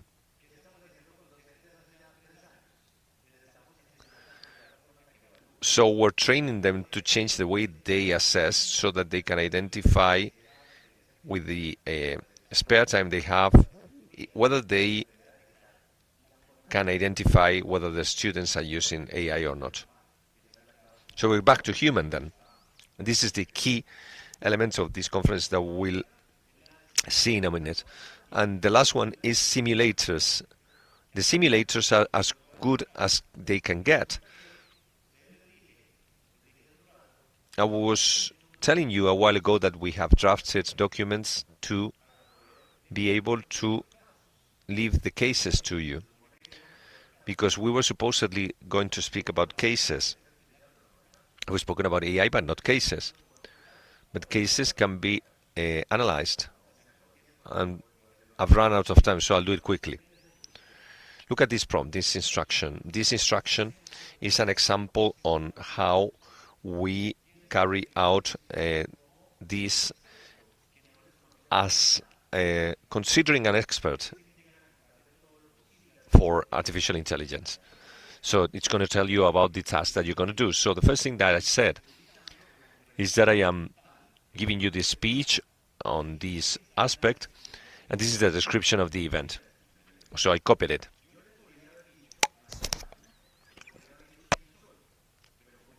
I could have told the machine who I am, but I am identified here on your left. She knows who I am. She has seen me in other conversations speaking about what I do, who I am, what lessons I give, etc. So I don't have to copy everything. But then at the end, this is the task as it has been established. It is within this context, taking into consideration my anthropocentric perspective. So it is an comprehensive research. But where do you want to do it? Where should you look for?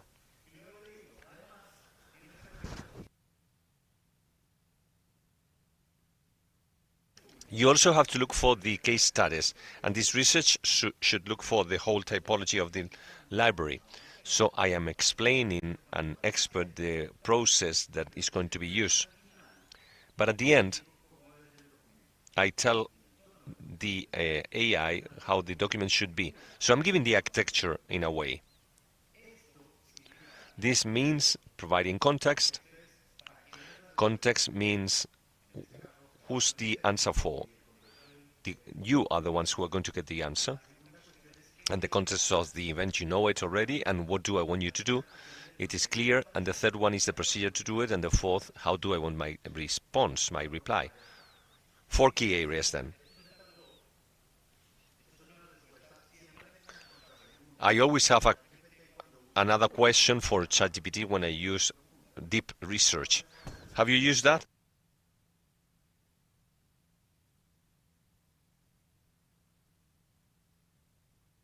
This is the most advanced way, deep research. It has a limited number of times where you can do it.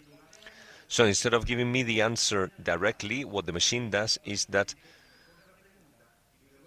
there's another question from it, and it takes 16 minutes, 183 searches, and then it gives me one single document. A 30-page document. So what do we do when we have a document of 30 pages from a student? What do you say?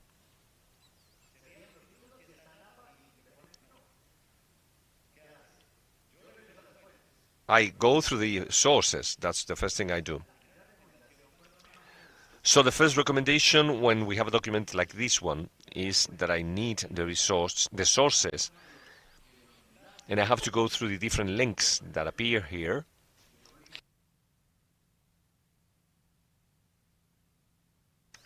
There's a connection to Sage, to a community, etc. This is the first thing that I do.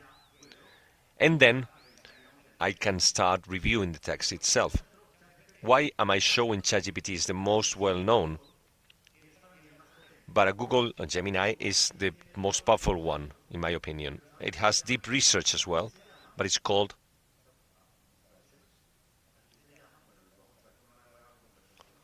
I'm going to give you a new conversation to show it. It's deep research instead of deep search.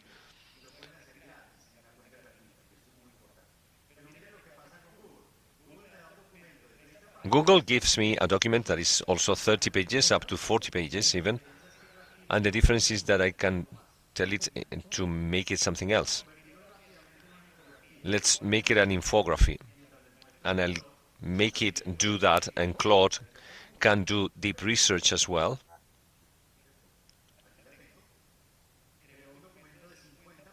50 pages, and they reach the limits of context.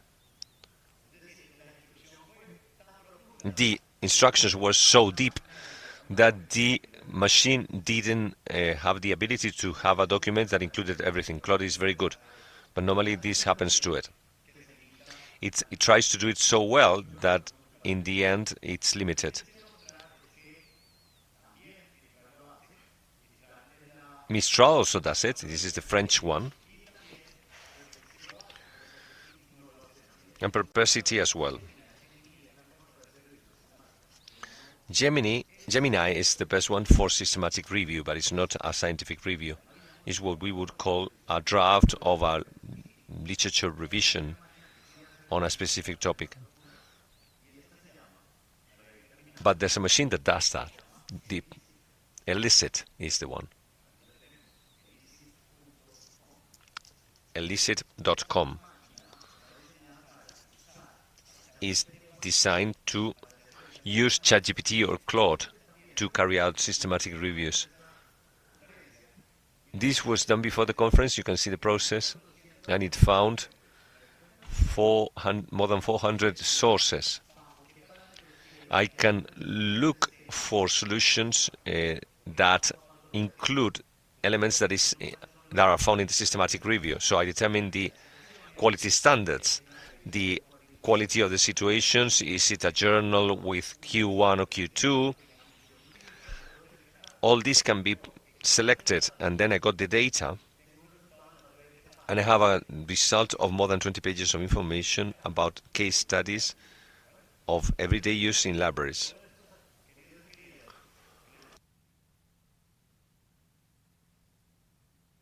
So everything I've shown that is maybe causing you mind diarrhea, it's too much information, but these documents that you can see are the documents that were created by this machine. I went through each one of the sources before they were brought here, and I can go to the Bocook LM,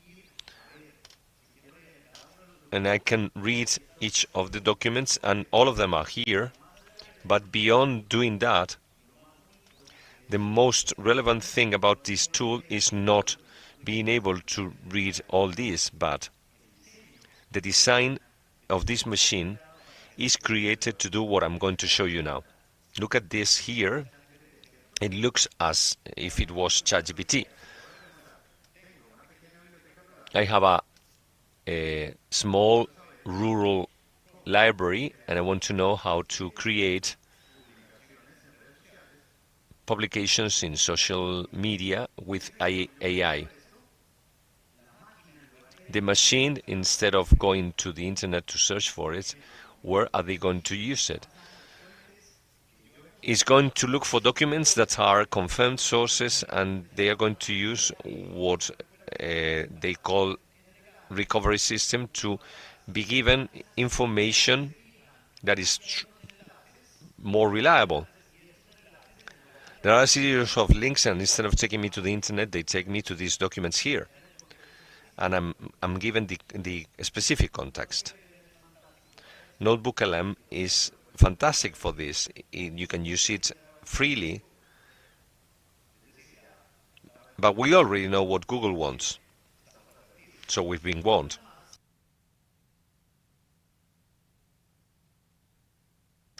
You're going to be able to see something fantastic here.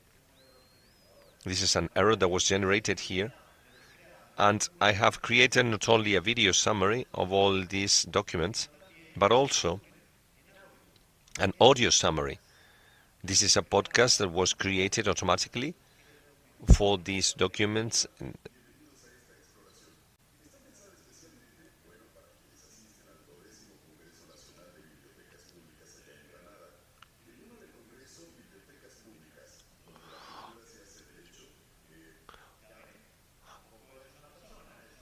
It's not a person, it's a synthetic voice.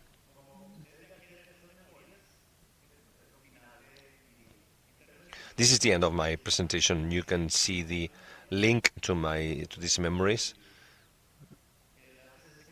You can see the link there.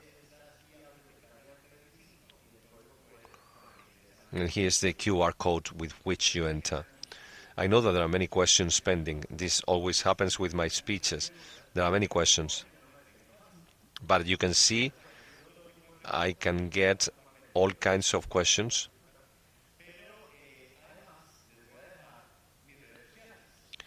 But I'm going to give you my social media. I am in every social media with @Medellin.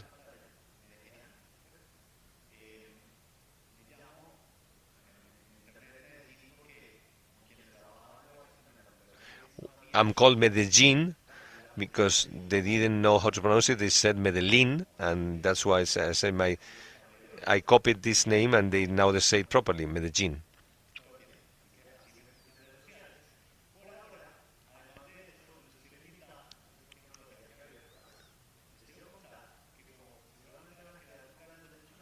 You will probably want more, an e-book.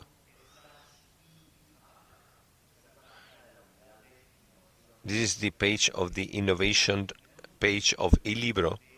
We have a CV of 21 courses on AI that are open ones. They are there for free and they're certified for you. 2 hours per week. 2 different days, Wednesday, Thursday or Tuesday, and you can choose whenever you want to do it.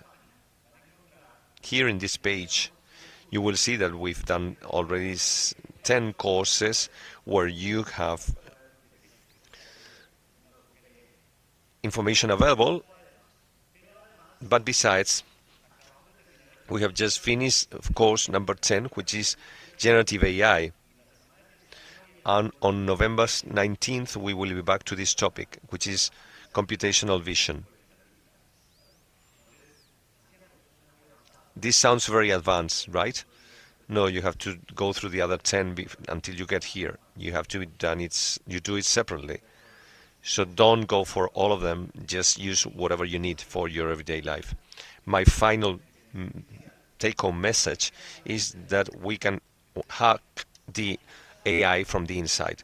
We have to use it to see how we transform it to make a library more human. If we don't do it for that purpose, it makes no sense. AI does not have to be used in all the libraries. Remember when we were told that we had to use social media for all the libraries? No, that's not true, not for every library. Or AI. But if we don't use it as librarians, we cannot teach the communities how to use it. A small Colombian rural library is called Laboratory of the Spirit. It does not use AI. It's a place surrounded by peasants, and we're teaching them how to use AI for their everyday life. 15 years ago, they won an award because they were sending text messages to the farmers just with the weather forecast. It was sent to the old cellular cell phones. So it changed the whole dynamics of the farmers. They were interested in knowing this information about the weather. So we then sent them short tales. But we never finished that, and they wanted to know how it finished. I want to know more.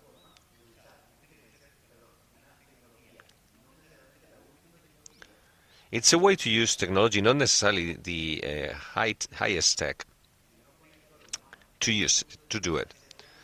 So I try to be more human in the library. I can use my spare time to talk to the members of my community rather than analyzing or organizing things. This is the way we do it in Latin America, and hopefully it will be also good for you. Thank you.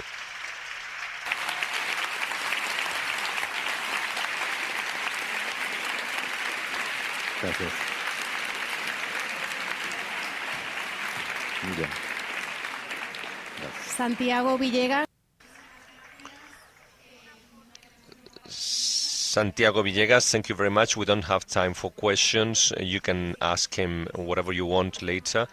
we have to be here back at 3:45. We'll be back for the afternoon session. Thank you.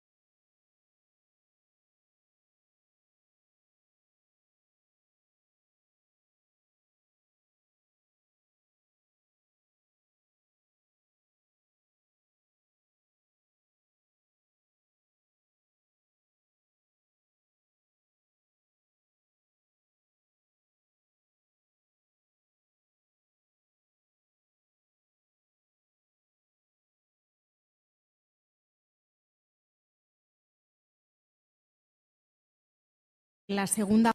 Good afternoon. We're going to start our afternoon session of the second day of the 12th National Congress on Public Libraries. If it was yesterday the territory of good practices, and I want to use this moment to say that all best practices approved for the publication in the website of the conference have already been approved and published. And now we're going to be dealing with applied thinking, theoretical concepts, etc. And we're going to deal with works which stem from the wish to better understand the role that libraries play in a world which is undergoing constant transformations. Each of the speakers will have 20 minutes. And right at the end of the presentations, if we have some time for a few questions, we will be opening a QA session. Now at the scene we have Mr. Ramón Alberto Manso Rodríguez, Mr. Miguel Ángel Sánchez Rador, Mr. Julio Alonso Arévalo, and fourth, there will be a joint presentation be made by Mrs. Margarita Pérez Pulido and Josep Pérez Gracia. So we'll start this journey through ethics, science, democracy, and the word.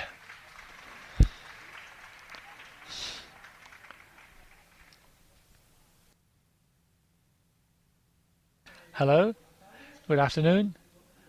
And first I would like to thank the opportunity the conference organizers have given us. Two researchers from the University of Granada to share with you a preliminary work we're doing having to do with libraries and disinformation, a reflection on the institutional role of libraries as the seat of part of citizens' power. Libraries, because of the guaranteeing open and egalitarian access to information, have a call to help facilitate the training of citizens with a critical thinking so they can grow as citizens in an ethical form. Today, libraries are confronted with users who have changed their role. From mere consumers have become users who also create, leading to the concept of pre-sumer, consumer and active users. So libraries have got to turn their spaces into a place where analysis and responsible use of information is possible. In an environment, digital environment, which is saturated with manipulated contents, post-truth, disinformation in general terms, which is transmitted in general with economic, ideological, or geopolitical aims. And confronted with that, the answers of libraries is the media literacy, and acknowledging it as an essential action, and understanding the role of the media and other information providers in order to generate among citizens the key capacities to access, analyze critical information, distinguish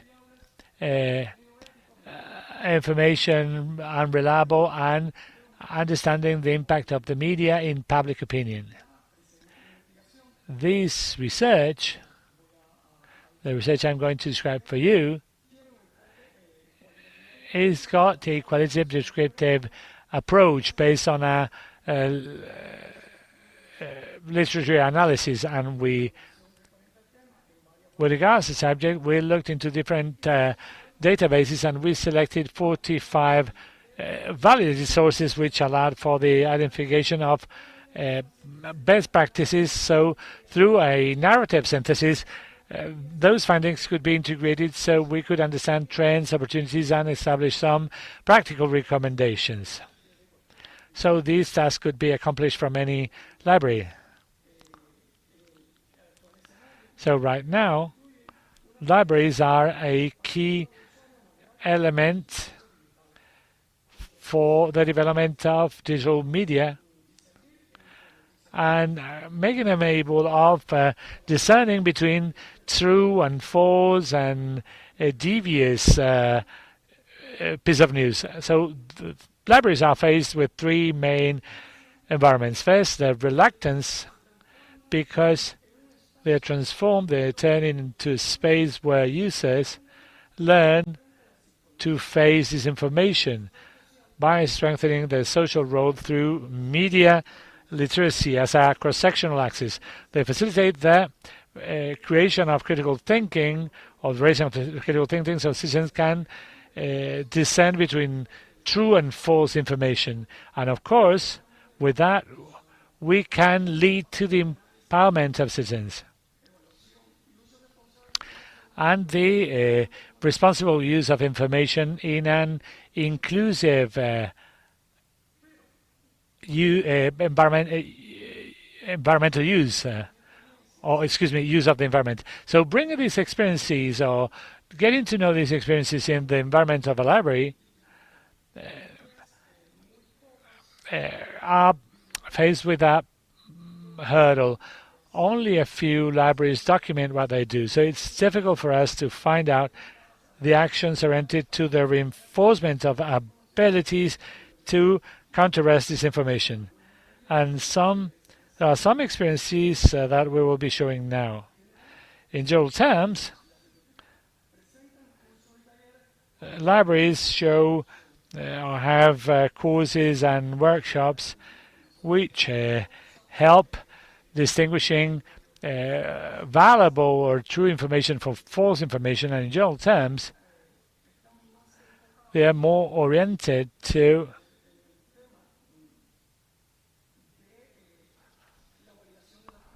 the validation of sources and not so much on the knowledge of media and how to promote the use. I'm going to show you some experiences from the University of Zaragoza, Seville, Alicante, and the Open University of Barcelona.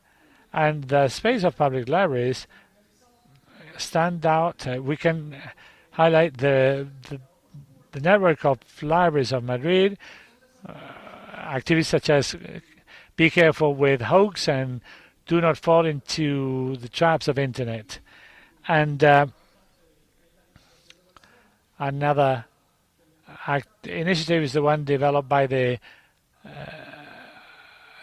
provincial government of Barcelona. And among their activities, there's the workshop entitled Reading in Between Lines, Reading Disinformation. It's one of the most outstanding experiences we have come across with regards to experiences of public libraries. And then with regards to spaces and services, libraries produce theme guides with a collection of resources on false information, and they usually apply to university libraries. Also, we have audiovisual material on explanatory videos on electronic fraud, image checking, phishing, etc.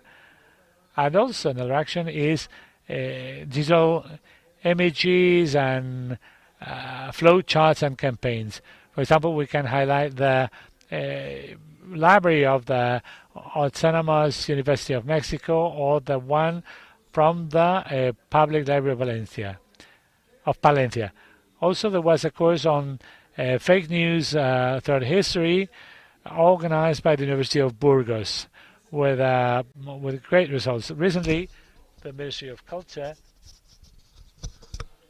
developed or celebrated the Day of Libraries, and this year it was focused on disinformation. And they published a role play entitled Hidden News, and this is one of the main ways in order to work with young people is gamification. And from then on,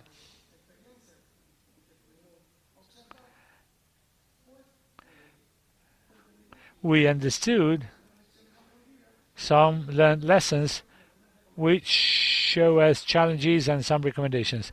The first one is related to artificial intelligence.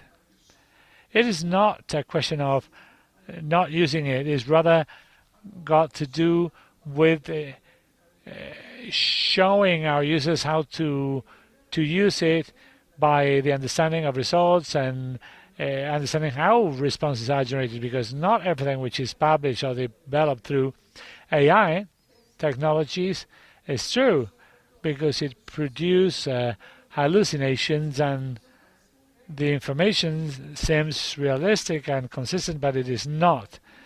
So one of the premises on which our libraries have got to work is to integrate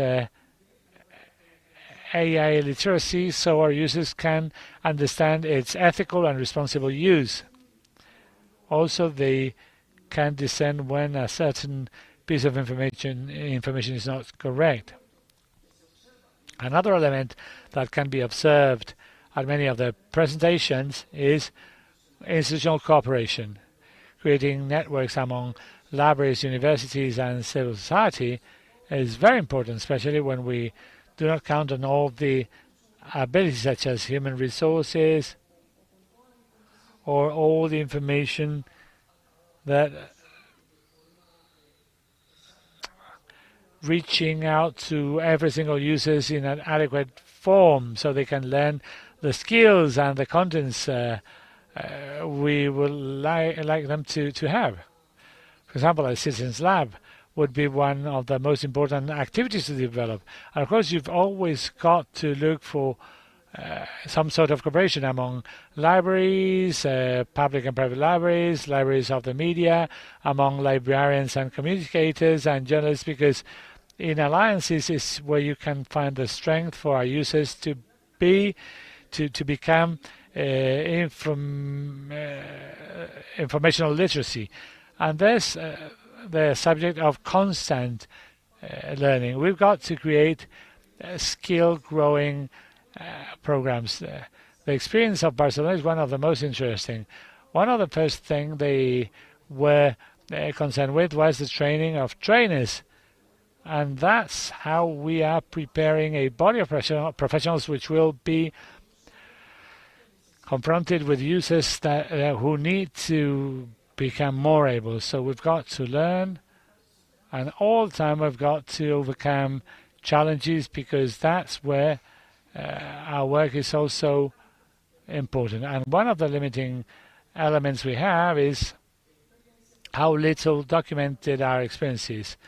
So you've got to work on social impact, starting from a public agenda on research, on disinformation.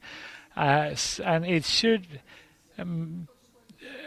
bring to light the role as an essential agent and also as guides for other institutions. And this is very important because sometimes we've got the idea that we reformulate what we have seen, and we adapt it to a user's universe or our resources. But it's important to document what you're doing and making yourself known, how we do things, the way we do things, the aim we have, so others can use it. Not just we should not just be published in scientific journals. Sometimes just a mere link in our website, the library's website, telling what we do, or from public spaces, we can tell what we do for the population. And reaching a conclusion of this small presentation, with regards to a project we are developing, I'd like to tell you that informational literacy is not a complementary task. It is essential and cross-sectional all throughout the work being done by libraries. You've got to take that into account.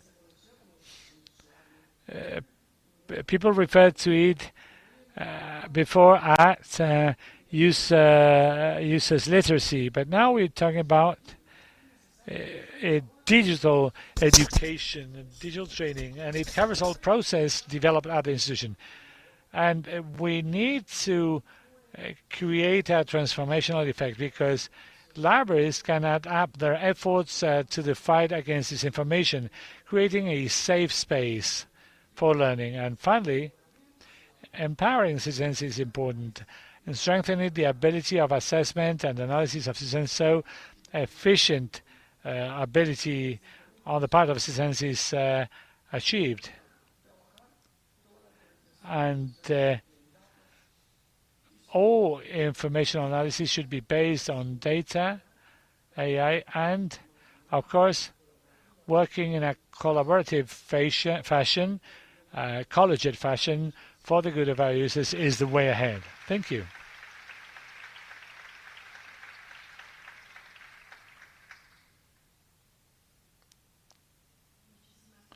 Thank you, Ramon Alberto Manso.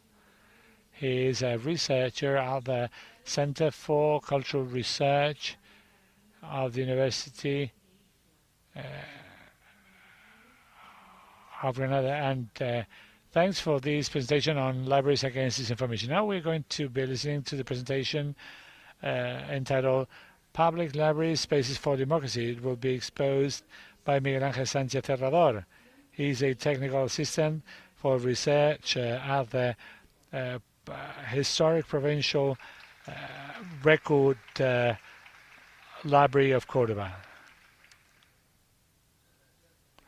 Thank you. First, I would like to thank the scientific committee for having chosen our work, because it was there were only a few of works chosen. As you know, as you have learned, I'm an archivist. I don't know if there are so many here, but I know that many municipal librarians which are being now working as archivists. There was a gentleman from Guarromán and another friend from Carcabuey. And as you've seen, because of my accent, I'm an Andalusian man. And when I say censura in Spanish, I'm actually saying censura, censorship. So you can understand me. Democracy is perceived in many ways. Real democracy, or the true democracy, which is the one we have, the form of government we have, and then the ideal democracy, which is the one we would like to have. But truly, it's a form of living, a way of living, which makes us be here, and our way of relating to each other depends very much on democracy. And it means being an active agent among citizens, exerting freedom of thinking, and as it could be no other way, it's also the case of public libraries. The UNESCO's manifest of 1994, reformulated in 2022, defines libraries as a portal towards knowledge, and it's a basic requirement for learning all throughout life, and the decision-making and cultural development of individuals and social groups. The principles, I think, are more important, which are more important, are freedom and gratuity. In fact, in statistics from the other day, gratuity was one of the values which scored higher in our lists. Also, libraries need to count on adequate resources, which is not always the case, almost never the case. And then there are times where it makes sense charging some services so people do not abuse, for example, digital copies or photocopies. We do digital copies of documents in our archive. And if we didn't charge for that service, people would be asking for full books. Without an adequate access to information, culture, any citizens would see their ability to participate in public life limited, and such limitation, beyond being an isolated problem, would have an influence in the quality of democracy. And I'm going to refer to a butterfly effect in society. First, I would like to speak about the public space. Any public space has got a democratic dimension. Manuel Delgado summarizes all definitions around two concepts. One of them, freedom of access of the public space, and then a place where social links are created and a relationship of power. In totalitarian regimes, public spaces are fully covered with posters with a face, with a figure of the dictator. That's a way in which dissidents can be told that they are humiliated under the image of the dictator. It's a civic space where people with differences, but which are limited to the private sphere. That is, you're coexisting, living together with people with different ideas or ideologies, and even if the other person has got ideas different to your own, you keep your ideas to yourself, and you can mention them when it's the right time, but in the meantime you will limit the exhibition of your ideas to the private sphere. And usually, libraries usually share space with gardens or common spaces where people interact. And libraries demand from people a civic behavior, an implicit acceptance of a series of regulations. For example, keeping silent, etc. And the fact that we go to a library, just entering through its doors, it speaks a lot of us. It speaks of the democratic quality of the person, the interest for culture, and it would be interesting to carry out a study on what the library says about its users. In this sense, there's another facet which is already mentioned. My presentation looks like a summary of everything which has been said so far. It's on militants and if libraries should be involved in political questions, if it should be neutral. And that's a question that we all asked ourselves for many years. I worked at the Grupo Cántico Library in Córdoba, and we always came across the typical character who's saying in a loud voice what they're doing right at that very moment. The library, the literature I've read collects the testimony of a Swedish librarian listening older men speaking in a loud voice and saying improprieties against women. And she was wondering whether she should act or not because she was feeling bad. And of course, libraries, the disappearance is interpreted as a symptom of democratic decadence. There's another presentation we have heard about the emptied Spain. In just 10 years, more than 1,000 libraries have closed down, and that turns them into second-class citizens. And there's another question there, the level of social activity. That would be a curious study, looking into different types of activity in society of libraries. How you've got the people who just borrowing a book, and sometimes they do not have to deal with the librarian they don't like. And then there's people who want to develop some kind of a social action. For example, participating in reading clubs, and that's where you've got to make a more important effort. If we go into history, we see that democracy, especially young democracies at the beginning, make a big effort to create library systems. There's a clear example in Spain, is the pedagogical missions which were promoted during the Second Republic, before Franco. And a host of libraries were created in the rural environment while trying to increase the taste for reading among very many different layers of the population, so people would assume the constitutional principles of the republic. But this lasts for a very short time. Then the Civil War came. There was a destruction of libraries by both sides. But starting in 1937, the technical junta of Franco's regime started a purge of books in libraries. I don't know if you've seen those books which were in a cabin somewhere in the library, which were marked as Inferno. And up to the 80s, there were libraries with a specific section with prescribed books. Let's see which are the library services which work for the democratic quality of a country. For example, the free access to information and without limits to knowledge, the informational culture as an essential basis for active participation and the strengthening of democracy.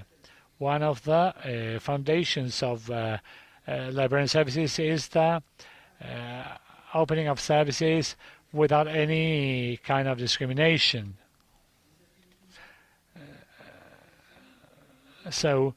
And specific attention provided to people suffering a risk of cultural isolation. Materials should be quality materials. And for example, there was a colleague from the Grupo Cántico Library was coming together with me, but she felt unwell and she had to leave. But she was the promoter of the first reading club, special reading club, or easy reading created at the Grupo Cántico Library. And I wanted just to pay tribute to her work, but it's a pity she just had to leave.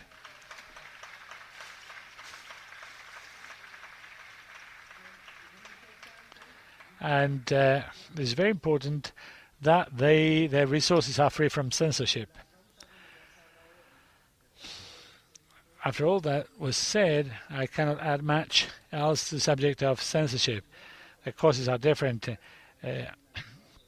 Is this having to do with language, subjects having to do with the LGTB groups, sexuality, political correction, or ethnical or religious reasons? Public libraries, as guarantors of freedom of information, should remain vigilant against these restrictions. And it's an intrinsic value of our profession, and all of us, sometime or another, while doing our work, have heard comments by users on fans which should be removed. And it's open to almost all librarians. In the archive, I deal with social networks, and there's some censoring on the part of people menacing you in the networks because you're taking away something or putting something else. So the UNESCO manifest in initial paragraph speaks of how fundamental human values will be achieved only on the shoulders of informed citizens who play an active role in society. In this sense, public libraries should contribute to a democratic and open society by promoting digital literacy. And also wanted to highlight that the most educated groups are usually more open and ability to participate in democracy, for example, becoming members of associations or becoming politically active. And the role of disinformation and media noise has already been mentioned by some people. Then there are the spaces of meeting and social cohesion, and the UNESCO manifest says that libraries create communities so new users can be reached, so services are promoted which satisfy local activities, and libraries become community centers where people from different ages and cultures can gather together and exchange information. This is what people have already mentioned today.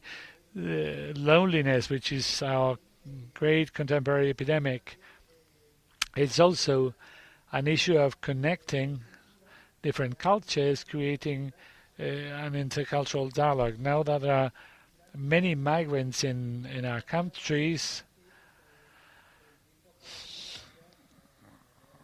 harmony should be promoted among different groups, because in the end there's a hegemonic culture being imposed in libraries, and other types of other forms of looking at the world are being imposed, and that defend against disinformation. With regards to that, well, you've got the whole world at a click of your mobile phone, but also that carries about risks such as disinformation, fake news, manipulation, etc. Libraries can do a lot to replace these aspects. Permanent training, both formal and informal. With informal aspects, we do a lot of things. We've had the visits from schools,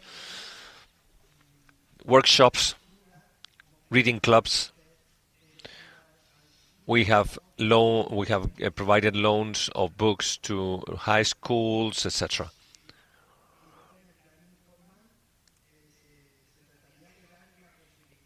In the informal aspects, the idea would be to give the opportunity to everybody to do vocational training all through their lifetime, and never losing the opportunity to learn new things.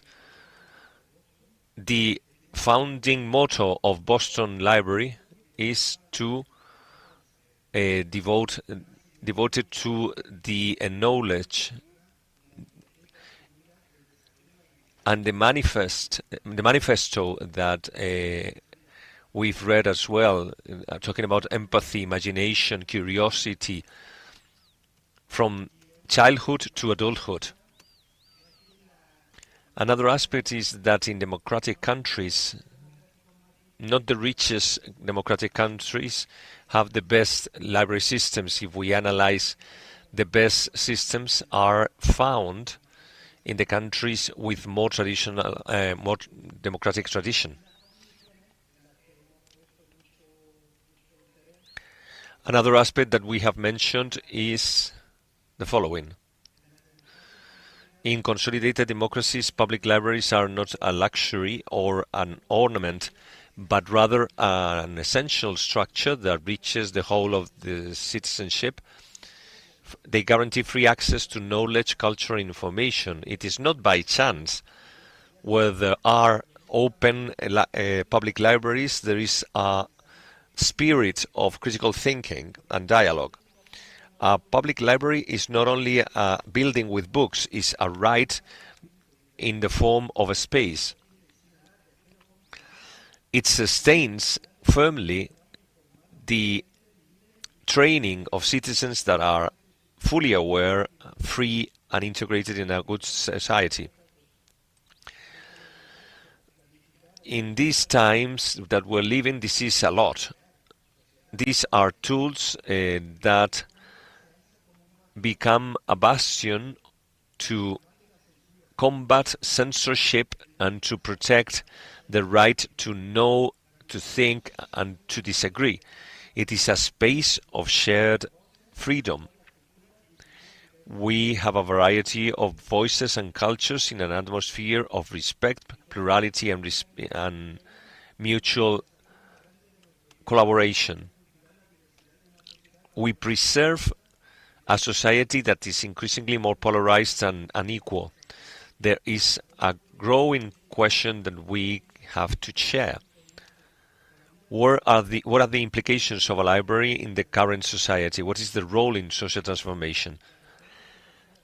The answer is the following. Every time a library improves the life of the community, every time it exercises this action, it is defending the right to culturally exist. Every reader that goes through our doors proves that nobody should be invisible. In sum, they are silent but firm pillars of current democracies. They promote equality, citizen participation, cohesion, tolerance, and diversity. They are places where democracy is not preached, but it is practiced every day. Thank you.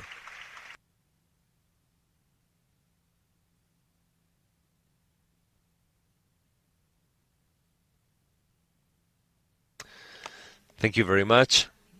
And now, the third presentation from the book To the Algorithm. Mr. Alonso from the University of Salamanca, the Faculty of Translation and Documentation.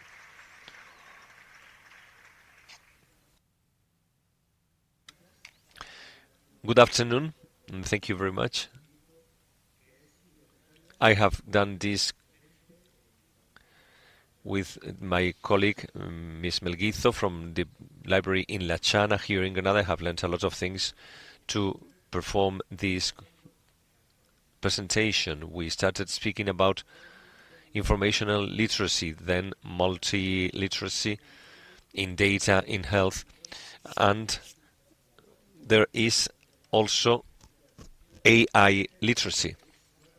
It is the most disruptive tool of all times. In only 5 days, they achieved 1 million of active users. No other application had achieved that. The second one was Instagram, but it took 2.5 months. So we are witnessing a global situation that is amazing. I have lately been in Argentina, where there have been conferences in Argentina, in Chile, and Colombia. I came back a few days ago and people ask you, well, how is this thing about AI, etc.? Is it going to leave us aside? Is it going to end up with us? I think that we have started a task that was not started with AI, but way before. So I've taken this quotation that summarizes everything that I am going to show today. This digital revolution is not merely technological. What is being taught in libraries is something that can be taught by anybody, but it is not purely technological, but it has social implications, cultural implications, privacy implications, etc. Everything is altered by algorithms today. Julián Marquina, my colleague and friend, is saying that web pages such as Universo Abierto, etc., are losing 20-30%, and some of them 80-90%. Why is that? Because people are just going to a place where there is one single answer. There was some contrast before that, but now we find it enough with just one source.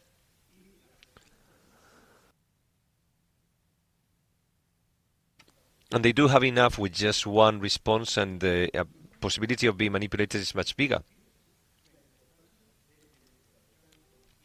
So it is a matter of not only of having new technologies, but rather democratizing knowledge. Everything is mediated by algorithms. Medical diagnosis, for instance, is mediated by that. The literacy in artificial intelligence means that every citizen would take part freely and actively.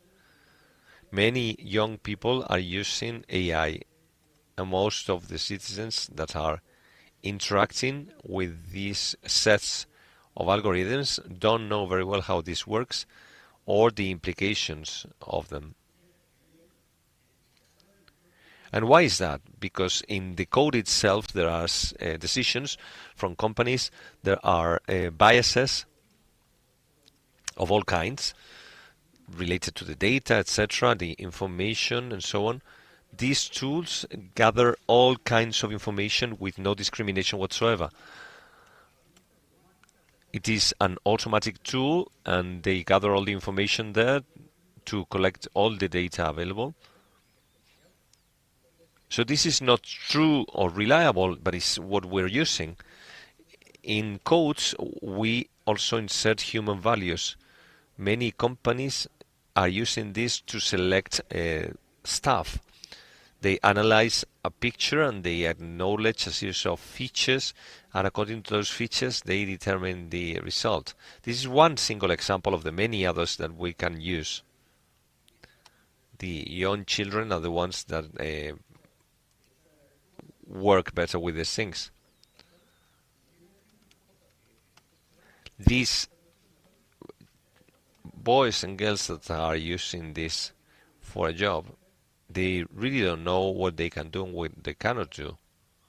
What's legitimate in this regard? We have the ability to work with these tools. Being illiterate concerning AI is very dangerous because there are many things that you're missing today.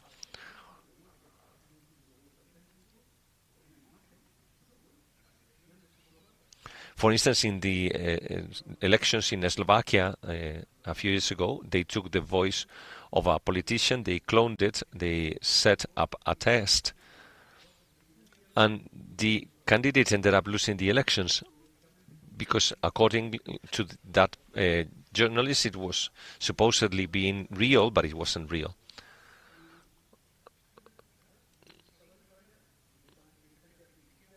Many kids use AI for information tasks, and this is weakening our knowledge. We're teaching them not to think. Other machines will think for ourselves. You will hear a quotation by Herbert, and if you see a quotation from 65 that is apparently written as of today, this is very scary.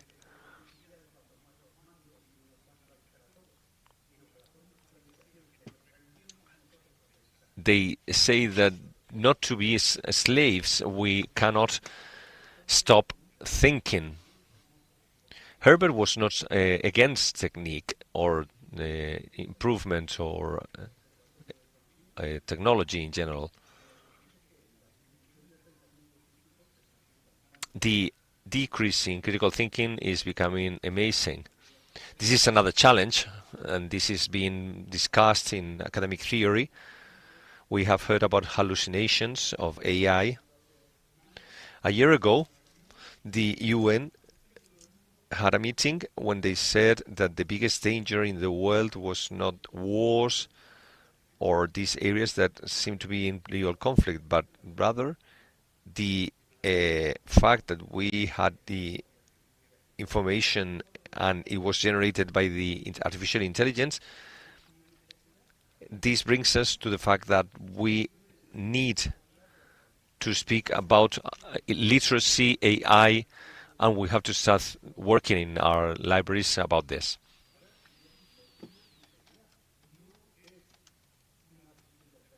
This is not a possible alternative. It is a requirement. It is something compulsory today to take part in the society of knowledge. What is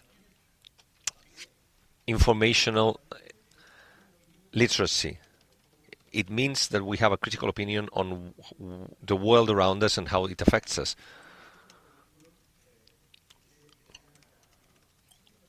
These are the questions that are essential. We have not started today to speak about these things, but we've been doing this for a long time now. We have been teaching, we have been training our co-citizens, so we have to get used to working with conversation. I have just been working for 38 years in this field. I started in the public sector from the beginning, and in all these years I feel that I am more necessary for my students than I used to be.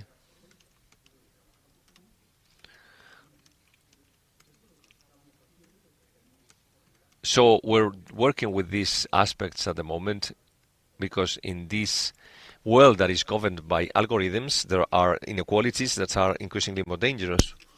And the library has always been a very democratic space.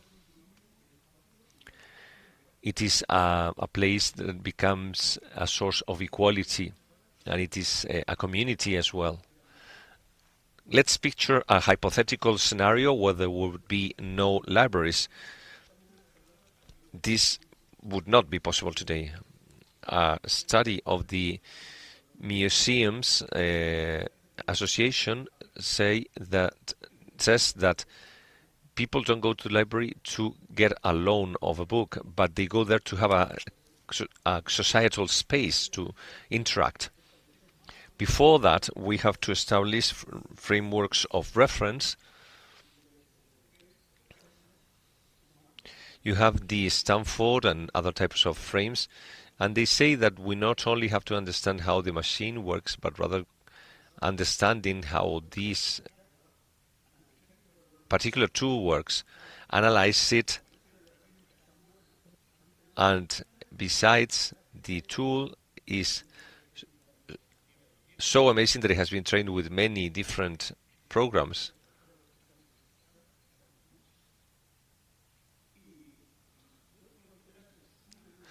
We can be given a lie and it seems that it is true.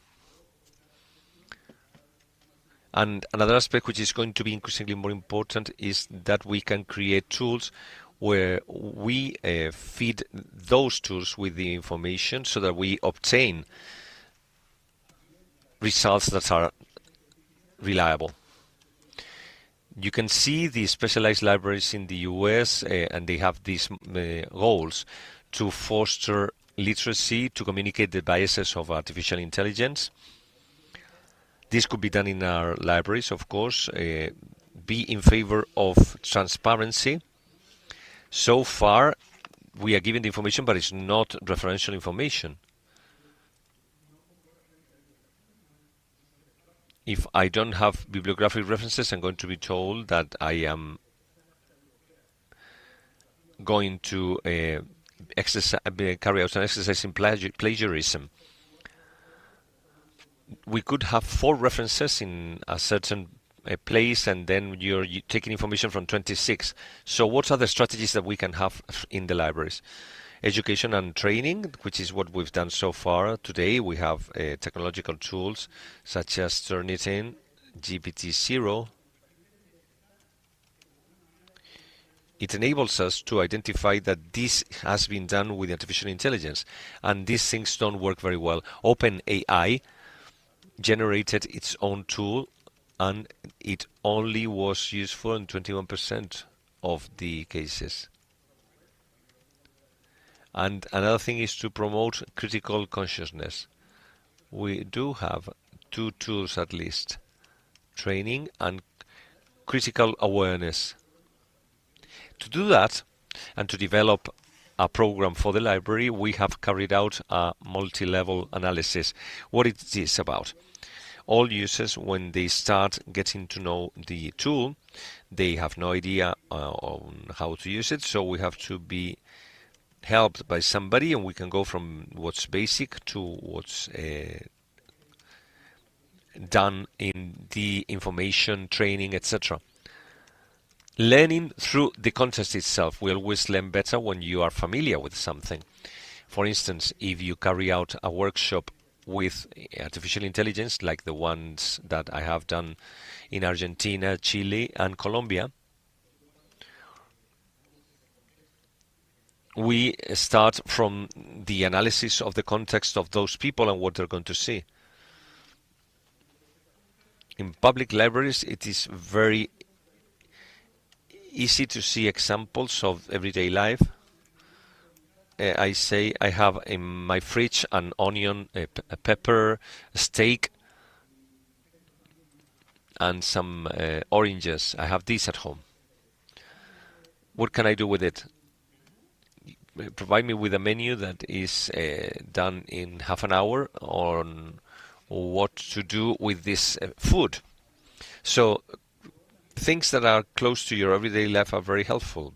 Why? Because these systems are conversational systems.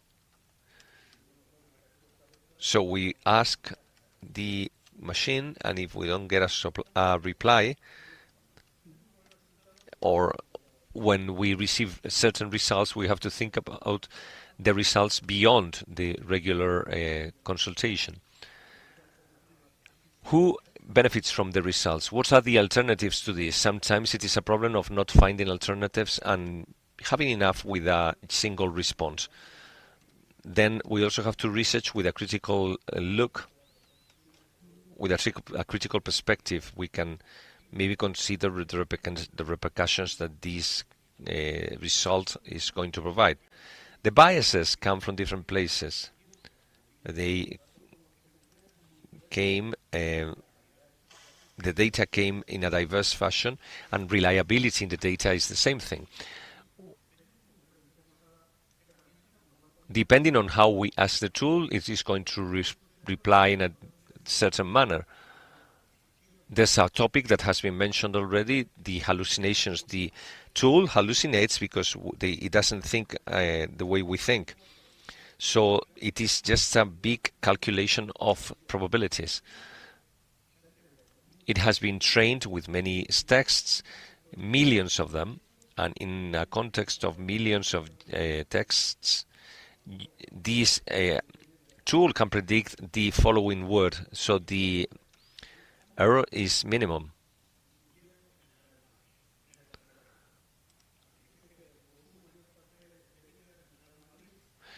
If you ask how did Hierro play in Barcelona, Hierro never played in Barça. It was the brother in the football pitch. You can only see one surname in the T-shirt, and that's it. So it confused both brothers, and Hierro, the one playing for Real Madrid, never played in the other one. So when we establish a prompt, we can see other things. For instance, the role. The role is for whom? A 5-year-old or an expert in engineering? The action, what do we want? The context. I want this or for that. And the format as well. It is not a matter to, it is not the same thing to have the text in graphics or without graphics, etc. Here you have some recommendations for the efficient integration of AI tools. This can be dealt with in the digital literacy aspects. I know that I've been going too fast, but I've been trying to delve with several things. Concepts that were only important to computer experts have to be important now for everybody, because we have to have the ability to have a critical perspective to question these tools and to provide or have an adequate reply. It is not just a matter of literacy or knowing how to use the tools. It is a matter of appreciating the kind of explanations that we're going to give, and then we can check the information. And we also have to say that we intend to train citizens that are ready to deal with this, with artificial intelligence.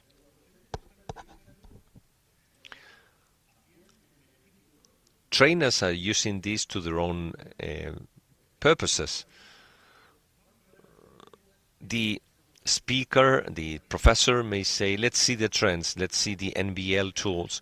Some tools enable us to generate from a series of documents, and this will be positive, of course. So the idea is to build a culture of technology innovation that leaves no one behind. So this will be the content of an literacy, at AI literacy program. Thank you very much on my own behalf and on the behalf of my colleague. Thank you.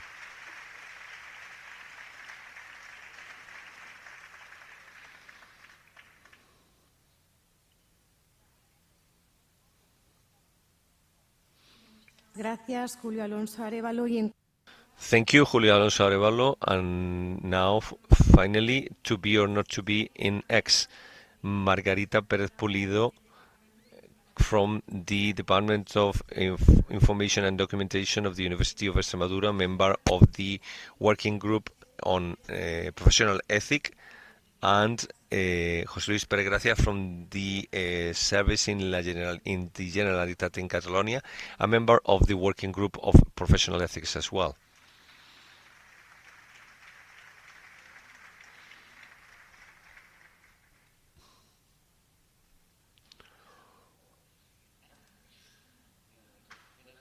Good evening. Thank you for being here at the very end of the day. We know that it's difficult to be here after the lunch and skipping siesta. The presentation is in English. I know that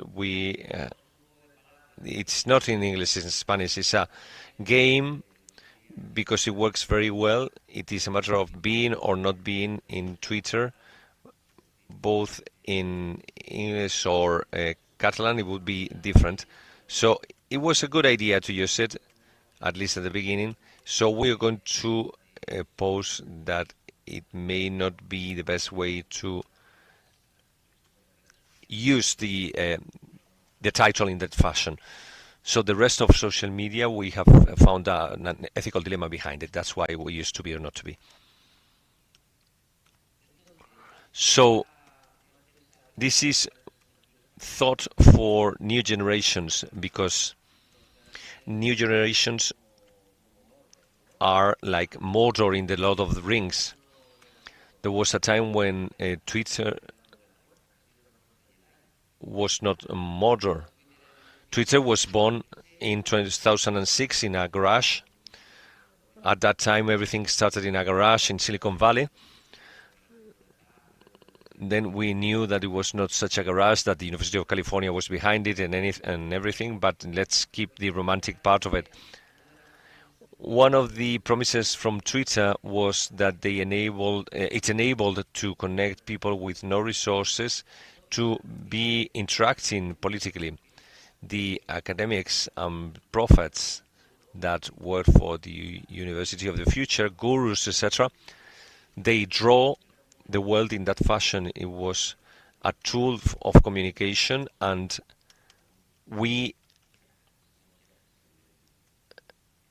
saw that when Mr. Jack invented Twitter, this is the first tweet that was carried out in 2006, and it was a communication tool for domestic use in a certain company. But then all of a sudden it evolved.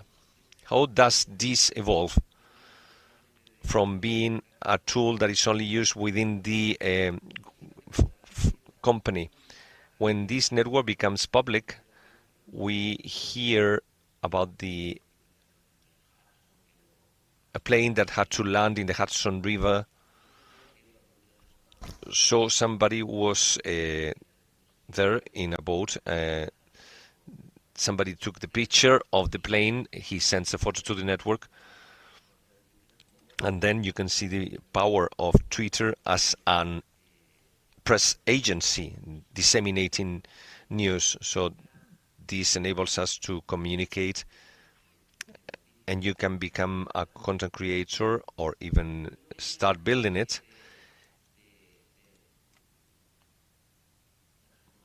And then we have a series of transformations or critical aspects that could not be explained without Twitter. For instance, the Arab Spring, the Arab Revolution. If we hadn't had Twitter, things would have been very different. Twitter and Facebook were the way to escape from this censorship, because the most similar thing to what we had there is another situation, such as the March 15th movement in Spain.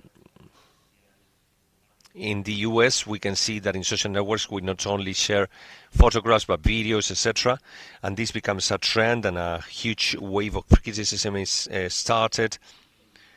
Me Too was also very important. Me Too was essential for this dissemination of information. So it was not only a matter of a couple of cancellations, as you can imagine. And just like everything else in life, here we see 2002, but it was 2020 when Elon Musk gains control of Twitter. And you know that it is because he was being seen as an exchange. So agreements with only words are seen in Twitter. What does Elon Musk find there? Or I would go back again. Before this, when Twitter was broadly used by the political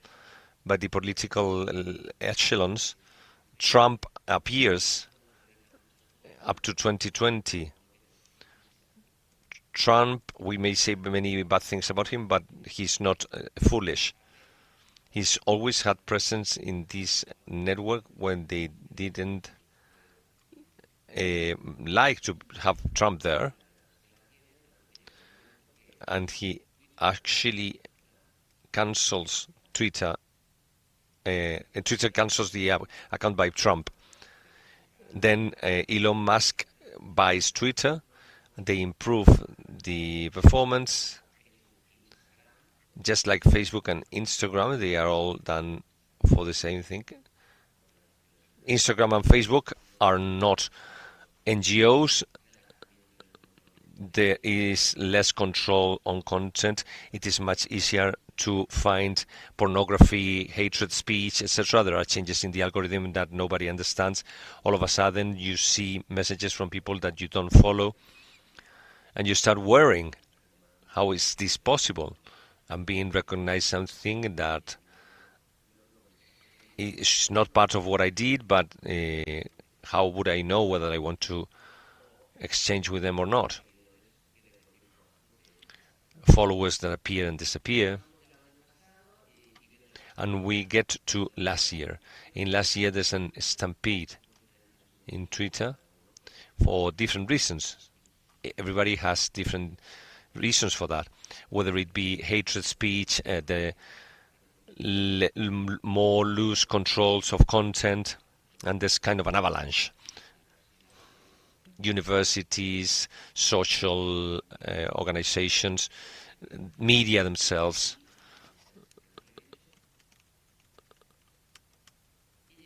And then we reach the moment to speak about librarians. So we have town councils. If the town council decides to leave Twitter, then they force us, we also are forced as libraries to quit Twitter. What is our positioning in this regard? What made me leave Twitter? Was it just an angry moment? Was it a meditated decision? This is what we're trying to think. We suspect that it's not going to be the case always.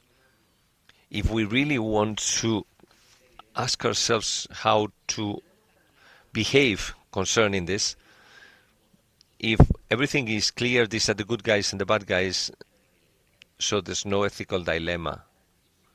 A different thing would be to have a formal face-to-face permission, but we give you the adequate tools to understand an ethical problem. How could we act?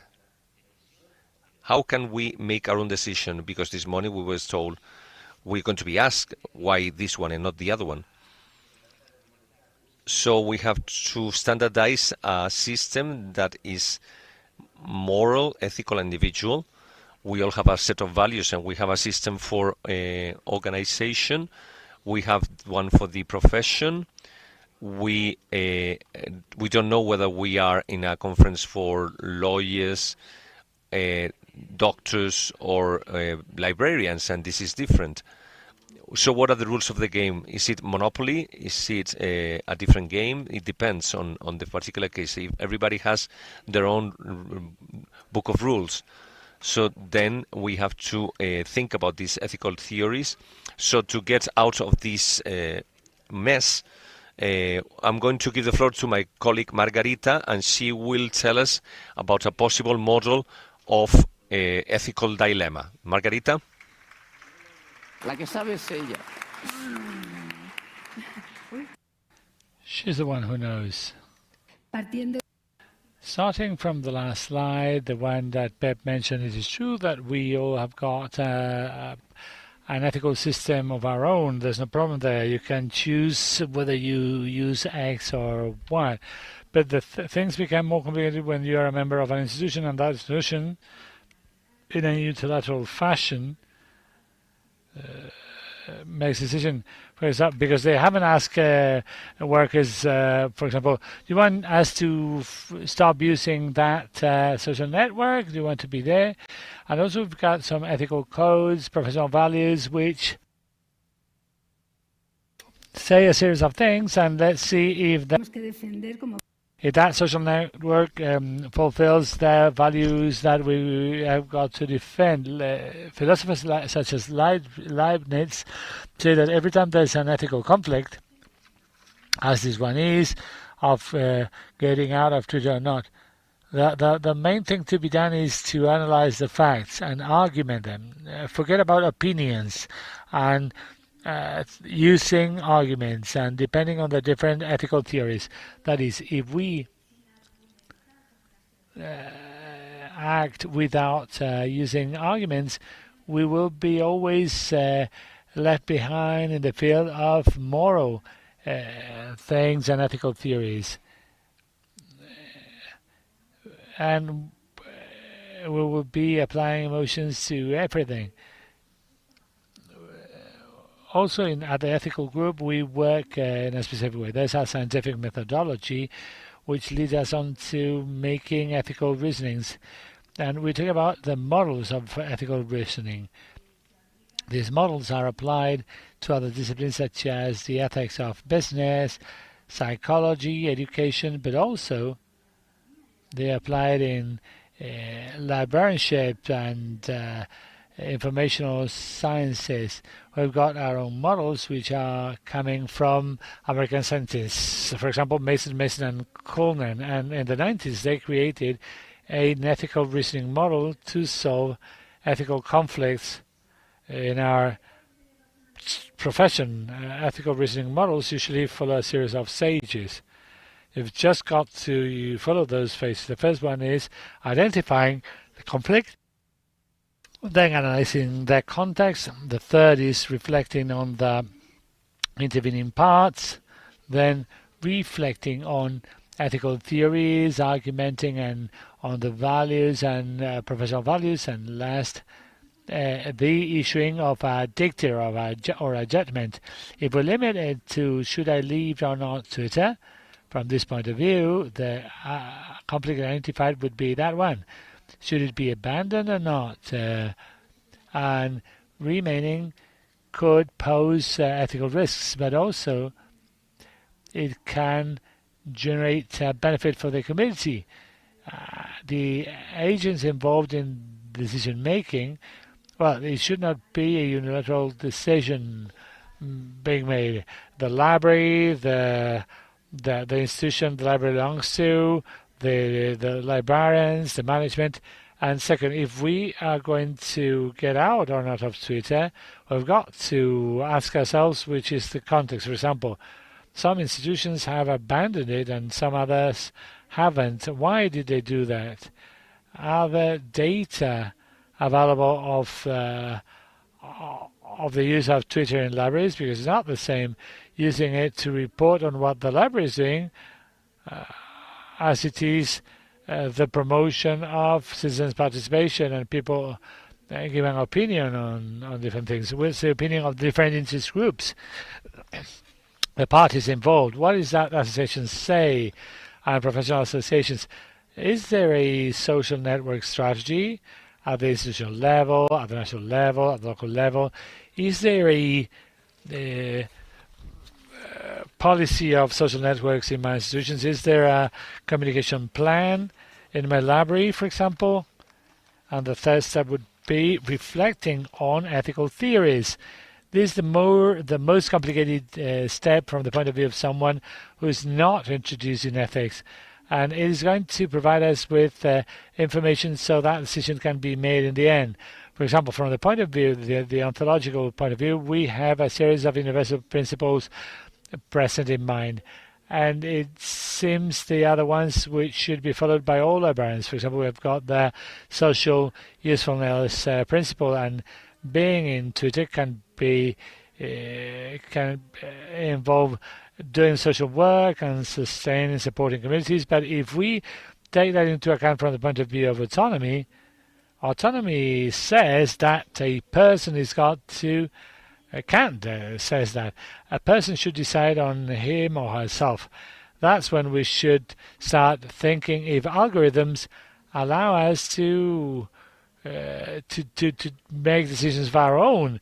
We've seen the presentations in the morning that algorithms do not let us decide by ourselves. And the principle of truthfulness. Our institutions should be very strict in terms of dealing with truth. If we're using Twitter a certain way, we can get that. And then there's one of the main principles of ethics.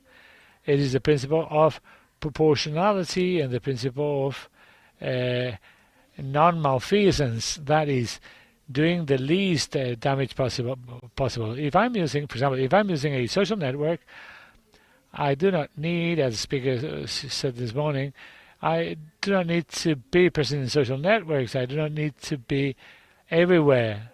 I'm present in all social networks, and maybe I do not need to be present in some social networks which are more damaging for users and librarians and institutions.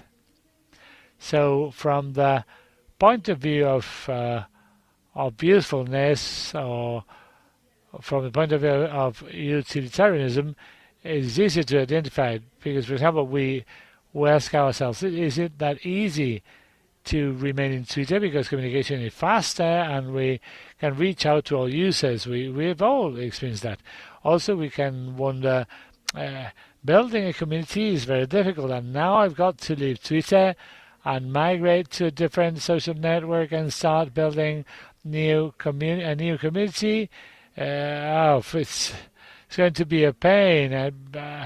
I don't feel like doing it. That's what many of us would say ourselves. And then communication. Many librarians told us that if we publish what we do in either Facebook or Twitter or Instagram, that is going to reach up to the ears of council persons and decision makers. So we make sure that they understand that we're doing something. That would also be a utilitarian use of social network. And then, when a unilateral decision is made out of ideology or policy, etc., for example, this university stopped using Twitter, or that library or that network is no longer using Twitter, then we can reflect on the theory of justice, and that's where the principles of equality are. And from the point of view of justice, we should wonder if technology companies are having an aggressive or commercial bound approach, which would be the most aggressive and more technology-prone companies. And for that, we should get into the websites of those technology companies. So let's see which are the social networks, the privacy policy they have, and look if we should remain to or not. Also, we should see that the use of AI counts on paid services and free services, and this can become a digital divide for users and some institutions. And also there should be a balance of opinion. In fact, there are many companies, many librarians who say, I want to stay in Twitter because I want to fight against the ideas published there, so there can be a different opinion. It's my small contribution. But then you would have to take other aspects into account, for example, the use of energy that these platforms have. And then, this is also very important because this is the other theory that was mentioned in the morning, Habermas's theory. People were talking this morning about a common space, and we propose it as a space for dialogue where a certain level of dialogue should be reached. That is, if I want to get out of Twitter in an institution, decision makers should agree with all, reach an agreement and a consensus with all interest groups. That's what the principle of responsibility is calling for. We are responsible out of our professional abilities, and in order to fulfill with the ideological theory, if we are limited to Twitter, which could be some kind of a decision, we should have to look into the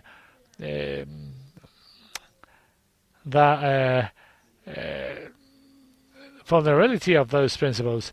If algorithms create bias, maybe we can fight against that. If there are problems with the protection of privacy, how we can deal with that. If we do not know, if users do not have an idea, maybe we can help in the building of their literacy. So we have got to alleviate the damage that all social networks can cause the communities. Well, we're almost finished, but I've got just 2 slides left. Which is that our deontological codes say. We have been insisting on that the whole day with the codes up and down, but they are out there. There are deontological codes for librarians, for archivists, for document specialists, for companies, document companies, international, European codes, national codes, codes of our own, or corporate codes prepared by companies. And they have these very clear, the principles and obligations of professionals, intellectual freedom, and the fight against censorship. Then there's the problem of checking contents. They have maybe changed onto community notes, and do community notes guarantee a checking? We believe that's not very much. So a certain damage is created. And then the issue of bias, the value of cultural diversity, the problem of literacy, and the value of access to information, transparency. We know how algorithms work. We know of the bad practices of companies which block accounts, and suddenly we realize that they block our accounts and we do not know why. They didn't give us an explanation. Privacy and confidentiality problems and data use problems. For example, our own information in the library that is going to be used to train artificial intelligence tools, or maybe the respect or not for intellectual property and authors' rights, and also professionalism, the value we have to uphold an independent criterion. So as a conclusion, and to finish, the last stage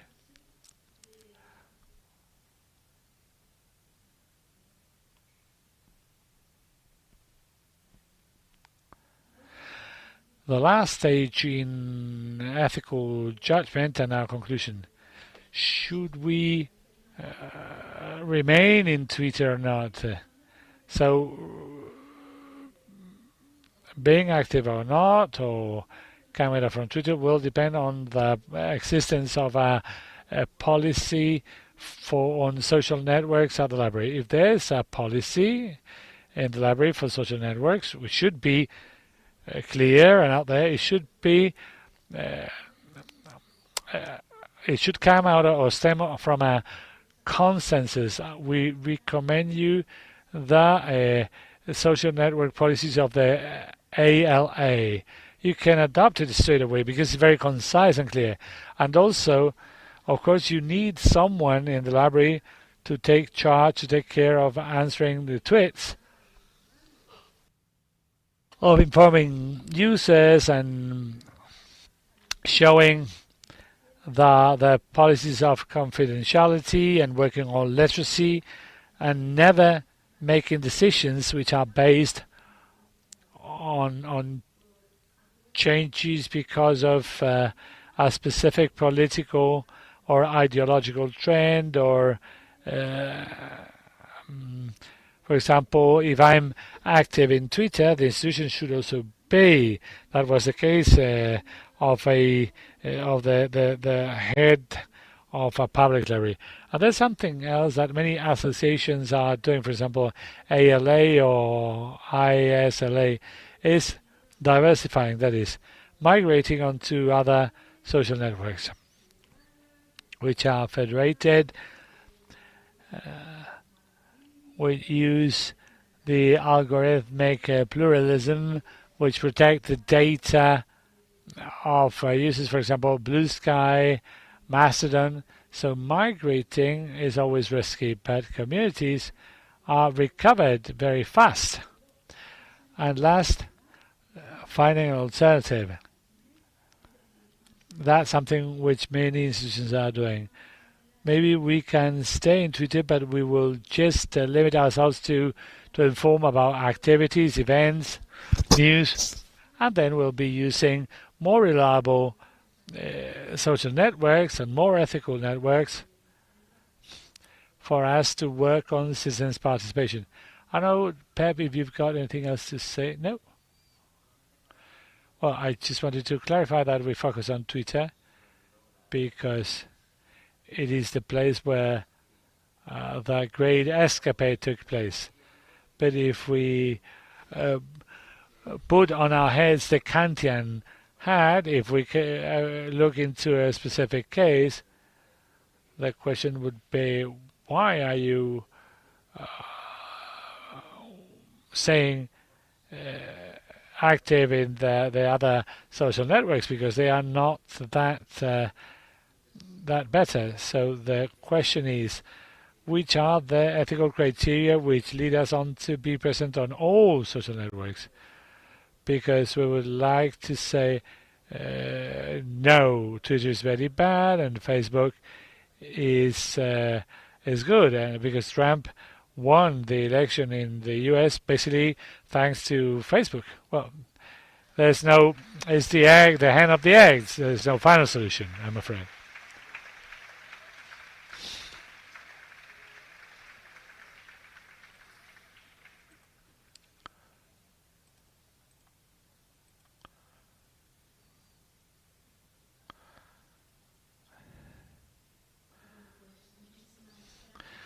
Okay, I would like to thank you all.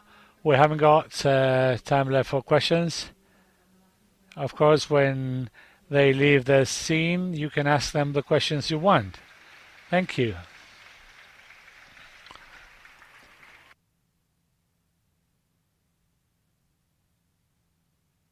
And to conclude, this 12th National Congress on Public Libraries, with regards to the plenary sessions, we will be listening to Ignacio Castillo Grau. He's the Deputy General Director of Library Coordination of the Ministry of Culture.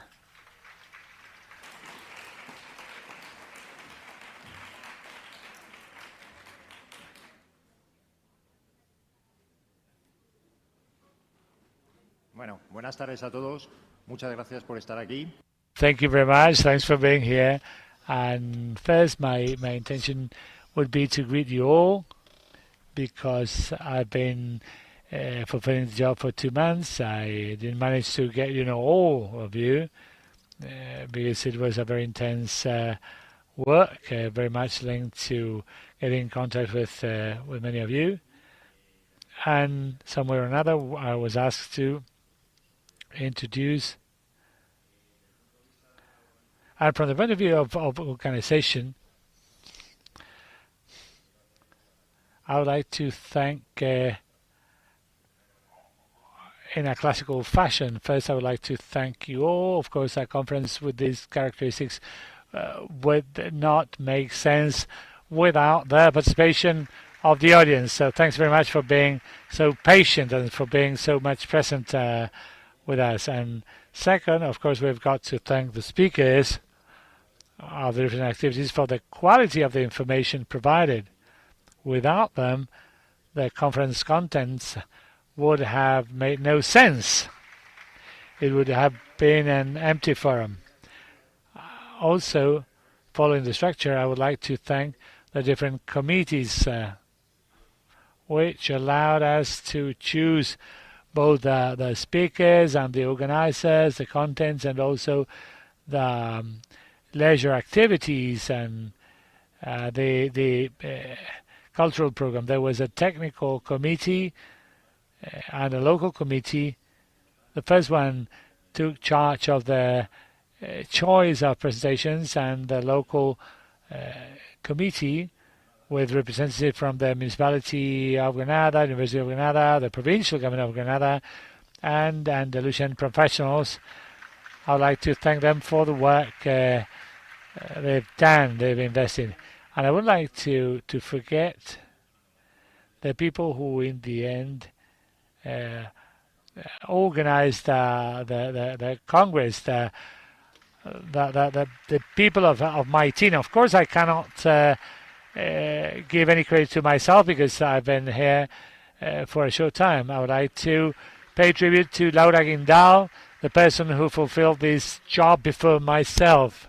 But I wanted to make a short remark. Many of you know, and if not, you may have been told about that I'm not a librarian. That's a hurdle. If you don't know the kitchen, you don't know the ingredients that are being used, and it takes you some time to learn it. But also it provides me a small advantage. I can look from a certain perspective and understand how the kitchen is. I'm not going to provide you with the conclusions because the scientific committee will be the ones, the members of the scientific committee will be the ones drawing the conclusions, but I want to give you some feel of what I've seen. You're a very healthy kitchen, very strong kitchen. You've got a series of strong points. You have a core that there are not so many professionals who enjoy it. You're very motivated people, and you're trustworthy, but also as members of public libraries, you are exemplary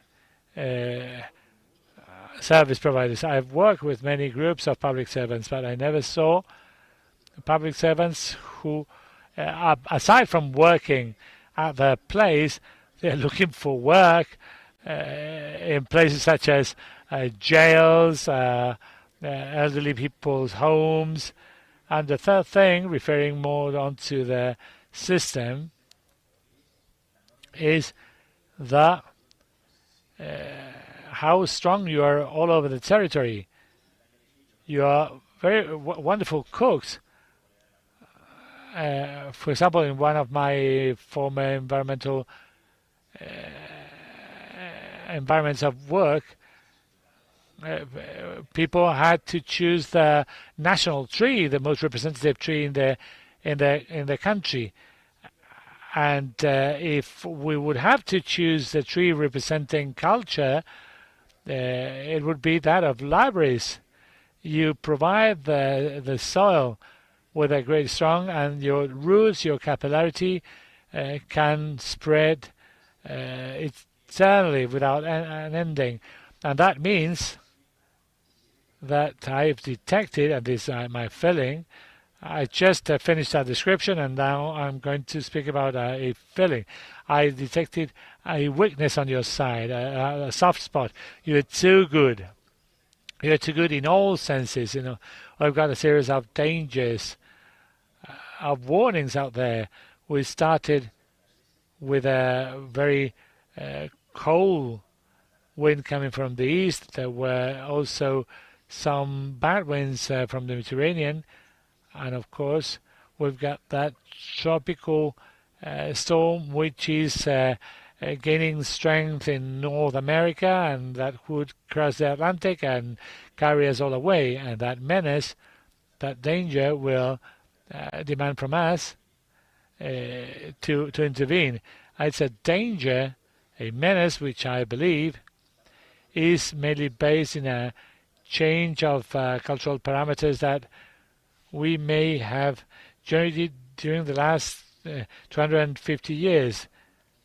The belief that reason is the best form of social regulation, and that knowledge allows you to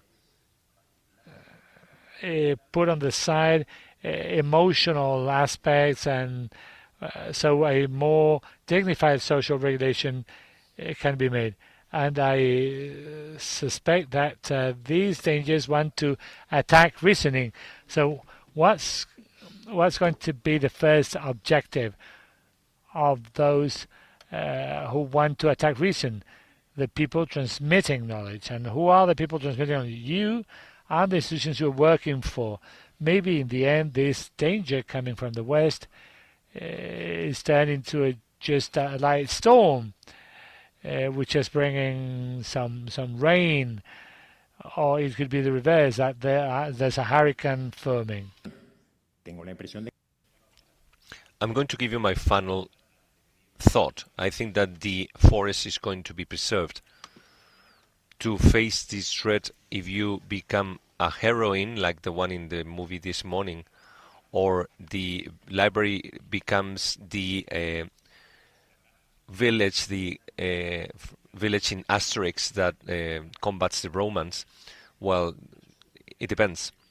So you have to make your best of the things that have been given to you here. There has been a lot of knowledge in this conference. So I hope that you can make the most of what you learned, because I'm sure that you will put up with the storm. Thank you very much.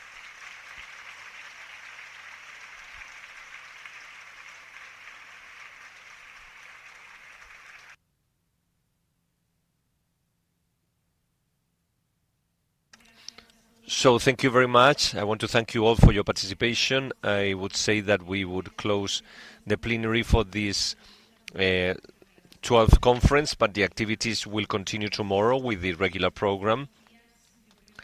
Out of these 2 days, I believe that we keep the voice of those who read, those who teach, and those who open a library every morning to show the world to everybody. Culture is still the biggest common heritage that we have. Public libraries are not an ornament. They're not a luxury. They are a democratic need, as it has been mentioned these days. And wherever there's an open library, there will be a space that guarantees the right to know, to imagine, and the most important one, to think on your own. Reading in these particular times of noise that we live is an act of resistance. It helps us to hesitate, to doubt, to think aloud. Thinking aloud together will always be the most revolutionary act that we are allowed by culture. That's why preserving libraries is defending equality amongst everyone, and wisdom should not depend on your money or your luck. It should be the proof that knowledge may be a common good. Thank you very much to you all.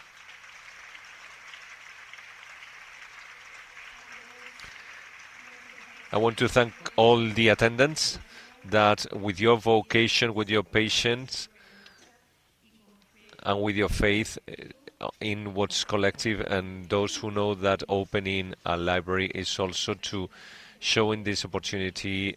And thank you to all the members that have come, the small ones, the urban ones, the rural ones, that keep the flame alive about knowledge. shared knowledge. Thank you for every word, for every idea. The libraries would still be the civic heart of our communities, because even though everything may change, everything changes obviously, they will be open, available, and human.